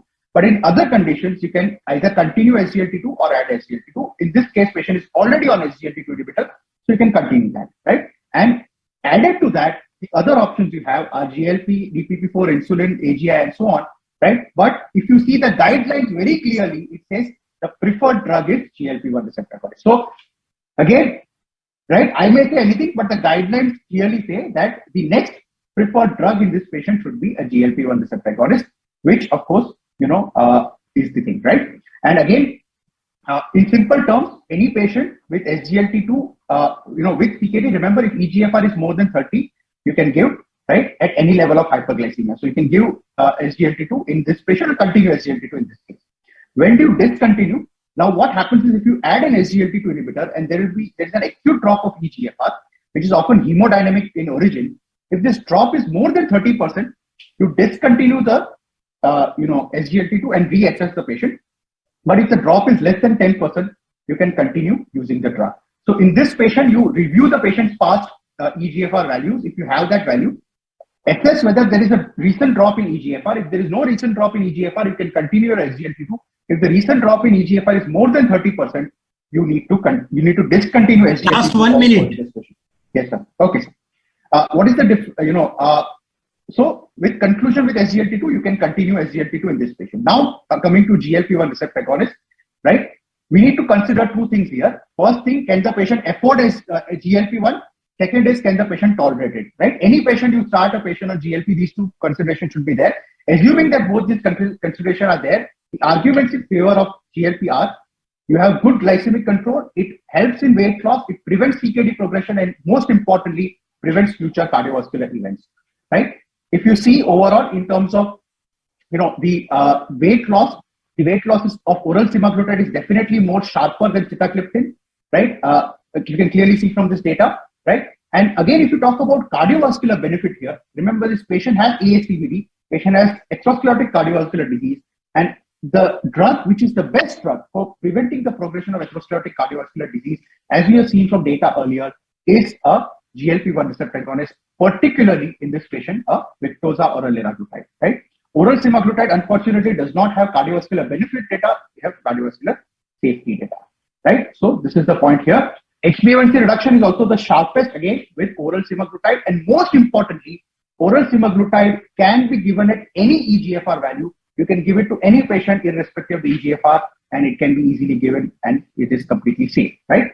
So you can give it at varying degrees of renal impairment, and no dose adjustment is required. In fact, it is effective in patients with higher grades of CKD also, and it prevents the renal deterioration also, right? So again, we are all aware about the cardiovascular benefits of GLP-1 receptor agonist. And I think, I'm sure Dr. Banshi Sabu and Dr. Pankaj Agrawal sir will also agree with me that if cost is not an issue, then GLP-1 receptor agonist would be a great choice for this patient, right? So again, these are the other things. We'll not go into details about how, GLP-1 receptor agonist protects the cardiovascular system. You are all aware of this, right? But let us look at GLP-1 from a perspective of this being an ideal agent, right? It reduces HbA1c, fasting, and postprandial.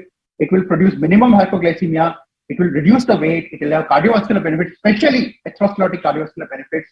Generally, side effects profiles are tolerable except for GI side effects. No dose requirement is required in old age, and no dose modification is required in this CKD situation. So there's no doubt about it that GLP is an ideal drug. The only factor is the cost here. right? That is the only factor in mind, right? So just to summarize, in this patient, remember, like I said, मैं science की तरफ से हूँ, ना मैं bride की तरफ से, ना bridegroom की तरफ से. In this case, the best idea is to fix the fasting first. All the patient needs basically is proper basal insulin dose titration. The metformin can be given up to 1 gram in patients with eGFR between 30 to 45. SGLT2 may be continued. Of course, the benefit is definitely more than the risk in this patient and can be continued. GLP-1 receptor agonist is a great choice, provided the patient, two things: patient can afford it and patient can tolerate it. If both these things are taken into consideration, GLP is a great choice for this patient. In obese patient, GLP provides additional benefit of weight loss. And remember, in terms of atherosclerosis, GLP-1 receptor agonist is the best agent for the atherosclerotic prevention. And remember, in this patient, a combination of GLP-1 with an SGLT2 from a cardiovascular point of view will be, as a lot of us would say, and as Dr. Pankaj Agrawal would say in Hindi, "Sone pe suhaga."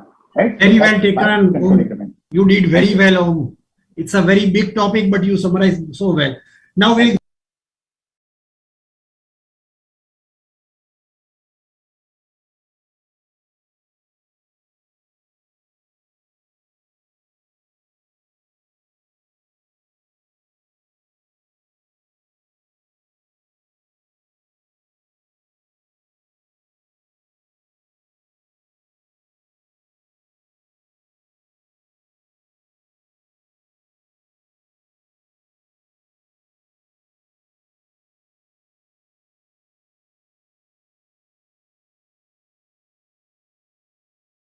are safer, oral, inexpensive and better alternatives. इसको discuss करना चाहेंगे हम अगले कुछ मिनटों में. और जो हमारा मिशन है, मुझे आशा है कि आपको यह पसंद आएगा यदि हम अपनी इन्हीं डिस्कशंस को अपनी मातृभाषा हिंदी में करें.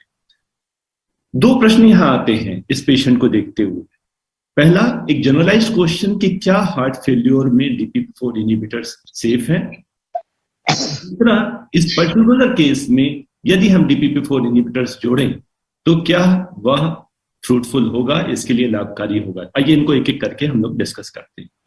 DPP4 इनहिबिटर्स हार्ट पर, स्पेशली हार्ट फेल्योर में, जो दो तरह से काम करते हैं, as a part of GLP-1 and as an independent agent. Doctor Om Lakhani ने बहुत अच्छा GLP-1 एनालॉग्स के ऊपर बोला, बताया, और मैं उनसे पूरी तरह से सहमत हूं कि हमें साइंस की तरफ से होना है, ना कि किसी एक एजेंट की तरफ से. DPP4 इनहिबिटर्स क्या हैं? GLP-1 एनालॉग्स और DPP4 इनहिबिटर्स एक ही थैली के चट्टे बट्टे. DPP4 इनहिबिटर्स फिजियोलॉजिकल मैनर में काम करते हैं, फिजियोलॉजिकल लेवल्स ऑफ GLP-1 को बढ़ाते हैं, और इसलिए उनकी लिमिटेड कैपेसिटी है. मैं इनको कहता हूं सल्फोनिलूरियाज. और GLP-1 एनालॉग्स वो एक्सोजिनसली दिए गए GLP-1 एनालॉग्स हैं जो कि फार्माकोलॉजिकल कंसंट्रेशंस में GLP-1 को बढ़ाते हैं, और इसलिए इनकी पोटेंसी DPP4 इनहिबिटर से बहुत ज्यादा होती है. It's just like insulin. तो सल्फोनिलूरिया से हम थोड़ा इफेक्ट अचीव करते हैं, इंसुलिन से हम, जैसा कि डॉक्टर ओम ने कहा, अनलिमिटेड. उसी तरह से DPP4 इनहिबिटर से हम थोड़ा एफिकेसी हम ले सकते हैं, और GLP-1 एनालॉग से उसकी अपेक्षाकृत बहुत ज्यादा. लेकिन जो फार्माकोलॉजिकल कंसंट्रेशंस में जो इफेक्ट है, जो एडवांटेजेस बताए ओम ने, वह DPP4 इनहिबिटर से हमें नहीं मिलते. DPP4 इनहिबिटर्स के अपने इंडिपेंडेंट एक्शंस भी हैं. नाइट्रिक ऑक्साइड प्रोडक्शन बढ़ाता है, थोड़ा एंटी इन्फ्लेमेटरी रोल है इसका इंडिपेंडेंटली, और बहुत महत्वपूर्ण है कि BNP की मेटाबॉलिज्म में DPP4 BNP को भी मेटाबोलाइज करता है, जो DPP4 इनहिबिटर उसको कम करके BNP लेवल्स बढ़ा सकता है, और इस तरह से फ्रूटफुल हो सकता है. लेकिन यह जो पैथोफिजियोलॉजिकल मैकेनिज्म इसके लिए सजेस्ट की गई है, यह स्टडीज में बहुत अच्छे से अभी तक प्रूव नहीं हुई है. तो इतने एडवांटेजेस होने के बाद भी कंट्रोवर्सी क्या है? कंट्रोवर्सी शुरू तो हुई थी 2013 में सेवर्टिमेट ट्रायल, जो सेक्साग्लिप्टिन का ट्रायल था, जिसमें देखा गया कि हार्ट फेल्योर की इंसिडेंस 27% बढ़ गई, 1.27 हार्ट हैजार्ड रेशियो. इसी के बाद यह रिकमेंडेशंस आनी शुरू हुई कि number 1 DPP4 inhibitors heart failure या हार्ट में कोई बेनिफिशियल रिस्पॉन्स तो देते नहीं, स्पेशली सेक्साग्लिप्टिन हमें ऐसे केसेस में अवॉइड करना चाहिए, और जो कि हम आज तक मानते चले आ रहे हैं. मैकेनिज्म क्या हो सकता है? शायद जो सिंपैथेटिक ओवर एक्टिवेशन, उससे इंड्यूस्ड कार्डियोमायोसाइट्स की अपोप्टोसिस, और शायद कुछ और पैथोफिजियोलॉजिकल मैकेनिज्म में जिनके द्वारा ये हार्ट फेल्योर जनरेट करते हैं। लेकिन 2013 से अभी तक बहुत बहुत लंबा सफर तय हो चुका। कई और स्टडीज में यह डाटा कभी आज तक रेसिप्रोकेट नहीं हो पाया। सक्साग्लिप्टिन दोबारा किसी भी ऑब्जर्वेशनल स्टडी में उसने यह नहीं शो किया, यह नहीं प्रूव हुआ कि उससे हार्ट फेल्योर की प्रेवलेंस इंसिडेंस बढ़ती है। आप ये देखें 2 लाख पेशेंट्स में भी सक्साग्लिप्टिन का हॉस्पिटलाइजेशन फॉर हार्ट फेल्योर उसके बाद दोबारा नहीं देखा गया। Sitagliptin 1 lakh and above patients में नहीं देखा गया। और जब डिफरेंट स्टडीज में और बड़े बड़े डाटा पर ये चीज ट्राई हुई तो देखा गया सिटाग्लिप्टिन वर्सेस सक्साग्लिप्टिन कोई डिफरेंस नहीं है, और सल्फोनिलूरियाज के साथ भी बहुत कोई डिफरेंस नहीं है। तो सुर बदलने लगे।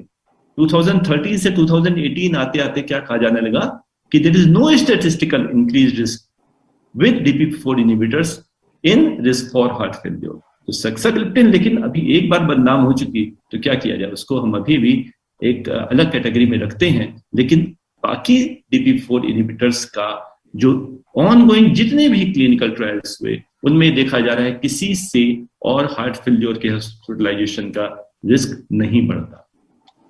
तो आज की स्थिति क्या है? आज का जो करंट लास्ट ईयर रिकमेंडेशंस है वो ये है कि डेफिनेटली इनसे सीवी बेनिफिट तो हमको नहीं मिलता, लेकिन these are not bad agents.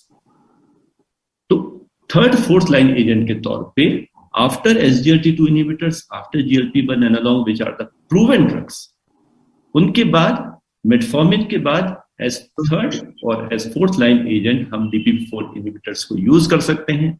अगर किस कार्डियोलॉजिस्ट के बीच में मैं इसको कहूं DPP4 इनहिबिटर्स को, तो मैं जो डिस्कशन अभी डॉक्टर अभिषेक के साथ हो रहा था, मैं कहूंगा कि DPP4s are just like amlodipine. जैसे ये एम्लोडिपिन आप कहीं भी दे देते हैं और उसका कार्डियक पेशेंट, रीनल पेशेंट में बहुत ज्यादा डिफरेंस नहीं होता माइनर चेंजेस को छोड़ के, वैसे ही DPP4 इनहिबिटर्स हम लोग बेहिचक इस्तेमाल करते हैं, कहीं पे बहुत मेजर डिफरेंस नहीं आता। और मैं इसको इसीलिए कहता हूं ये तो आलू है, किसी भी सब्जी में डाल दो उसके साथ में चल जाएगा। तो अगला क्वेश्चन आता है, इस हमारे पर्टिकुलर केस में DPP4 इनहिबिटर्स की क्या पोजीशनिंग होनी चाहिए? हमारा प्रोफाइल अभी ओम ने अच्छे से डिस्कस कर ही चुके हैं। आइए एक एक करके हम इनकी पहलुओं को समझते हैं। ओल्ड पेशेंट DPP4 इनहिबिटर्स बहुत सुरक्षित हैं और बहुत इफेक्टिव है, there is no doubt. Obesity के साथ दे आर न्यूट्रल, इनसे वेट गेन भी नहीं होता, वेट लॉस भी नहीं होता। अगर ओबेसिटी को ध्यान में रखना हो तो डेफिनेटली SGLT2 इनहिबिटर और GLP-1 एनालॉग एक बेहतर चॉइस होंगे। पोस्ट PTCA पेशेंट में डेफिनेटली ये न्यूट्रल है, इनसे कोई ना बेनिफिशियल रिस्पॉन्स है ना इनका कोई डिलीटेरियस रिस्पॉन्स है, और यहां पर भी SGLT2 इनहिबिटर्स और GLP-1 एनालॉग्स बेटर होंगे।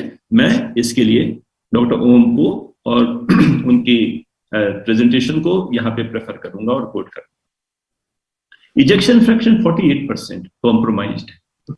यह वो जगह है जिसके कारण से अभी तक DPP4 इनहिबिटर्स जो डिस्प्यूटेड है, तो या तो वो न्यूट्रल है या सक्साग्लिप्टिन के साथ देखा गया इट इज हजार्डस। और डाटा हमारे पास क्लियर कट है कि SGLT2 inhibitors they are preferable agents for this group of patient, तो उसको हमें प्रेफर करना है, वो हमारे पास ऑलरेडी चल रहा है। EGFR कॉम्प्रोमाइज्ड है, यहां पर DPP4 इनहिबिटर्स की क्या पोजीशनिंग होनी चाहिए? कॉम्प्रोमाइज्ड EGFR के साथ में DPP4 इनहिबिटर्स दिए जा सकते हैं, सुरक्षित हैं और इफेक्टिव हैं। अंतर क्या है? कुछ एजेंट्स जिनका डुअल मोड ऑफ एक्सक्रीशन है लाइक लेनाग्लिप्टिन, टेनेलिग्लिप्टिन, वह विदाउट डोज एडजस्टमेंट दिए जा सकते हैं, और बाकी सेटाग्लिप्टिन, विल्डाग्लिप्टिन, एलोग्लिप्टिन यह सब डोज एडजस्टमेंट के साथ दिए जा सकते हैं, लेकिन ये इफेक्टिव हैं और इनके कोई डिलीटेरियस रिस्पॉन्सेज नहीं दिखे गए। जो लास्ट और जो डायबिटोलॉजिस्ट के लिए सबसे महत्वपूर्ण जो पहलू आता है वो है HbA1c 8.9%। सारे DPP4 इनहिबिटर्स अमूमन 1% HbA1c को रिड्यूस करते हैं, और यहाँ पे ओम ने बहुत अच्छे से डिस्कस किया इस पहलू को कि अगर हम 7% का टारगेट भी ले तब भी 1.9% का एलिवेशन है, और 1.9% का एलिवेशन हम केवल DPP4 इनहिबिटर से नहीं ले सकते, तो यहाँ पे अगर हम DPP-4 पे ही भरोसा करके चलेंगे तो यह राह हमारी मुश्किल हो जाएगी, हमें किसी और का सहारा लेना पड़ेगा। लेकिन 1% HbA1c रिडक्शन से भी आप जानते हैं, मुझसे बेहतर जानते हैं कि 15% रिस्क हमारा हार्ट फेलियर का कम होता है। तो यह बहुत अच्छे एजेंट रहेंगे। फिर से जिस पहलू को हमने बहुत अच्छे से डिस्कस किया, मैं तारीफ करूंगा कि 212 to 76 जो डेल्टा फिगर जिस पे अभी लोग बहुत कम ध्यान देते हैं, वह उन्होंने पॉइंट उठाया। यहाँ पर 212 फास्टिंग एक बड़ा डिनोमिनेटर है और सिग्निफिकेंटली हाई HbA1c। तो मेटफॉर्मिन तो हमें चलाते रहना है, जिसकी के ऊपर डिस्कस हो चुका है कि EGFR के अकॉर्डिंग उसकी डोज डिसाइड करें। SGLT2 इनहिबिटर्स चलाते रहना है, पुनः इस बात को देखते हुए कि बहुत सीवियर कॉम्प्रोमाइज ना हो। यहाँ पर 38 है, कोई दिक्कत की बात नहीं। ग्लार्जीन हमें बढ़ानी है जब तक कि फास्टिंग हमारा नियर नॉर्मल लेवल पे ना आ जाए।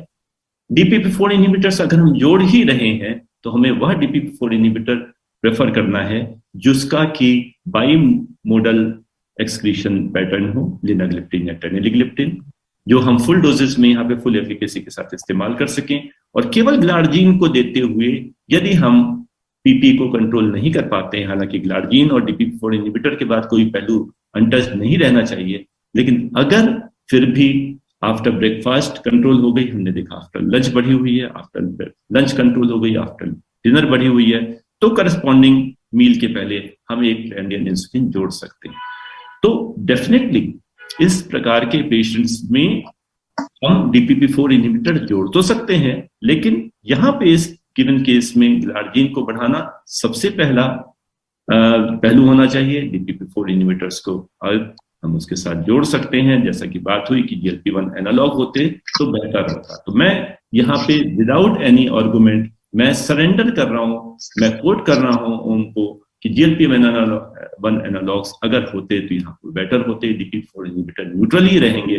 और AGI मेग्लेटानाइड के बारे में अभी आना है और बंसी बात करेंगे उसके विषय में। DPP-4 inhibitors definitely safer agents हैं इस तरह के पेशेंट्स में भी, ओरल और इनएक्सपेंसिव आज 2022 में तो है ही, लेकिन मैं बेटर कहने से पहले बचना चाहूंगा। बेटर एजेंट्स नहीं है, but these agents can be used in such type of patients. धन्यवाद। मैं समझता हूँ चेयरपर्सन मैंने अपने टाइम के अंदर ही खत्म किया और डिस्कशन के लिए मैं उपलब्ध रहूंगा।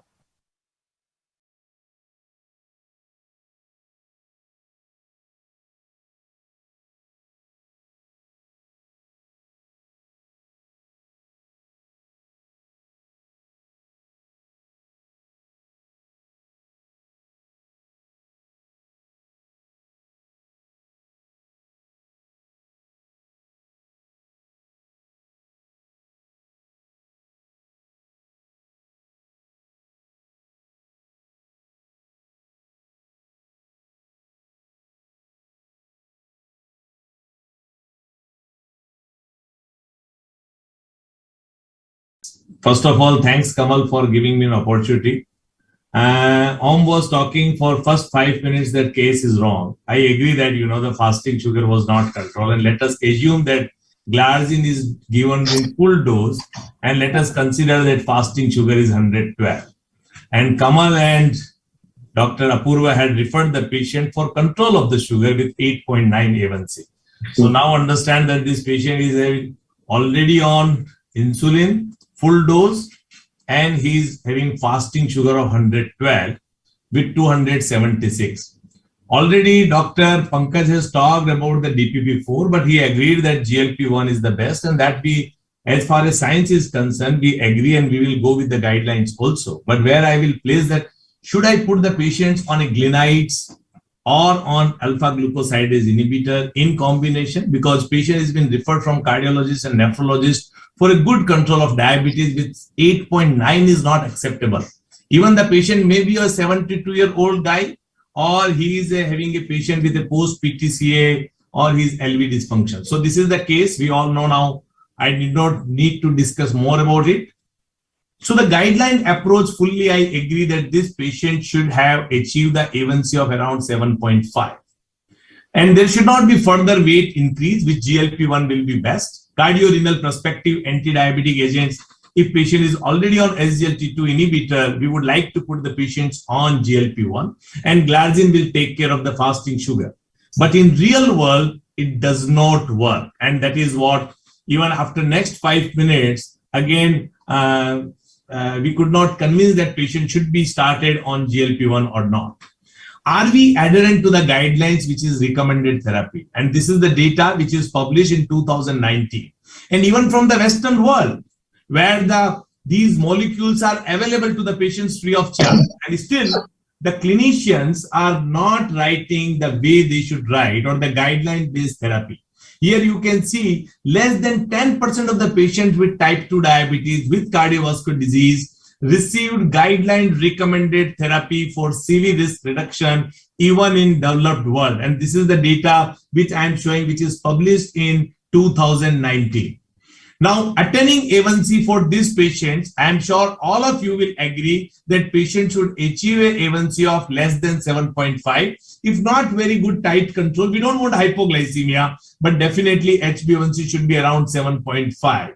Hyperglycemia itself leads to a lot of problem, even in a person who is not having cardiovascular disease or somebody who is having already cardiovascular disease, because PPSG is a postprandial hyperglycemia associated with hypercoagulability, including increasing platelet activity and activating platelets. And there are multiple other reasons for which postprandial hyperglycemia has to be controlled, not only just for getting A1C to get control. If I just put the list of all the anti-diabetic agents which are available to us, and this patient is already on SGLT2 and metformin, can we give the patient sulfonylurea? Risk of hypo is more. Glitazone may precipitate heart failure. SGLT2 patient is already there. GLP-1, yes, it's a choice of drug, but the GI issue, the cost, pancreatitis, needle prick, even though now it is available in oral form, but the cost is a major challenge. Alpha glucosidase inhibitor safely can be given with eGFR up to 25. This patient is having 39. The glinides can be given even in the patient with CKD and end-stage renal disease. You can give up to 0.5. 0.5 can be given further broken in half tablet as per the dose, as patient should not develop the hypoglycemia, and at the same time post-meal glucose has to be controlled. Now this is the data, I'm sure all of you agree, and you know it also that which anti-diabetic therapy can be given in different stages of CKD, and it is the glinides which can be given in the patient even his eGFR is less than 25. Even we can give it even in end-stage renal disease where the eGFR is even less than 15 also. So this is safely can be given in the patient with CKD, and this patient is having a progressing chronic kidney failure. Now, as far as efficacy is concerned, now this patient is 8.9, considering the fasting sugar is 112 and glargine dose is full given, still the A1C is not getting control. Now, what molecule would you like to give? You have a choice of GLP-1 and DPP-4 with the average A1C reduction as a third line agent will be 0.5 to 1.1. And you can see here with the sulfonylurea, glinides and alpha glucosidase inhibitor, they are highly efficacious drug, because now this patient's major concern is a postprandial hyperglycemia. If I can achieve the glycemic control or the post-meal glucose level from 250 to 150, the A1C reduction will be almost in the tune of 1.5 or 1.3, and that you can achieve only by AGI or glinides or a short-acting sulfonylurea, which will not be possible with DPP-4 and GLP-1 analog. And that's the reason the patient can be, for a good glycemic control, the glinides and alpha glucosidase inhibitor can be a choice of therapy. Is postprandial glycemia harmful? We all know it. International Diabetic Federation had come out with a special booklet which is talking about the post-meal hyperglycemia is a harmful and it should be addressed. And what they are talking, the several class of pharmacological agents which can preferentially lower the PPG, but it is AGI and glinides are a choice of therapy when we are trying to talk about only post-meal glucose to get control. The American Diabetic Association recommends, even they don't talk about the post-meal glucose so much and they don't talk about the AGI, but they talk that it is clear that postprandial glucose level, like preprandial hyperglycemia, it contributes to elevated A1C level, and its relative contribution is being greater when A1C is closer to 7. So when you are looking at the patient whose A1C is around 8 or 8.5, try to control the post-meal glucose level also along with fasting control. If your fasting is controlled and still the A1C is around 8 or 8.5, try to achieve the tighter control of the glucose also. The RSSDI, we also recommend the same, that post-meal glucose level should be less than 160. It is AGI, GLP-1, DPP-4, all of them are also working on post-meal glucose level, but glinides and short-acting sulfonylurea are recommended in a patient with CKD who have a post-meal glucose level are high. Now let me talk about this combination where the talk is given to me, what repaglinide and voglibose does. Rapid and short-acting insulinotropic oral hypoglycemic agent, and AGI is a class of agent which is competitive inhibitor of enzyme needed to digest the carbohydrate. In very simple language, this combination takes care of both the parts and they can be combined in a patient who is already the post-meal glucose is not getting controlled. Repaglinide is a glucose dependent. It does not cause so much longer hypoglycemia. It restores early phase of insulin secretion, improves post-meal glycemia and reduces lipolysis, and it is recommended by various societies, and particularly when PPG is associated with diabetes and CKD, the glinides is a choice of therapy.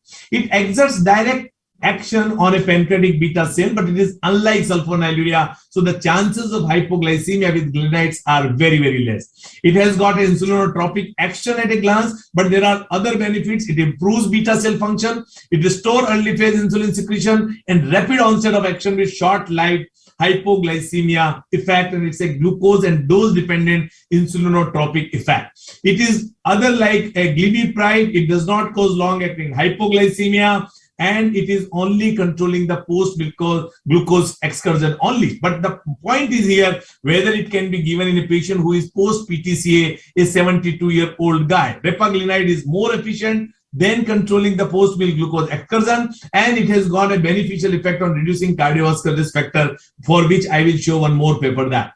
Repaglinide CV safety data. Repaglinide associated with lower cardiovascular risk than any other insulin secretagogue. So if out of all sulfonylurea, if I put, then the glinides, I am not comparing here it with the GLP-1 or SGLT2. So mind well, but here out of all the sulfonylurea, if we want to control, the glinides are safe as far as no previous myocardial infarction, those patients, cardiovascular death, or the patient who have MI, stroke, or cardiovascular death. The voglibose, it inhibits absorption of carbohydrates from intestine.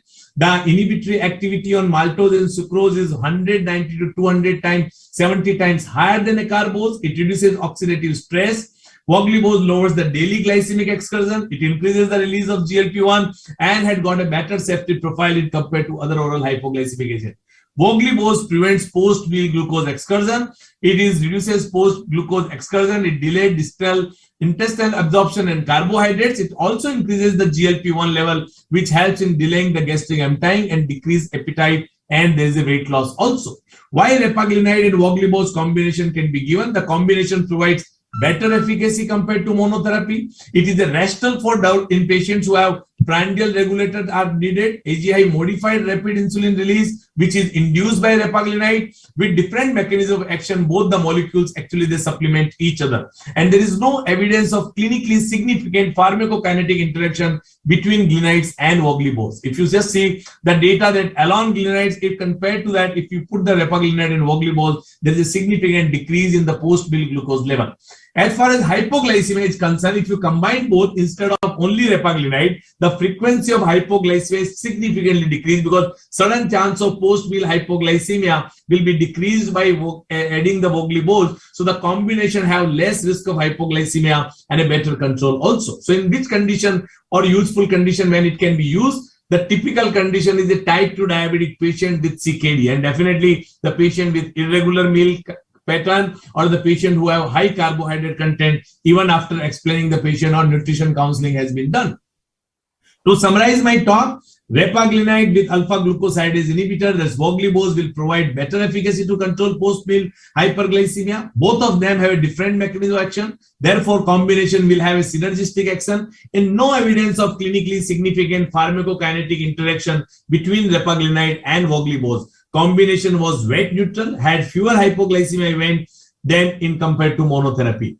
To take away from this complete debate, we all understand that diabetes and cardiovascular disease are both global epidemics, and we have to accept that as a person with diabetes, with a 72 years old guy, the patient should be given a choice of a therapy which is most CV safe and CV benefit. The post-meal glucose level itself is a problem with the patient with CKD, and it is again higher associated with CV and mortality risk and additional risk factor of hypertension and dyslipidemia. By adding alpha-glucosidase inhibitor, we are benefiting the surrogate markers of CVD and maybe useful drug for reducing cardiovascular risk. By reducing postprandial hyperglycemia, by decreasing glycemic excursion, it improves vascular health, reduces oxidative stress, and prevents endothelial dysfunction. It promotes weight loss, it improves blood pressure and decreases risk of hypertension, it inhibits platelet activation, and it improves gut dysbiosis. In real-world data, it demonstrated significant lower risk with the use of EZA and glinides combination for risk of hypoglycemia, particularly in patients of CKD.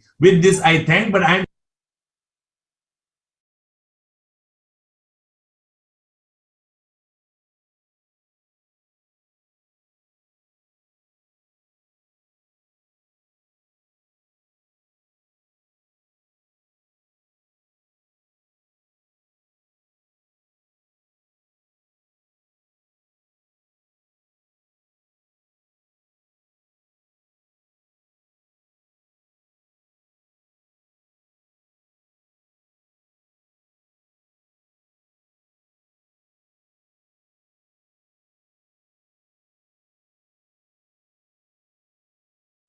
Hi, I'm Dr. Kamal Sharma, an interventional cardiologist from Ahmedabad.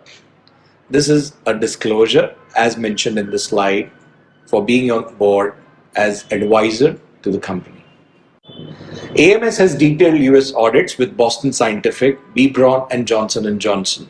It's a Singapore-based headquartered company which is dedicated to bringing highest quality of medical device technology to affordable cost in countries across the world. Mr. Vijay Kevalramani and Dr. Parag Saxena have been the US promoters who have been global entrepreneurs. Parag has been chief advisor to some of the most important heads of the state across the world, including President Joe Biden and our own Prime Minister Narendra Modi. Manuel Perente is AMS chief advisor for interventional technologies, and he is the nicknamed balloon master, as he invented the first US FDA approved balloon catheter, which was designed for Maverick for the Boston Scientific company for the balloon dilatation. He has done a technology transfer to AMS to create the next generation of PTCA balloon catheters.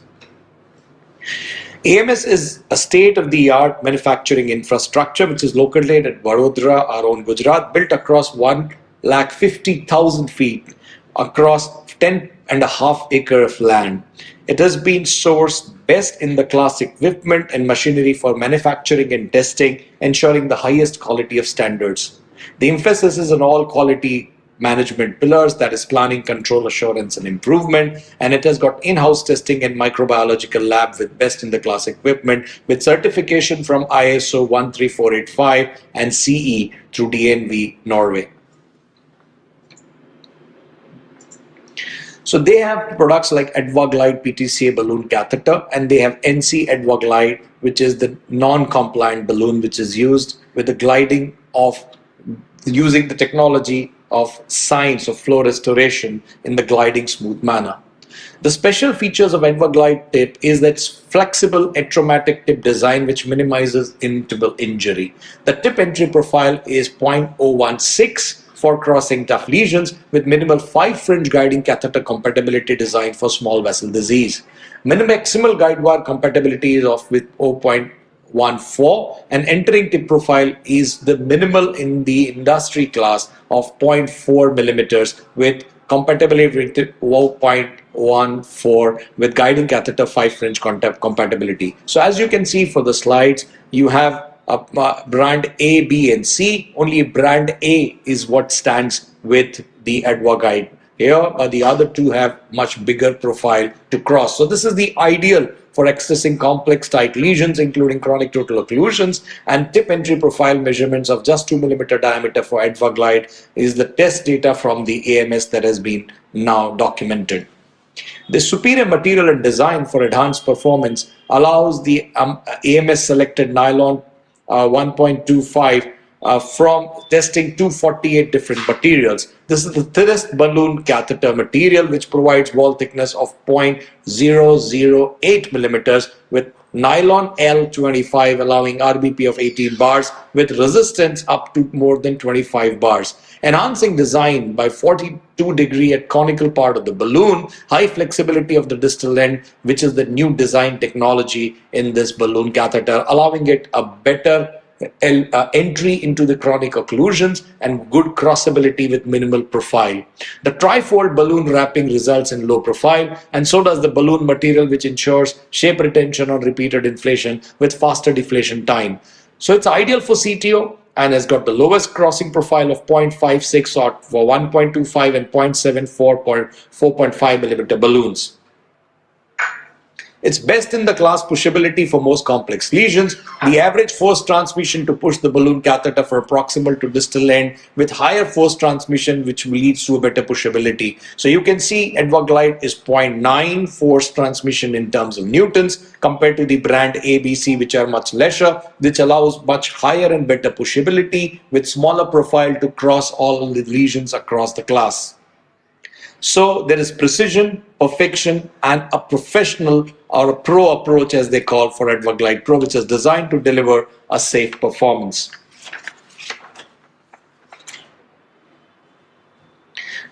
Edvaglide Pro is designed on cobalt chromium platform with thin strut thickness of 65 microns with open and closed cell design, which allows excellent safe branch access with enhanced deliverability with Swiss technology for stent delivery catheter. Coating of the same on abdominal surface gives a targeted drug release in the arterial wall with biodegradable polymer matrix of poly-DL lactide, which is one of the best in the class.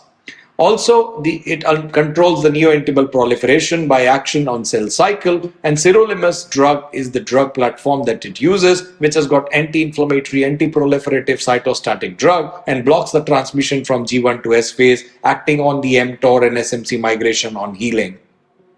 The cobalt chromium alloy of L605, which is 65 micron strut with zero foreshortening design with recoil of less than 5%, gives a metal to artery ratio of less than 18% with crossing profile of 0.95 to 1.1 millimeter. The size-based design, which is small, medium or large vessel, can be done for 6, 8 and 10 crown, and S-link for better retention force by along with 2 link structures, allowing it for flexibility. Low crimping profile makes a crossing profile of 0.95 to 1.1 and excellent crossability and increased deliverability in difficult lesions with exceptional side branch across open to cell design.